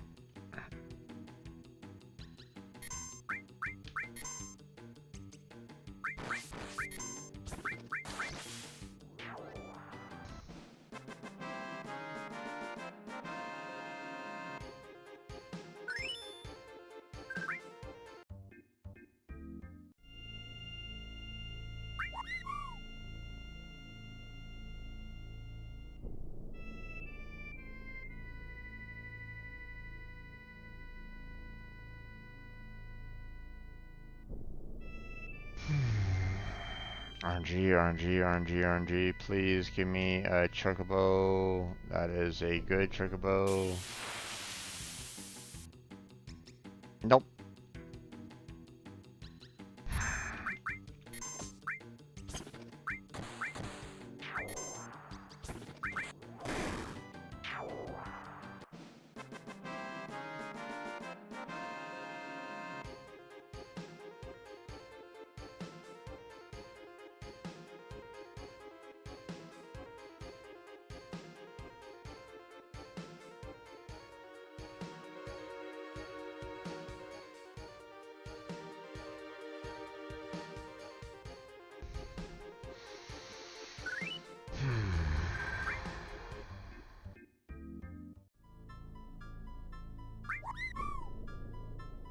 Wrong chocobo.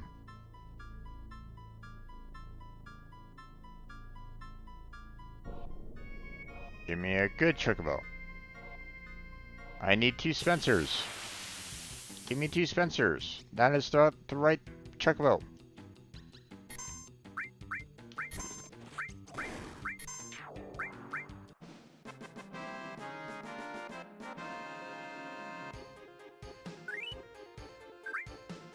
Start giving me crap chocobos.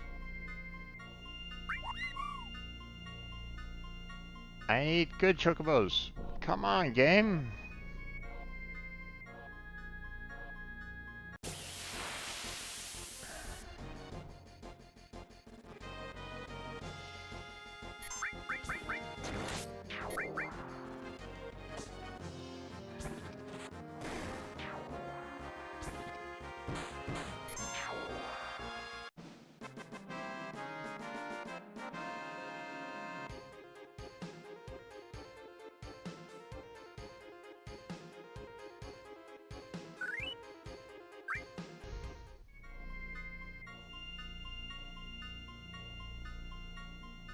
Let's move the cursor off the middle of the screen for you guys.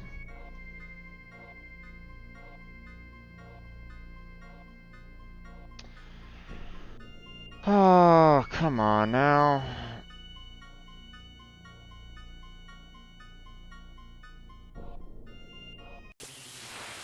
Oh.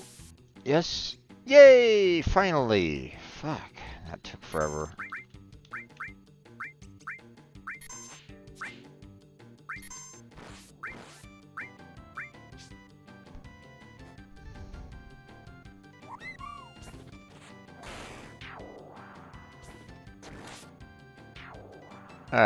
Now.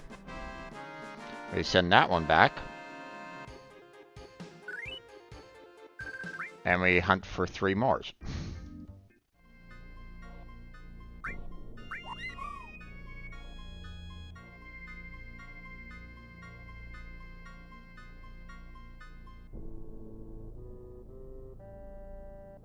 I could use more of that there, game.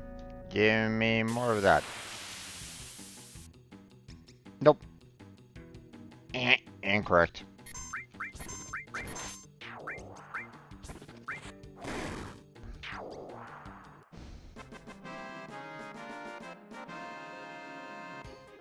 Do not want.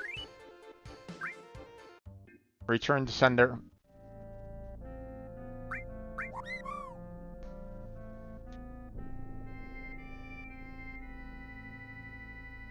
Return to sender. Address unknown.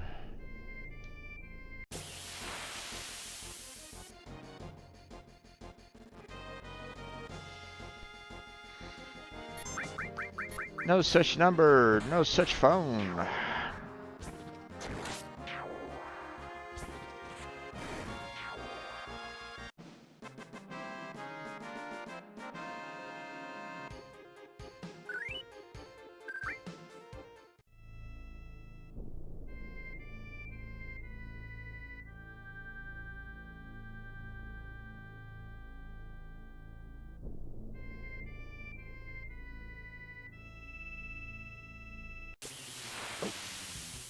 Yes.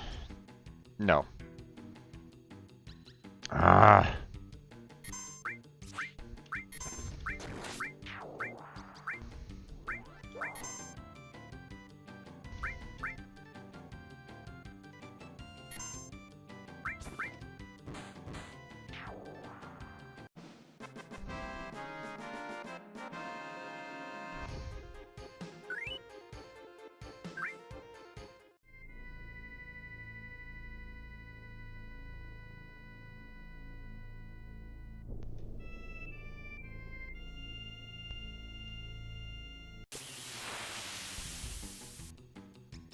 Nope. RNG, please.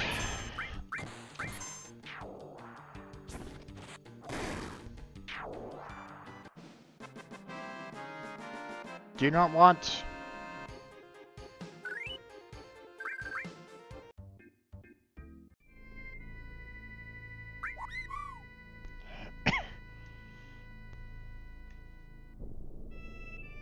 Give me a good.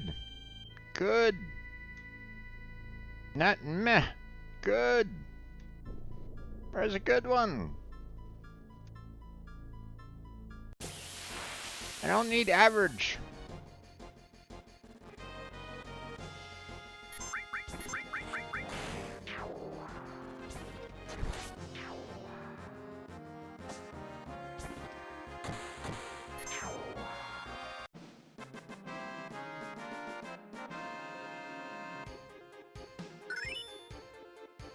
Aha.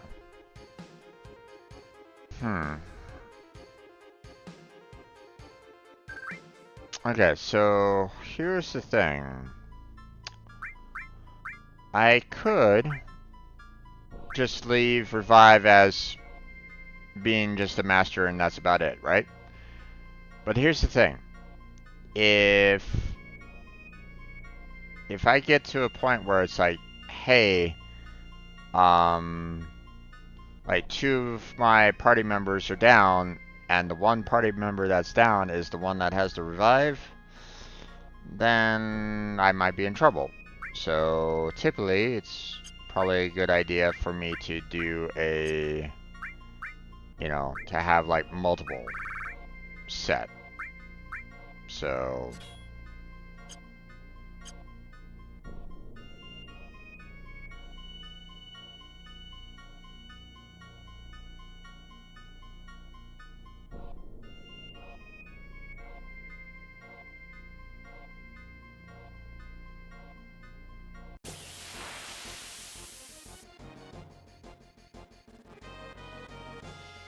RNG is not happy with me.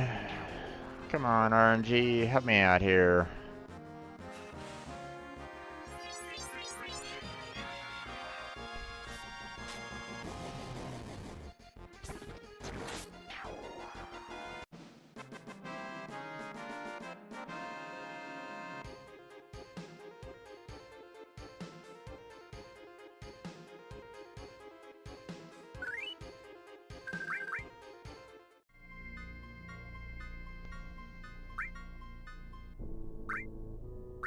I got a lot of high potions, so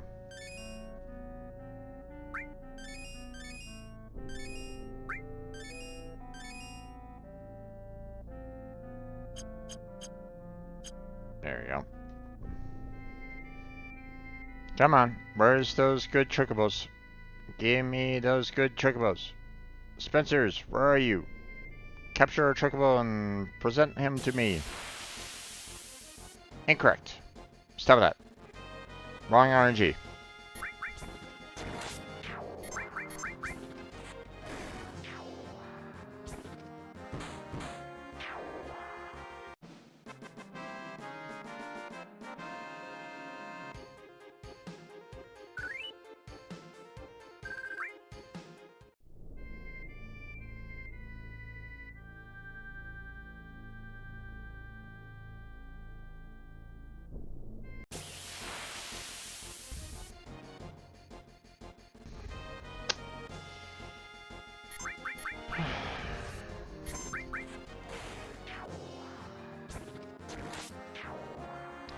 So far in past, what, hour or so, I've gotten 2 goods. And, you know, my materia at this point is,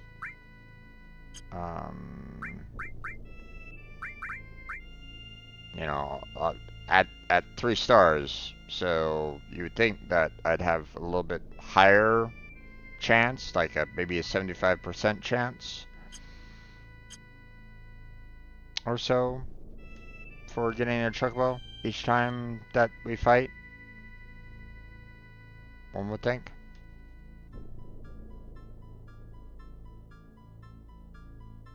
You know, whereas the master chocobo lore would automatically give, you know, oh,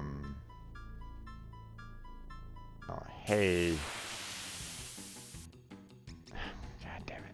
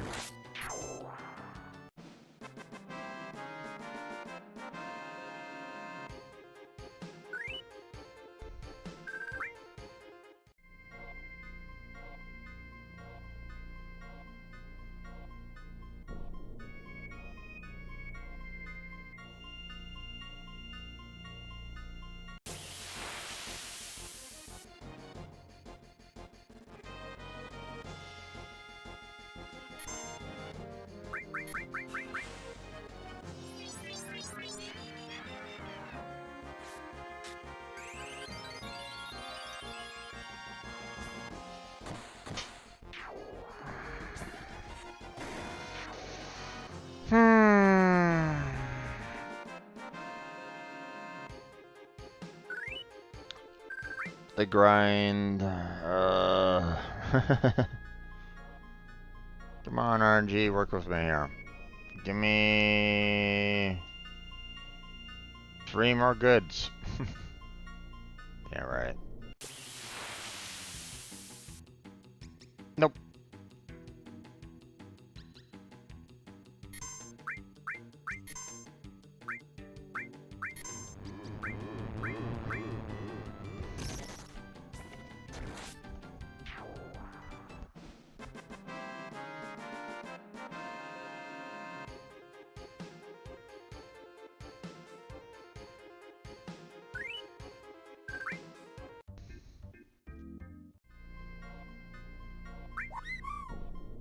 Do not want.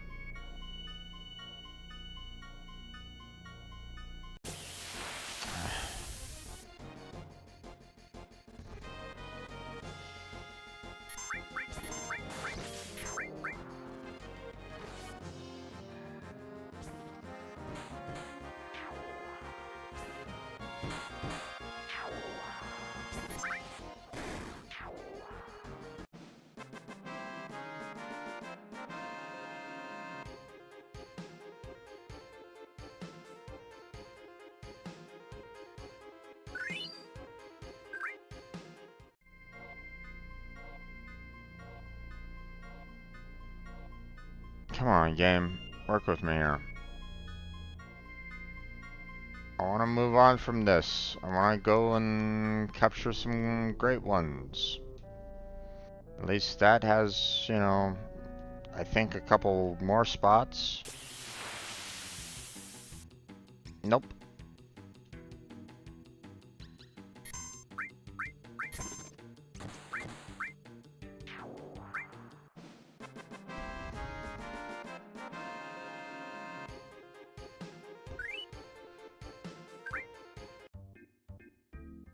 Okay, if I don't find another in the next 30 minutes or so, I'm just going to go back to the stables and hope that the good is the gender that I needed.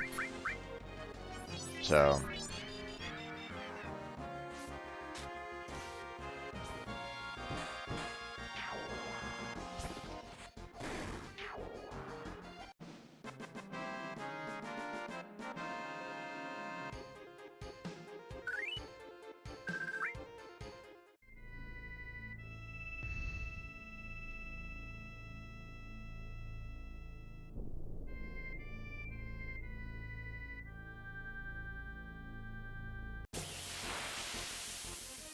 I went off course again.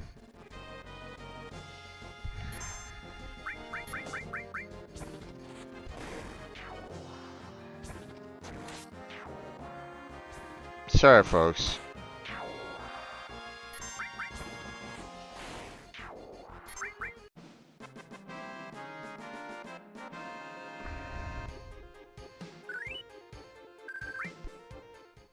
I'm also kind of wasting time by kind of nodding off a little bit on this, so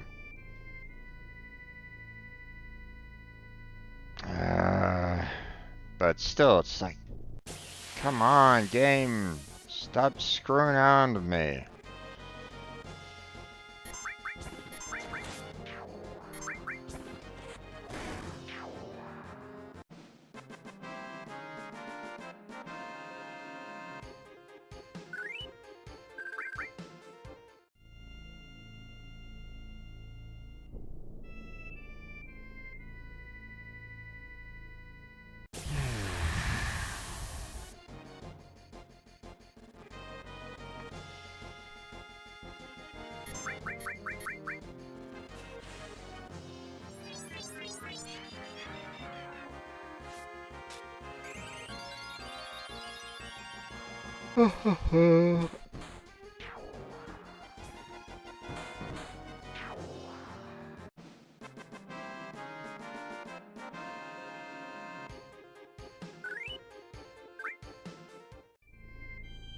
Yeah, I think in like 30 minutes, I'm just going to go ahead and just head back to the stables and just see, you know, all the chocobos that I have, which so far I only have one.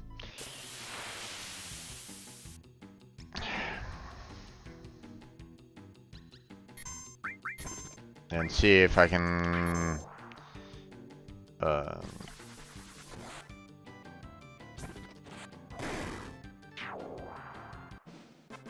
see if it's a male.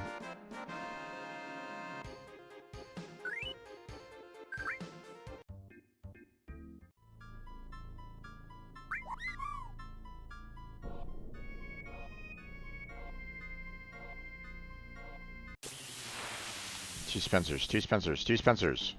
God damn it. Fuck. Just. Ah!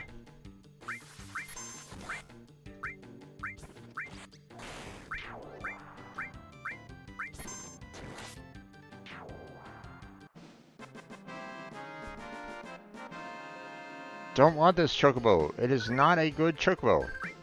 It is an average chocobo, and I don't want an average chocobo. I want a good chocobo. Stop giving me these average chocobos.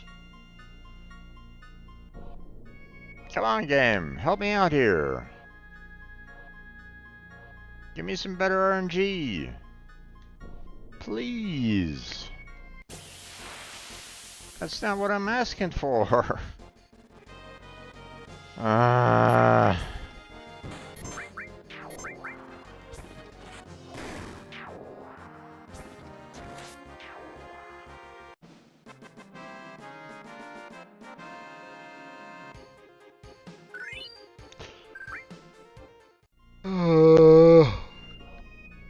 God damn it.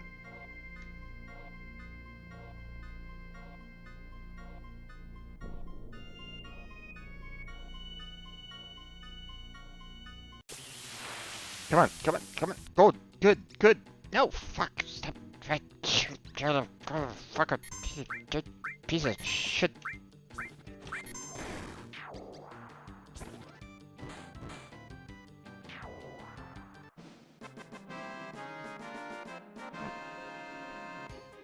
I'm sorry, Chocobo. You're deemed average. We do not want you. Come on now. Come on, come on. Good. Yes! Finally! Fuck. And now... No. That one.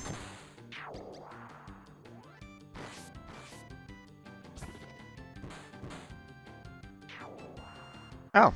I didn't even have to use the green. Thank you, enemies, for taking yourselves out.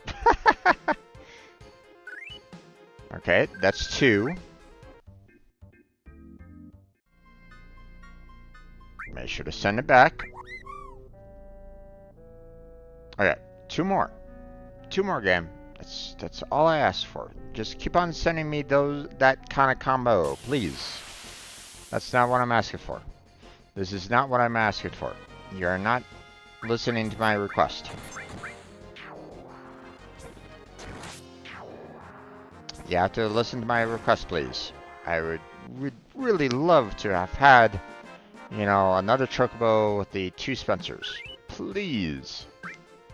Please help me out with that. Come on, game. Come on, let's go. Give me the 2 Spencers with the Chocobo. Come on. Help me out here. Nope, that is not what I want. Grind on the Spencers, no Chocobo, so... not quite there. Let's try this again.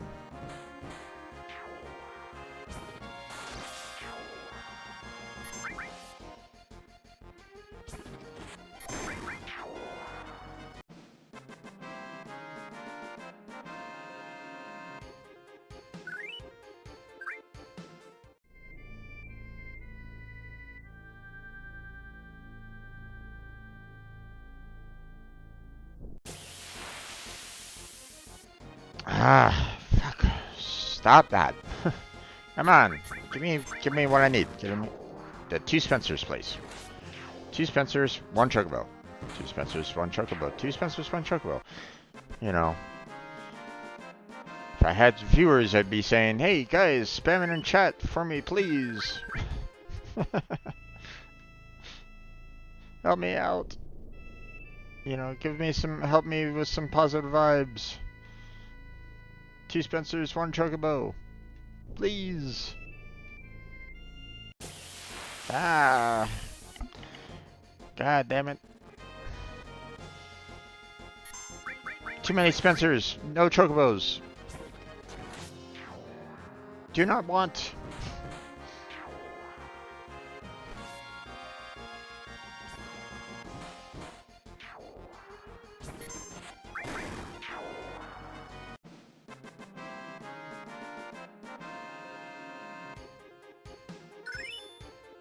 Okay.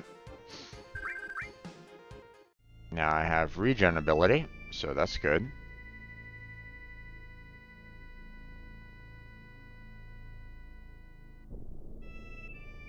Come on, 2 Spencers, 1 Chocobo. Oh, oh, oh, oh, oh. Yay! Finally! Now we're good. Now we're cooking.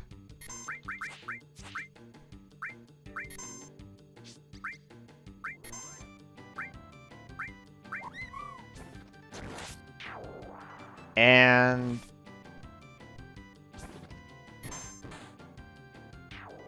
yay! There's number 3.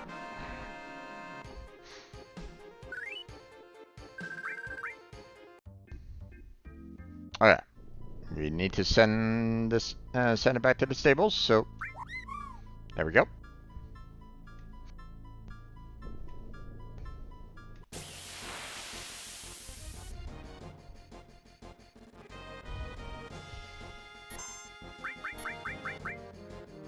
Wait, did I accidentally send another Chocobo that I didn't want back to the stables?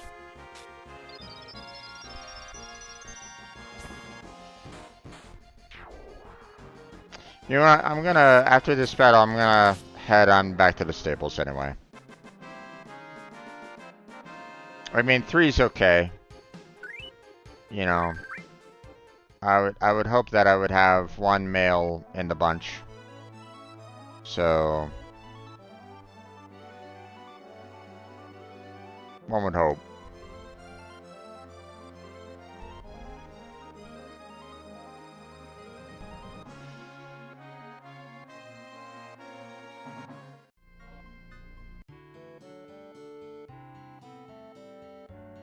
Okay, looks like 3 are there.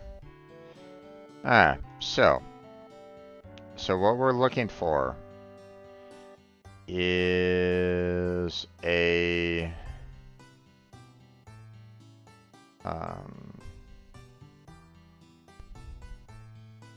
good male. That's all I need. is a good male.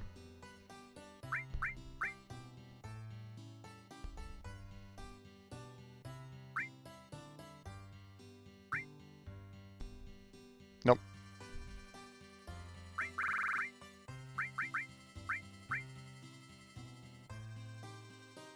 Okay. We're gonna release Choco.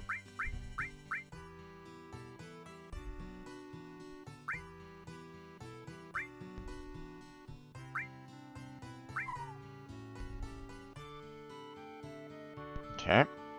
Move the next one in. Kind of wish that they would, tell you the gender before, asking, do you want to move this chocobo into your stable? But oh gosh, a female? Come on now. That's the second one.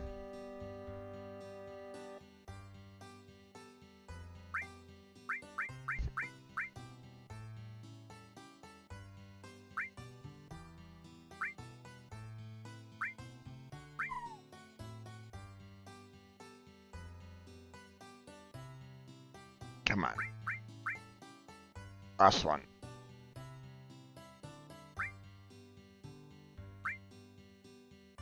Yay! Alright. Okay, so there's the good male. So now I need to find myself a great female chocobo. And apparently those combinations are the best ones to get the blue and green chocobos. Why, I don't really know, but alright, let's see.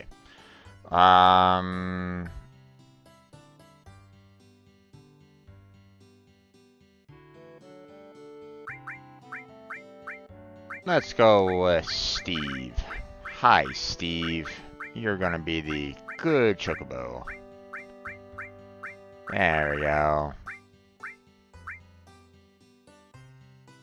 Alright. Now, before I go and, feed them some greens and then take them racing, I want to see where the great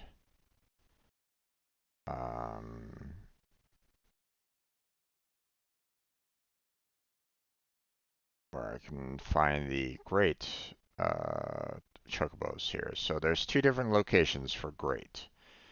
There's the medial and there is the Rocket Town. Medial's right next, right in nearby. So we're just gonna go there. And we need to find spirals. So, according to this guide.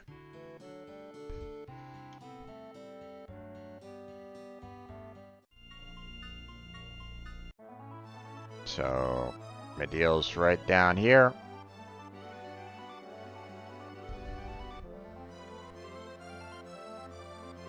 And I have to find the oh,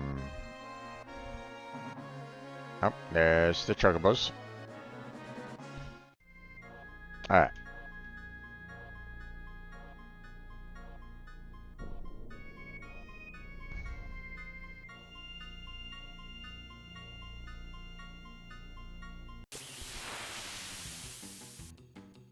Okay.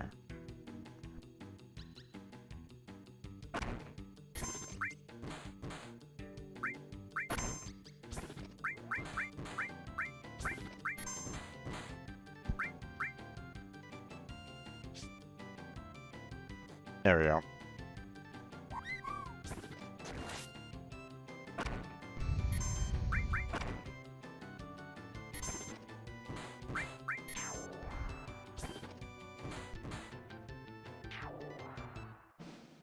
Okay.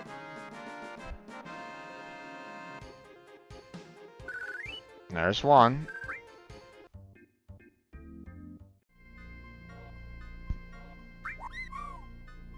Okay. Now I need 3 more. Just in case.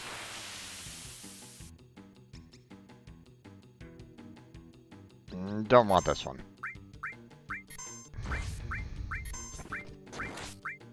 Oh, shit. I hate when... Yep.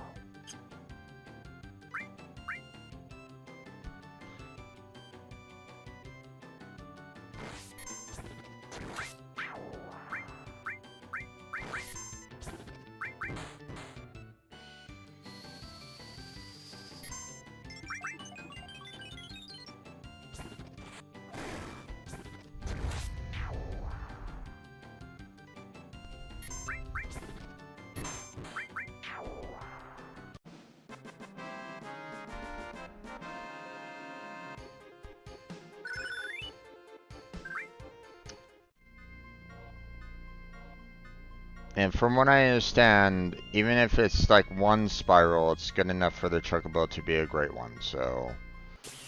But I have to have it with a spiral. So... See, this doesn't work. So...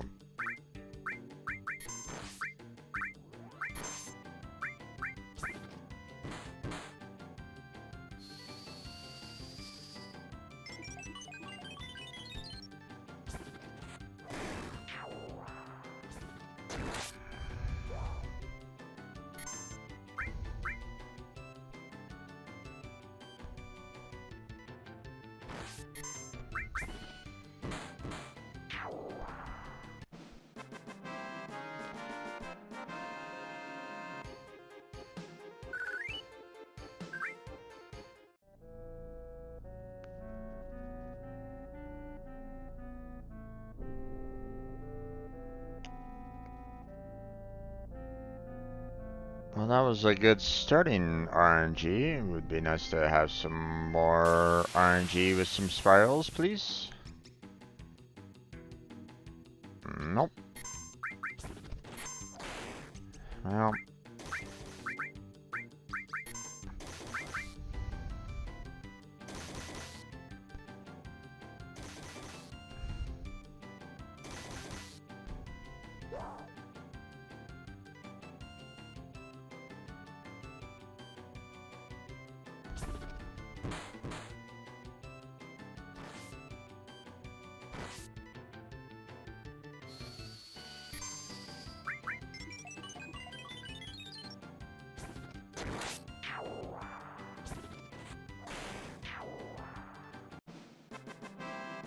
Bum bum ba dum. Okay, got 1 chocobo so far, so...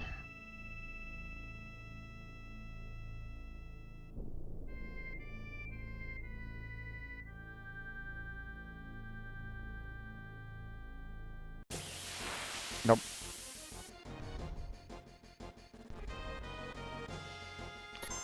Where's your chocobo?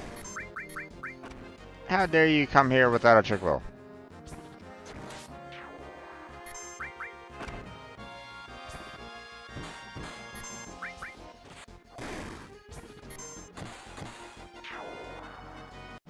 Alright, let me go ahead and heal up. Aha, Ifrit is done. Okay. So...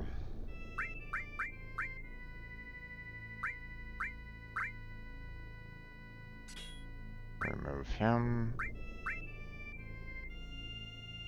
I'll go ahead and put exit in. And let's see. Item.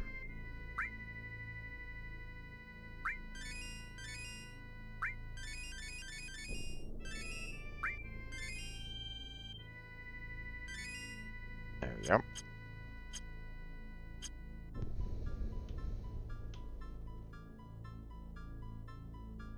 Come on now.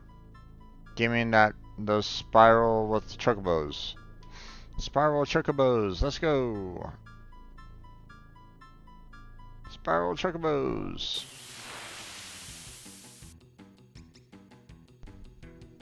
Nope.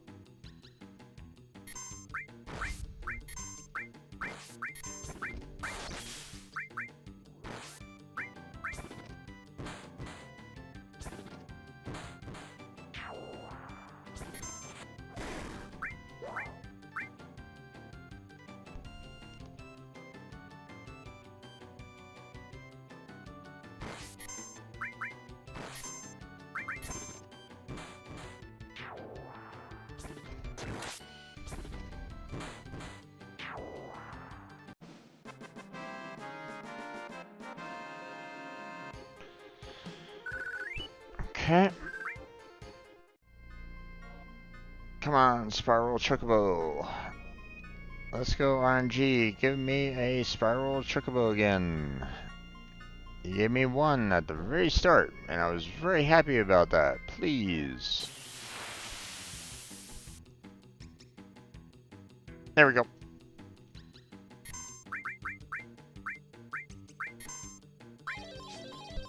Oh boy. This is dangerous. No! No! No! No! God damn it, Tifa! Ah!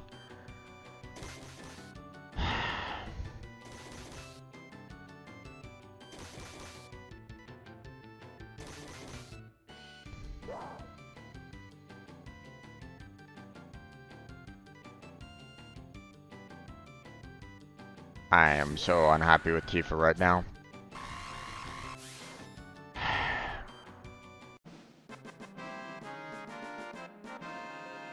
God. Ah! I could have had a second! Tifa, what are you doing? Ah. And that's why I don't really like randomization all that much. Especially if it's like, hey, you know, who do I attack? It's like, god damn it. No.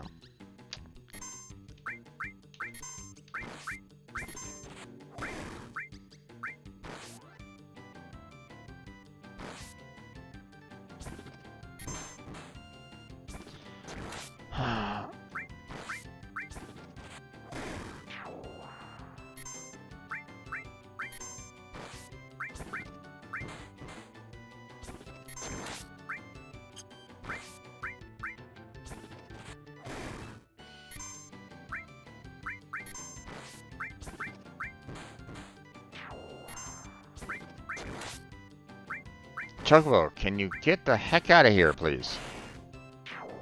Oh my god. It's like Chocobo's guy got la la la la la.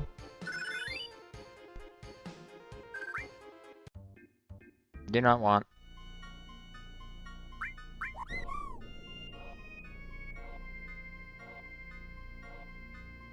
Spiral. Yay! No, no, that one.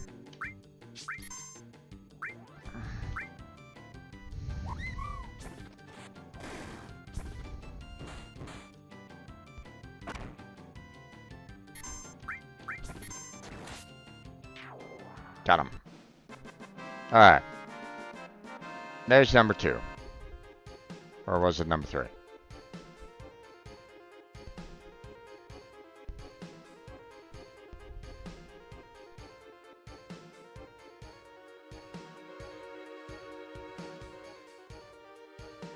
Think this one's number 3?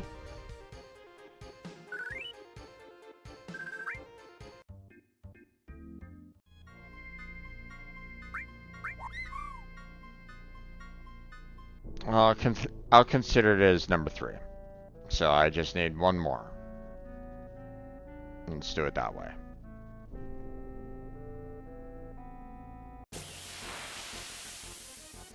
Well, that doesn't help.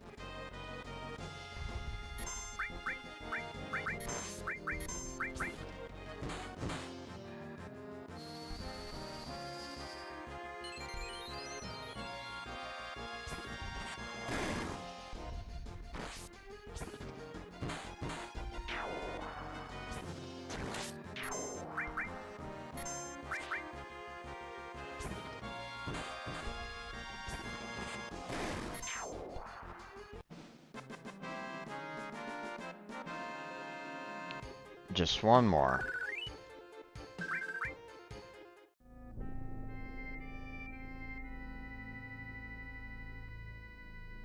One more with spiral. One more chocobo with a spiral, please. Yes, yes, yes, yes, no.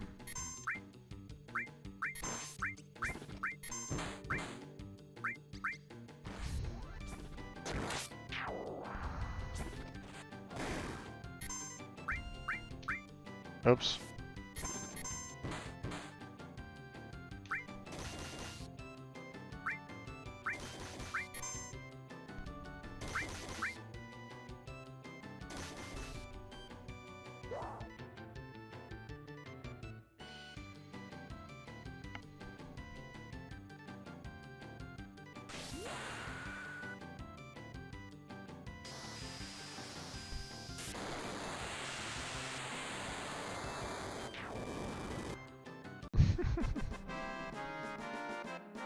Insta-kill.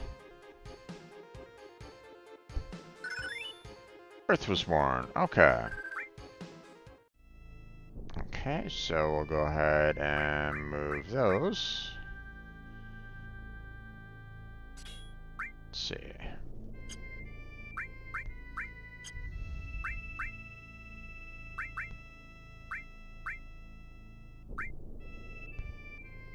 We'll do Mystify.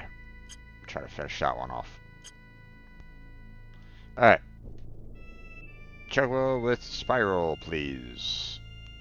Chocobo with Spiral. Any day now. Chocobo with Spiral. Chocobo with Spiral. Give me a Chocobo with Spiral.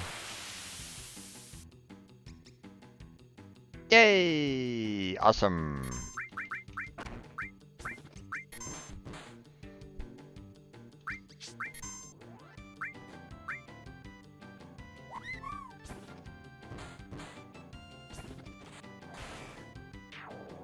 Nice. Okay. So, you know, I didn't know if that last one was 2 or if it was 3. I'm gonna assume that it's 3. And this one will be the last one. So we're gonna go ahead and send it back. And then we're gonna head off to the stables.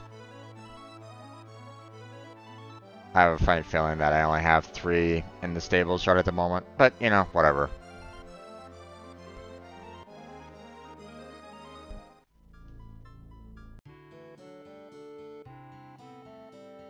Yeah, only 3. But hey, if I have a female in that bunch, then it's all good. So yeah, good, great. Female, nice. Okay, so um.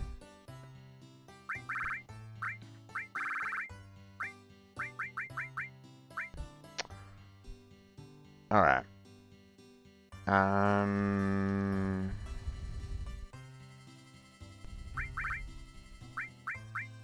Let's go with Patty this time.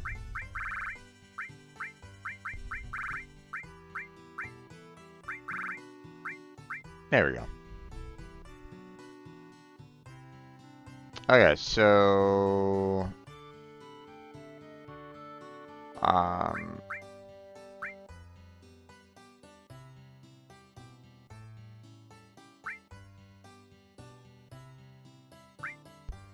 I mean, I don't really need any others right at this moment in time. You know, the great female and the good male should give a green and blue, apparently.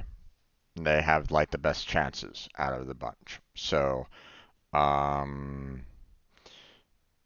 and even if I was able to get a great male out of the bunch, I would need to get a good female, which I'm not gonna bother with that.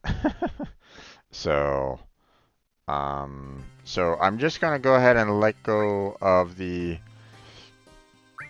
other 2.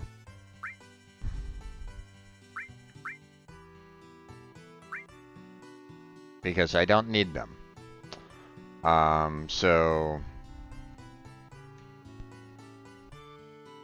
what I want to do now is I want to feed 10 of these grains to both Steve. Although I think some people say, you know, you only need to give 5, but 10 should do.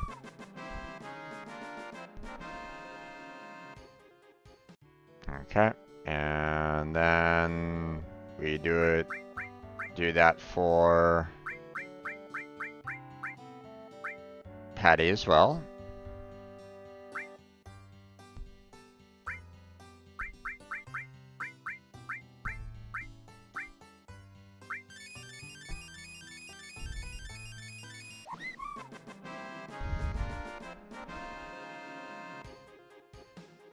Now, even with those, Choco should be still way ahead of everybody else. So,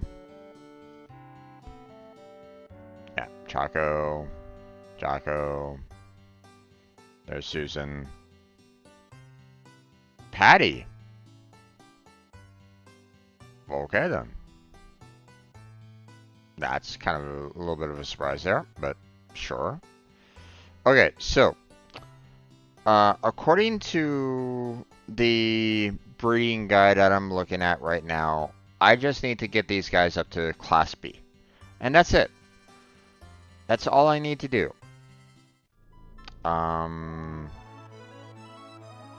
So we're going to go back to the racing. We're going to race both Patty and Steve.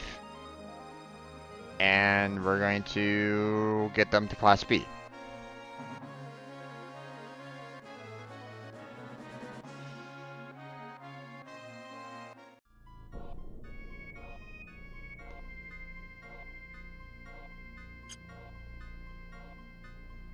Yeah.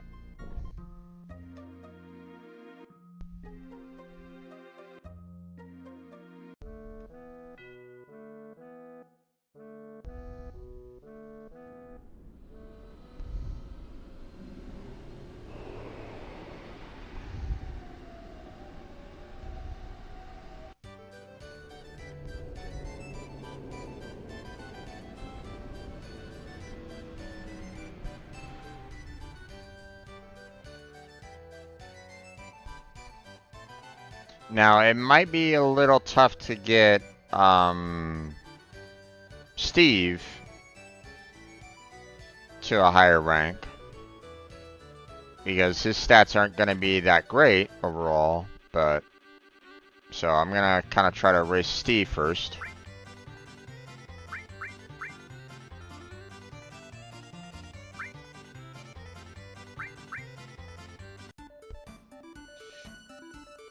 Let's see. 94, not bad. Stamina 337, yeah. But still better than everybody else. And I just need to get him to rank B apparently. So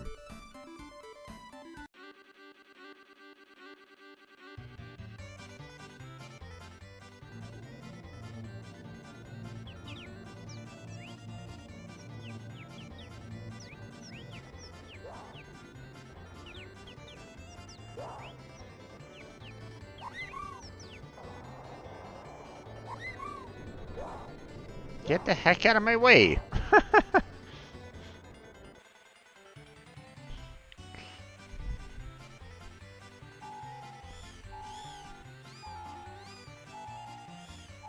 I kept on trying to like move over to the left. I tried to move over to the right, and it kept on getting right in front of me. And I'm like going, oh Jesus.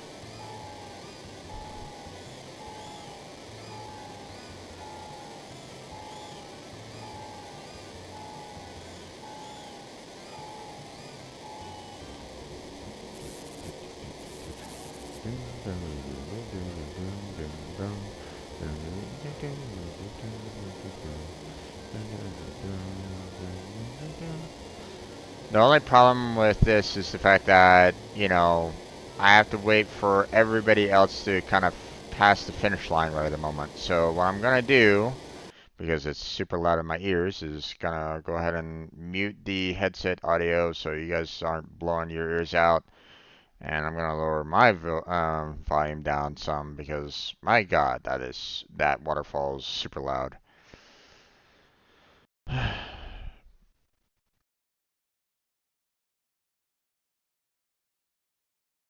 You know, just to kind of let you know, it is still going. So,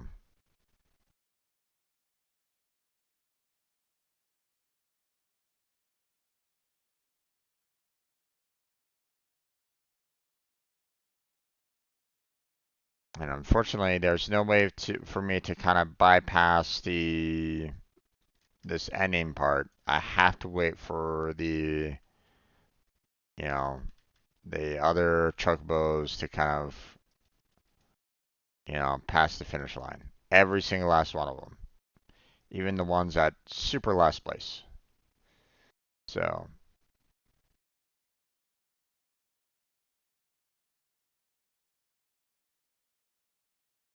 alright, now the sound effect is gone, but I might as well just go ahead and kind of keep it. I'm gonna be running these long courses multiple times anyway, so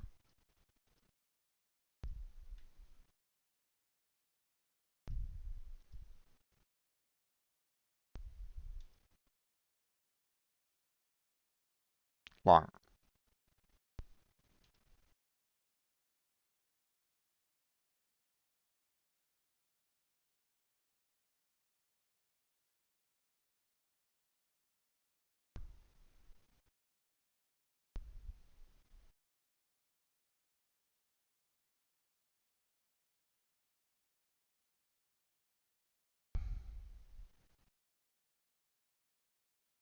Tifa's already out way out in front. You know what? I'm just gonna go ahead and put her into automatic and let's see how well she does.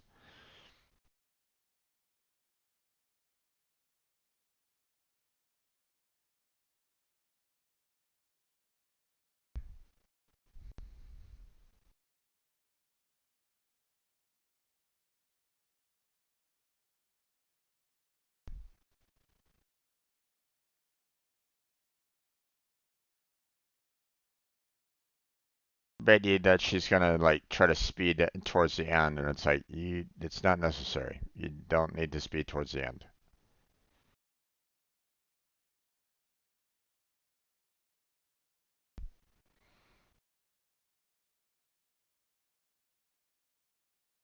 Bet you. It's just coming right on up, and she's just gonna go full. Yep, there she goes. It's like, this is unnecessary. You're just adding insult to injury at this point.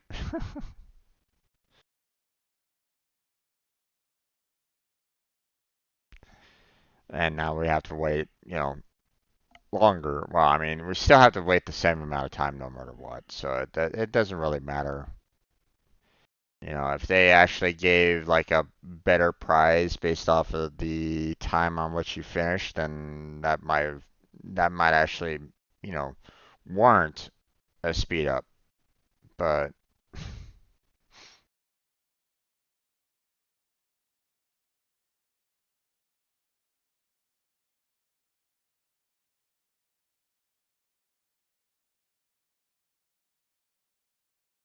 oh, everybody was pretty much next to each other for the most part. Okay.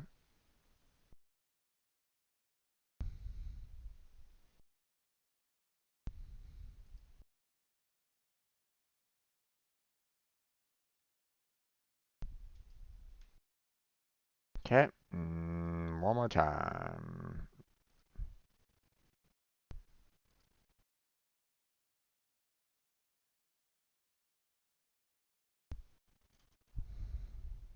Actually,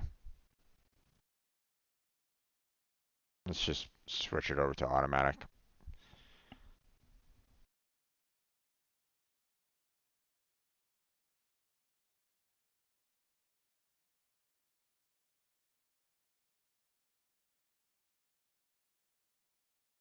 It really isn't that difficult right at this moment in time.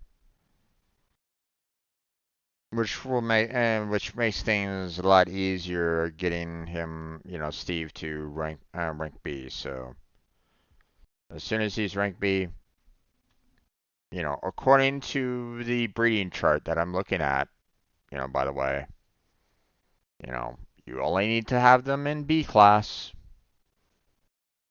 So I'm just kind of following that.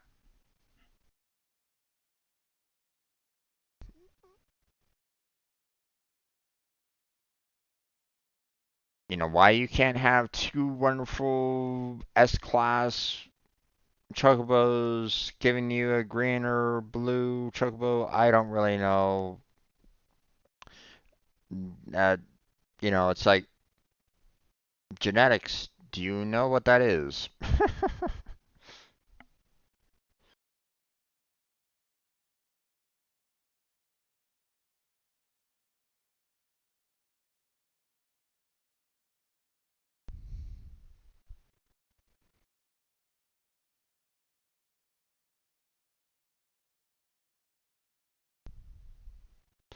But I guess, in their minds, um, having a little bit of defects, in the chocobos, means that you could potentially mutate into the river or mountain easier.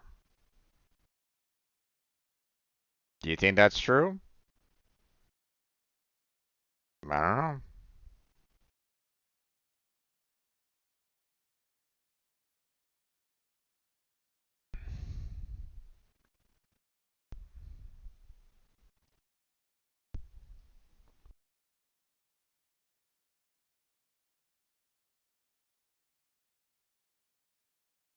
Oh yeah. So now I don't necessarily need to worry about Steve anymore. So now we're gonna work on Patty.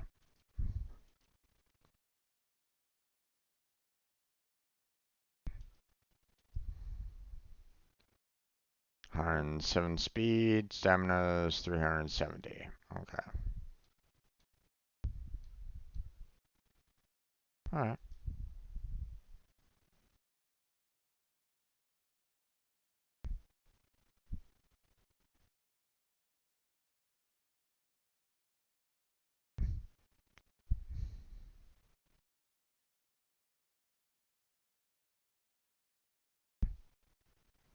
I mean, she could probably slow the chocobo down a lot and probably still win, to be honest.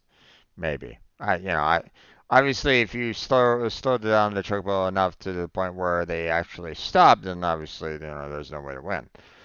Um, but I don't think they do that on this one. They might they still have you moving forward no matter what. But you know how much slower does it go? I don't really know.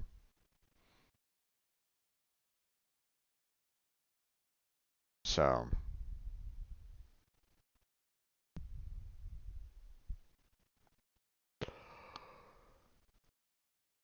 there she goes zooming. The other chocobos haven't even gotten like halfway through yet. So,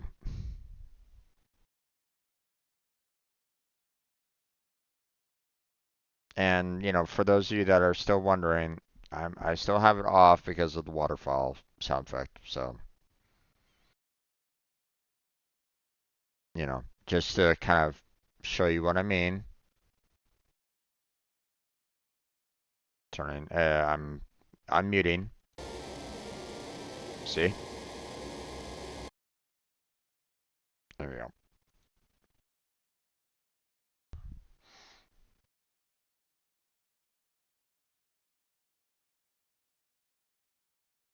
So yeah, just irritating.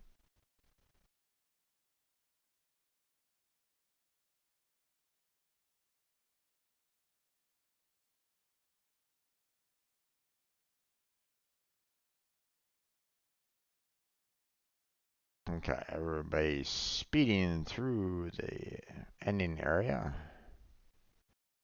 We're trying to. Oh, that guy ran out of energy. Oh, and was taken over by 5. You hate to see it. Alright, there we go.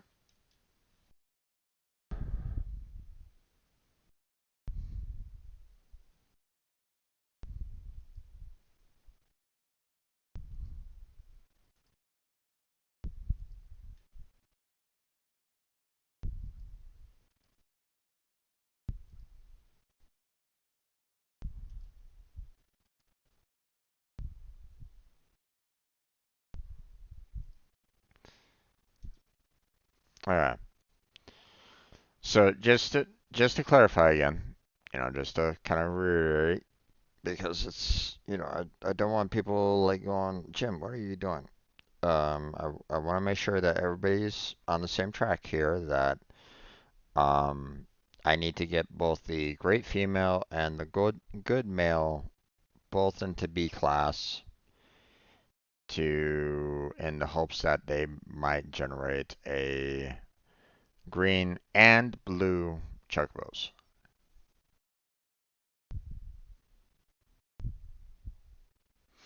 Now, here's the thing. I'm gonna need to get a blue and green um, of different um, um, genders. Like I'm gonna need like a blue male and a green female, or vice versa. Okay, in order to attempt for the next tier of Chocobo. So,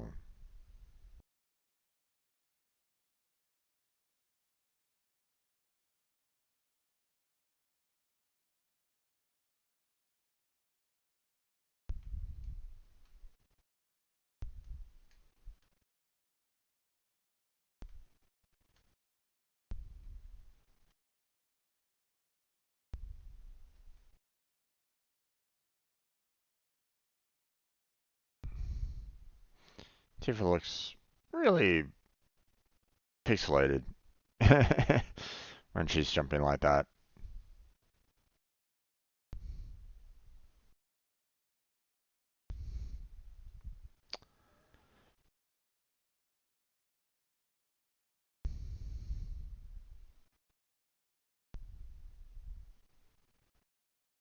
Okay, there we go.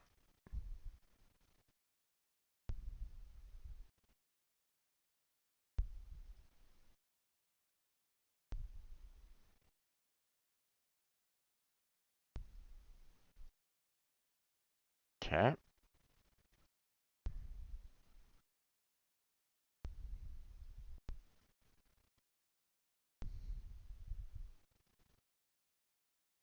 okay. Apparently, Tifa really likes Patty.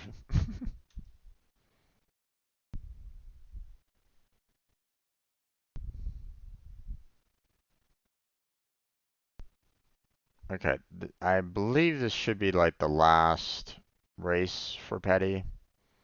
I think she'll be able to get, rank B after this. But again, I'm not 100% sure. If it's this one or the next one, doesn't really matter. At the end, at the end of the day, I still need to, head back to the stables and um, see if I can get a green or blue from, trying to breed Steve and Patty.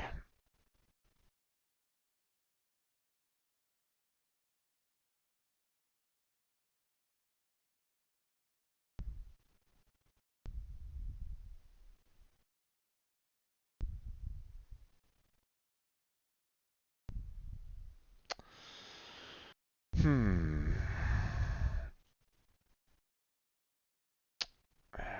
Running out of time though. I should should wind this up here pretty soon. I'm getting close to about 4 hours on this video. And as much as I, do enjoy playing, some of these games, and even though I was falling asleep a little bit trying to get the chocobos, um, I don't want I don't want all my videos to be super long. So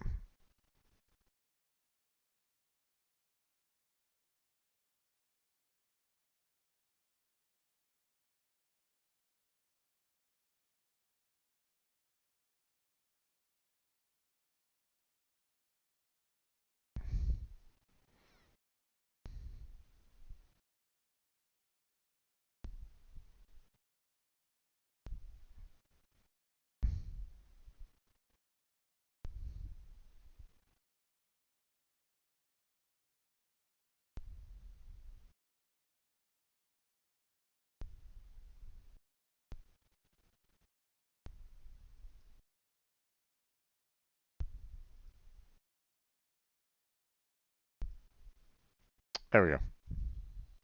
All right, so we're all done. Both of them are rank B. So, according to the guide, that should be perfectly fine. Or it seems like, it's ideal for some reason. Again, I don't know why. It just feels off. That's all.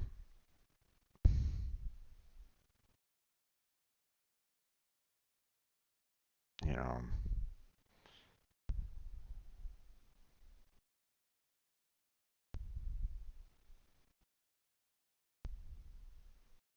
you would think you know, um, you would think that a wonderful chocobo, you know, would be just as much, you know, would be able to breed a green or blue chocobo just as much. You know, you would think.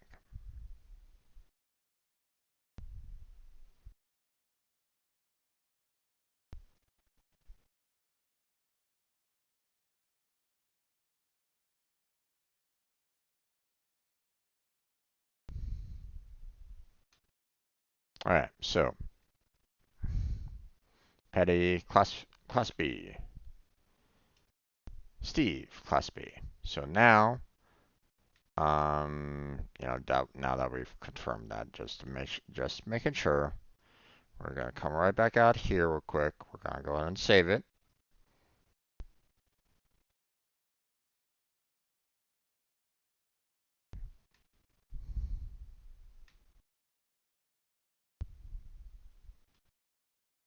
And then we are going to go ahead and breed.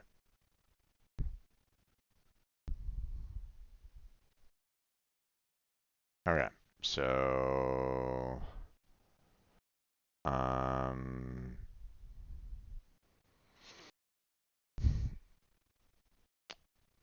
they keep on selecting the great female, and for some reason they tend to like to have. Oh, I guess it doesn't really matter yet. Well, I mean, I don't know. Maybe I don't know if they have it there for a reason that they have the great female first, but whatever.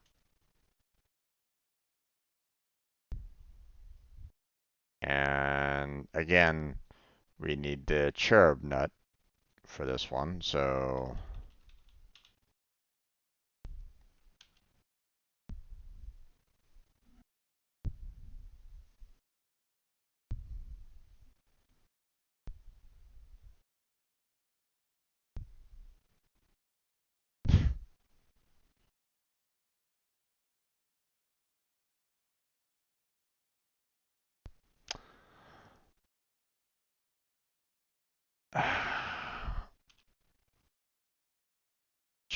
chocobo male, huh?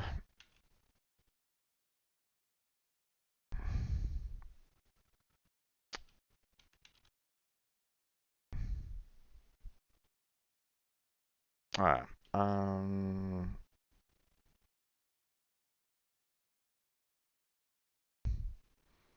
Hmm.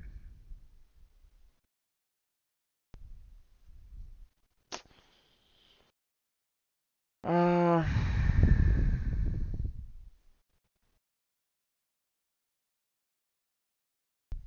I mean, I don't know.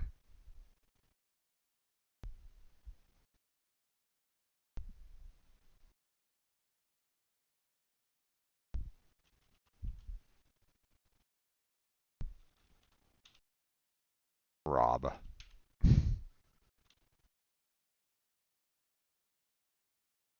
Okay.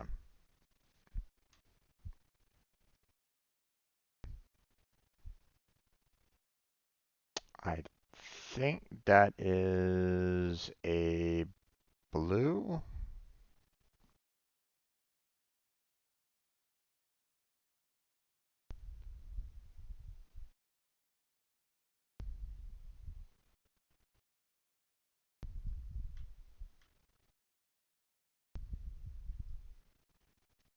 Hmm.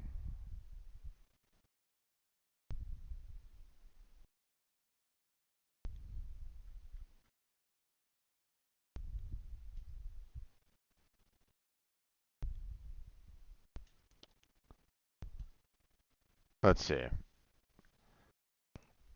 Is he more the mountain or is he the river?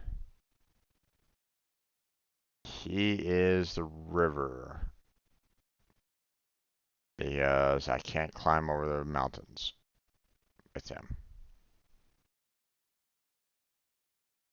So this is the green, I believe. Yep. Or is it the blue? I don't know. I don't know what you know. But you know this one's the river based chocobo. So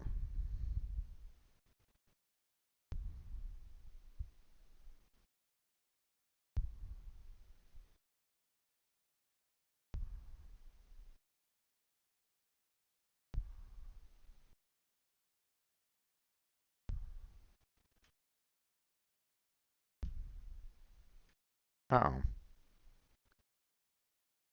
come on now.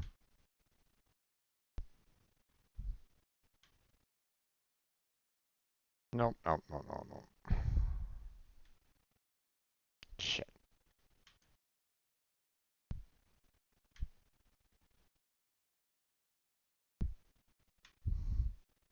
There we go.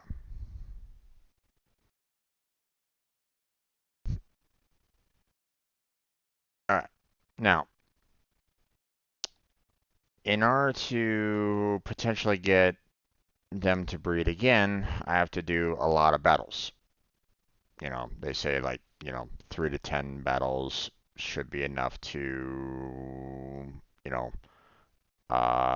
for to allow for a span of time to pass. Um, so we're just gonna kind of run around here for a time being.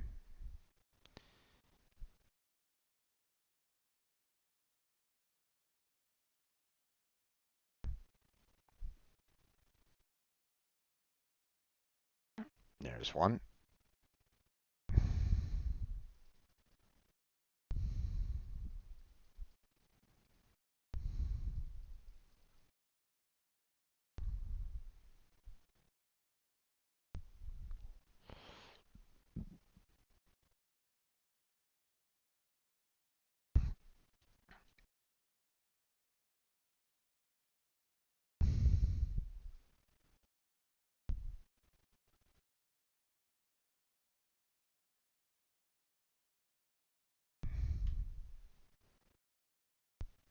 Okay, there's one.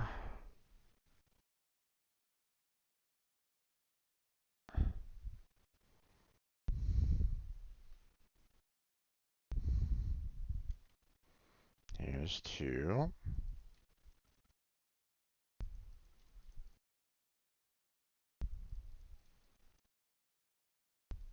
Okay, so I got a blue chocobo on that one. For able to cross rivers and shallow waters. So supposedly the green chocobo is easier with a great female and good male. So the fact that, apparently I had a pretty, good amount of luck for the blue chocobo, you know,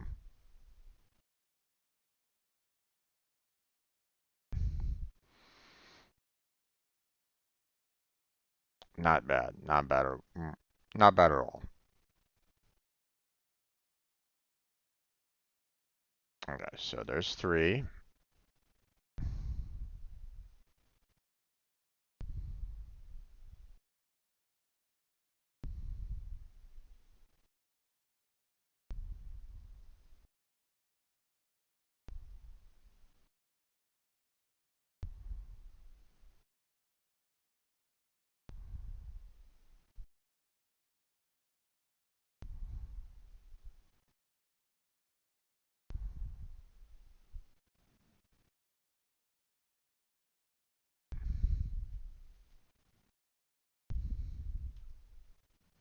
Now, yeah. Sadness unfortunately sticks around.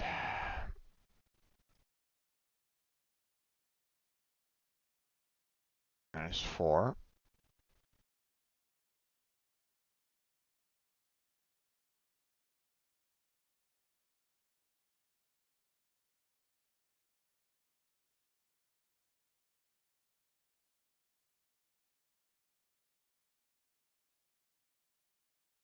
A chocobo.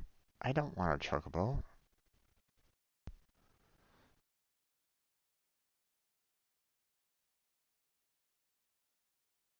I don't want a chocobo. When did I get near footprints? I.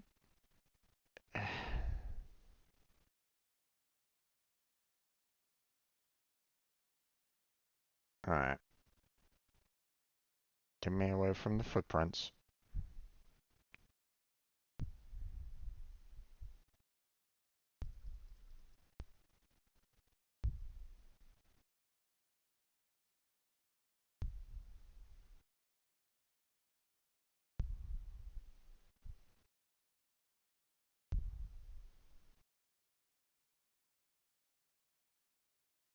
Hmm.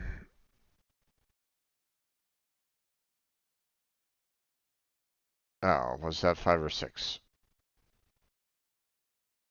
Shit. I don't know.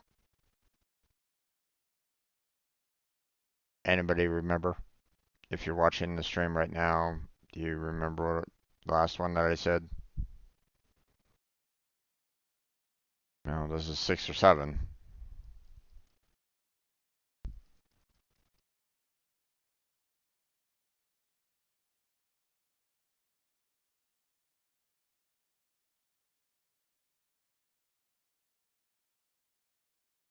Ah, gosh. Come on.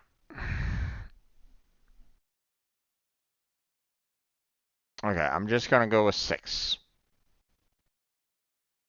It might have actually been seven, but whatever. I just need four more. Four more. Three more.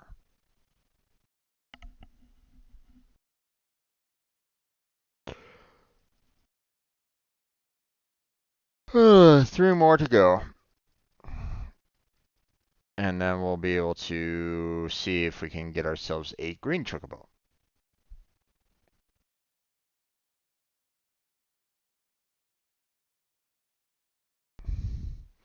Seeing that we got a blue chocobo. And then we'll worry about racing them and breeding them next time. So, because I think I still have to purchase some more greens to raise up their stats.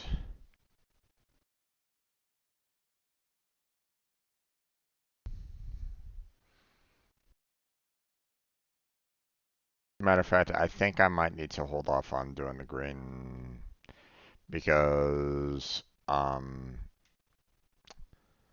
you know, it, I got a male blue chocobo, um, and I would need a female green, which might require a little bit of work to try to get, you know, that kind of right combination. So, some more resets and the like. So, I think I'll hold off on that until next time, to be honest.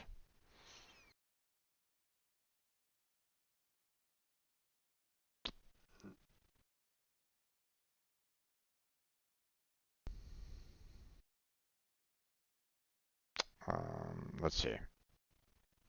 Can I breed with them now?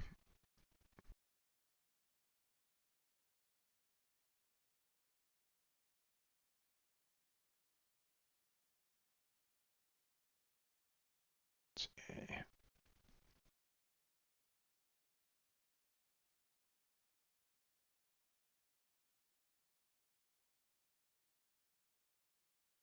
All right. Looks like we're good. All right, so I'm gonna go ahead and head on out, and we're gonna save it here because there's gonna be a lot of RNG that I'm probably gonna need to mess with. Gonna have to do a lot of hard resets and all that crap, and then um, working on trying to get the female green chocobo. Then we're gonna need to worry about feeding them, which I don't think I have enough greens to do that. So I'm gonna have to go and purchase some more. But I mean, I have a lot of money, as you can see, so that's not that big of a deal. Um, then I'm gonna need to race them, and then we're gonna see about trying to get the next tier, and then we work on that, and then we have another tier after that, and we'll be good. So, but that's, obviously that's a lot to that we're going to be kind of working on as it is anyway. So, um, but we'll get there. So, um, okay. So, oh, and yeah, okay. I forgot to turn on the headset audio for you all. I'm sorry about that. Um, but hey, um, it wasn't really all that much that you were missing per se. So I guess maybe I don't know. All right. That's gonna be it for tonight. So I want to thank you all for joining me on this. Apologies for dozing off a little bit here and there on tonight's stream. Um, hopefully you still found it entertaining. Um, why, you know, a great female and a good male has a higher chance on getting a blue and green chocobo? I don't really know. It doesn't really make that much sense to me in my opinion, but um like hey, like here's what I would say. You know, great and good should be fine enough to get a blue and green, but you should still be able to have a chance of getting a green and blue even from Wonderfuls. That's my opinion.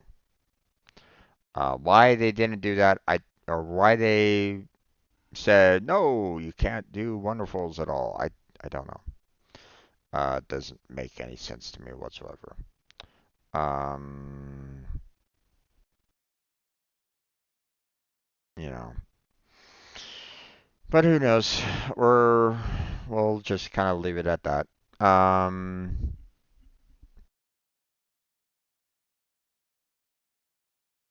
Maybe there's something to be said about like purebreds or something like that. Maybe. purebreds only generate purebreds. I don't know.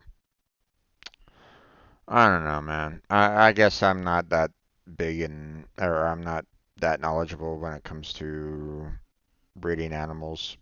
Maybe there is such a thing as science into that, but no, yeah, no, yeah. I'll leave bait. So that's gonna be it for tonight. Next week some more Final Fantasy VII, some more chocobo breeding at that point, and then we will proceed on with the main storyline. And don't worry, I kind of know where I need to go next, which is gonna be a little bit of a pain. Um, yeah, but I mean, we'll deal with it when it gets to that point. Um, but we'll probably be getting a lot of um, useful items, useful weapons, um, and the like materia fairly shortly, if everything goes well, you know, with the chocobo and all that. Um, so look forward to that. Again, no spoilers from anybody that knows everything about Final Fantasy VII original. You know, I know it as well. It's just, hold back on saying anything. For those that might be watching this for the first time, they don't know what, they might be seeing in the next couple of videos. Don't spoil it for them.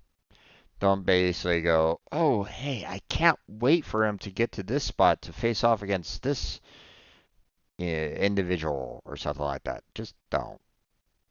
Okay? Don't bother with that. If you want to talk about like the past fights, like with me going up against Weapon in that first fight at, Badil, that's fine. Talk about past events. But that's it, you know. Um, Allow people to experience these games without any kind of spoilers. Please, you know. Um, Now, some people might go, but Jim, this is a 1997 game. This has been around for years. People should know. No, people shouldn't know. Okay? There's people that I know um that like might have been around at that particular moment in time that might have, that could have played Final Fantasy VII, but they didn't. Maybe they didn't have the money for it. Maybe they didn't have the time for it. Maybe it never really interested them at that particular moment in time. Okay? It doesn't matter. Okay? Let them play, the game without any kind of spoilers to it. It's just that simple there, folks. Let them experience the game for the first time without anybody stepping in and going, oh, yeah, this part, you do this. Or, backseating or something like that, they might not want. Okay? So, you know, be respectful of other people's gaming experiences. Okay? Let them experience what you experienced when you first played the game. You know, or maybe you didn't even play the game first time, but yet you might have gotten spoiled, right? Maybe. Sad. So, just don't do it. That's all. You know. Um, you know, this game might have even came out before they were even born, you know. this game is older than some streamers nowadays. So just let them, if they find it and they want to play it, let them enjoy it. Okay. But that's it. That's where we're gonna go and call it. So thank you very much for watching. I appreciate it. Hopefully I catch you next time. But until then, take care. Have a good night. Stay healthy. Stay safe. And I'll catch you strangers next time.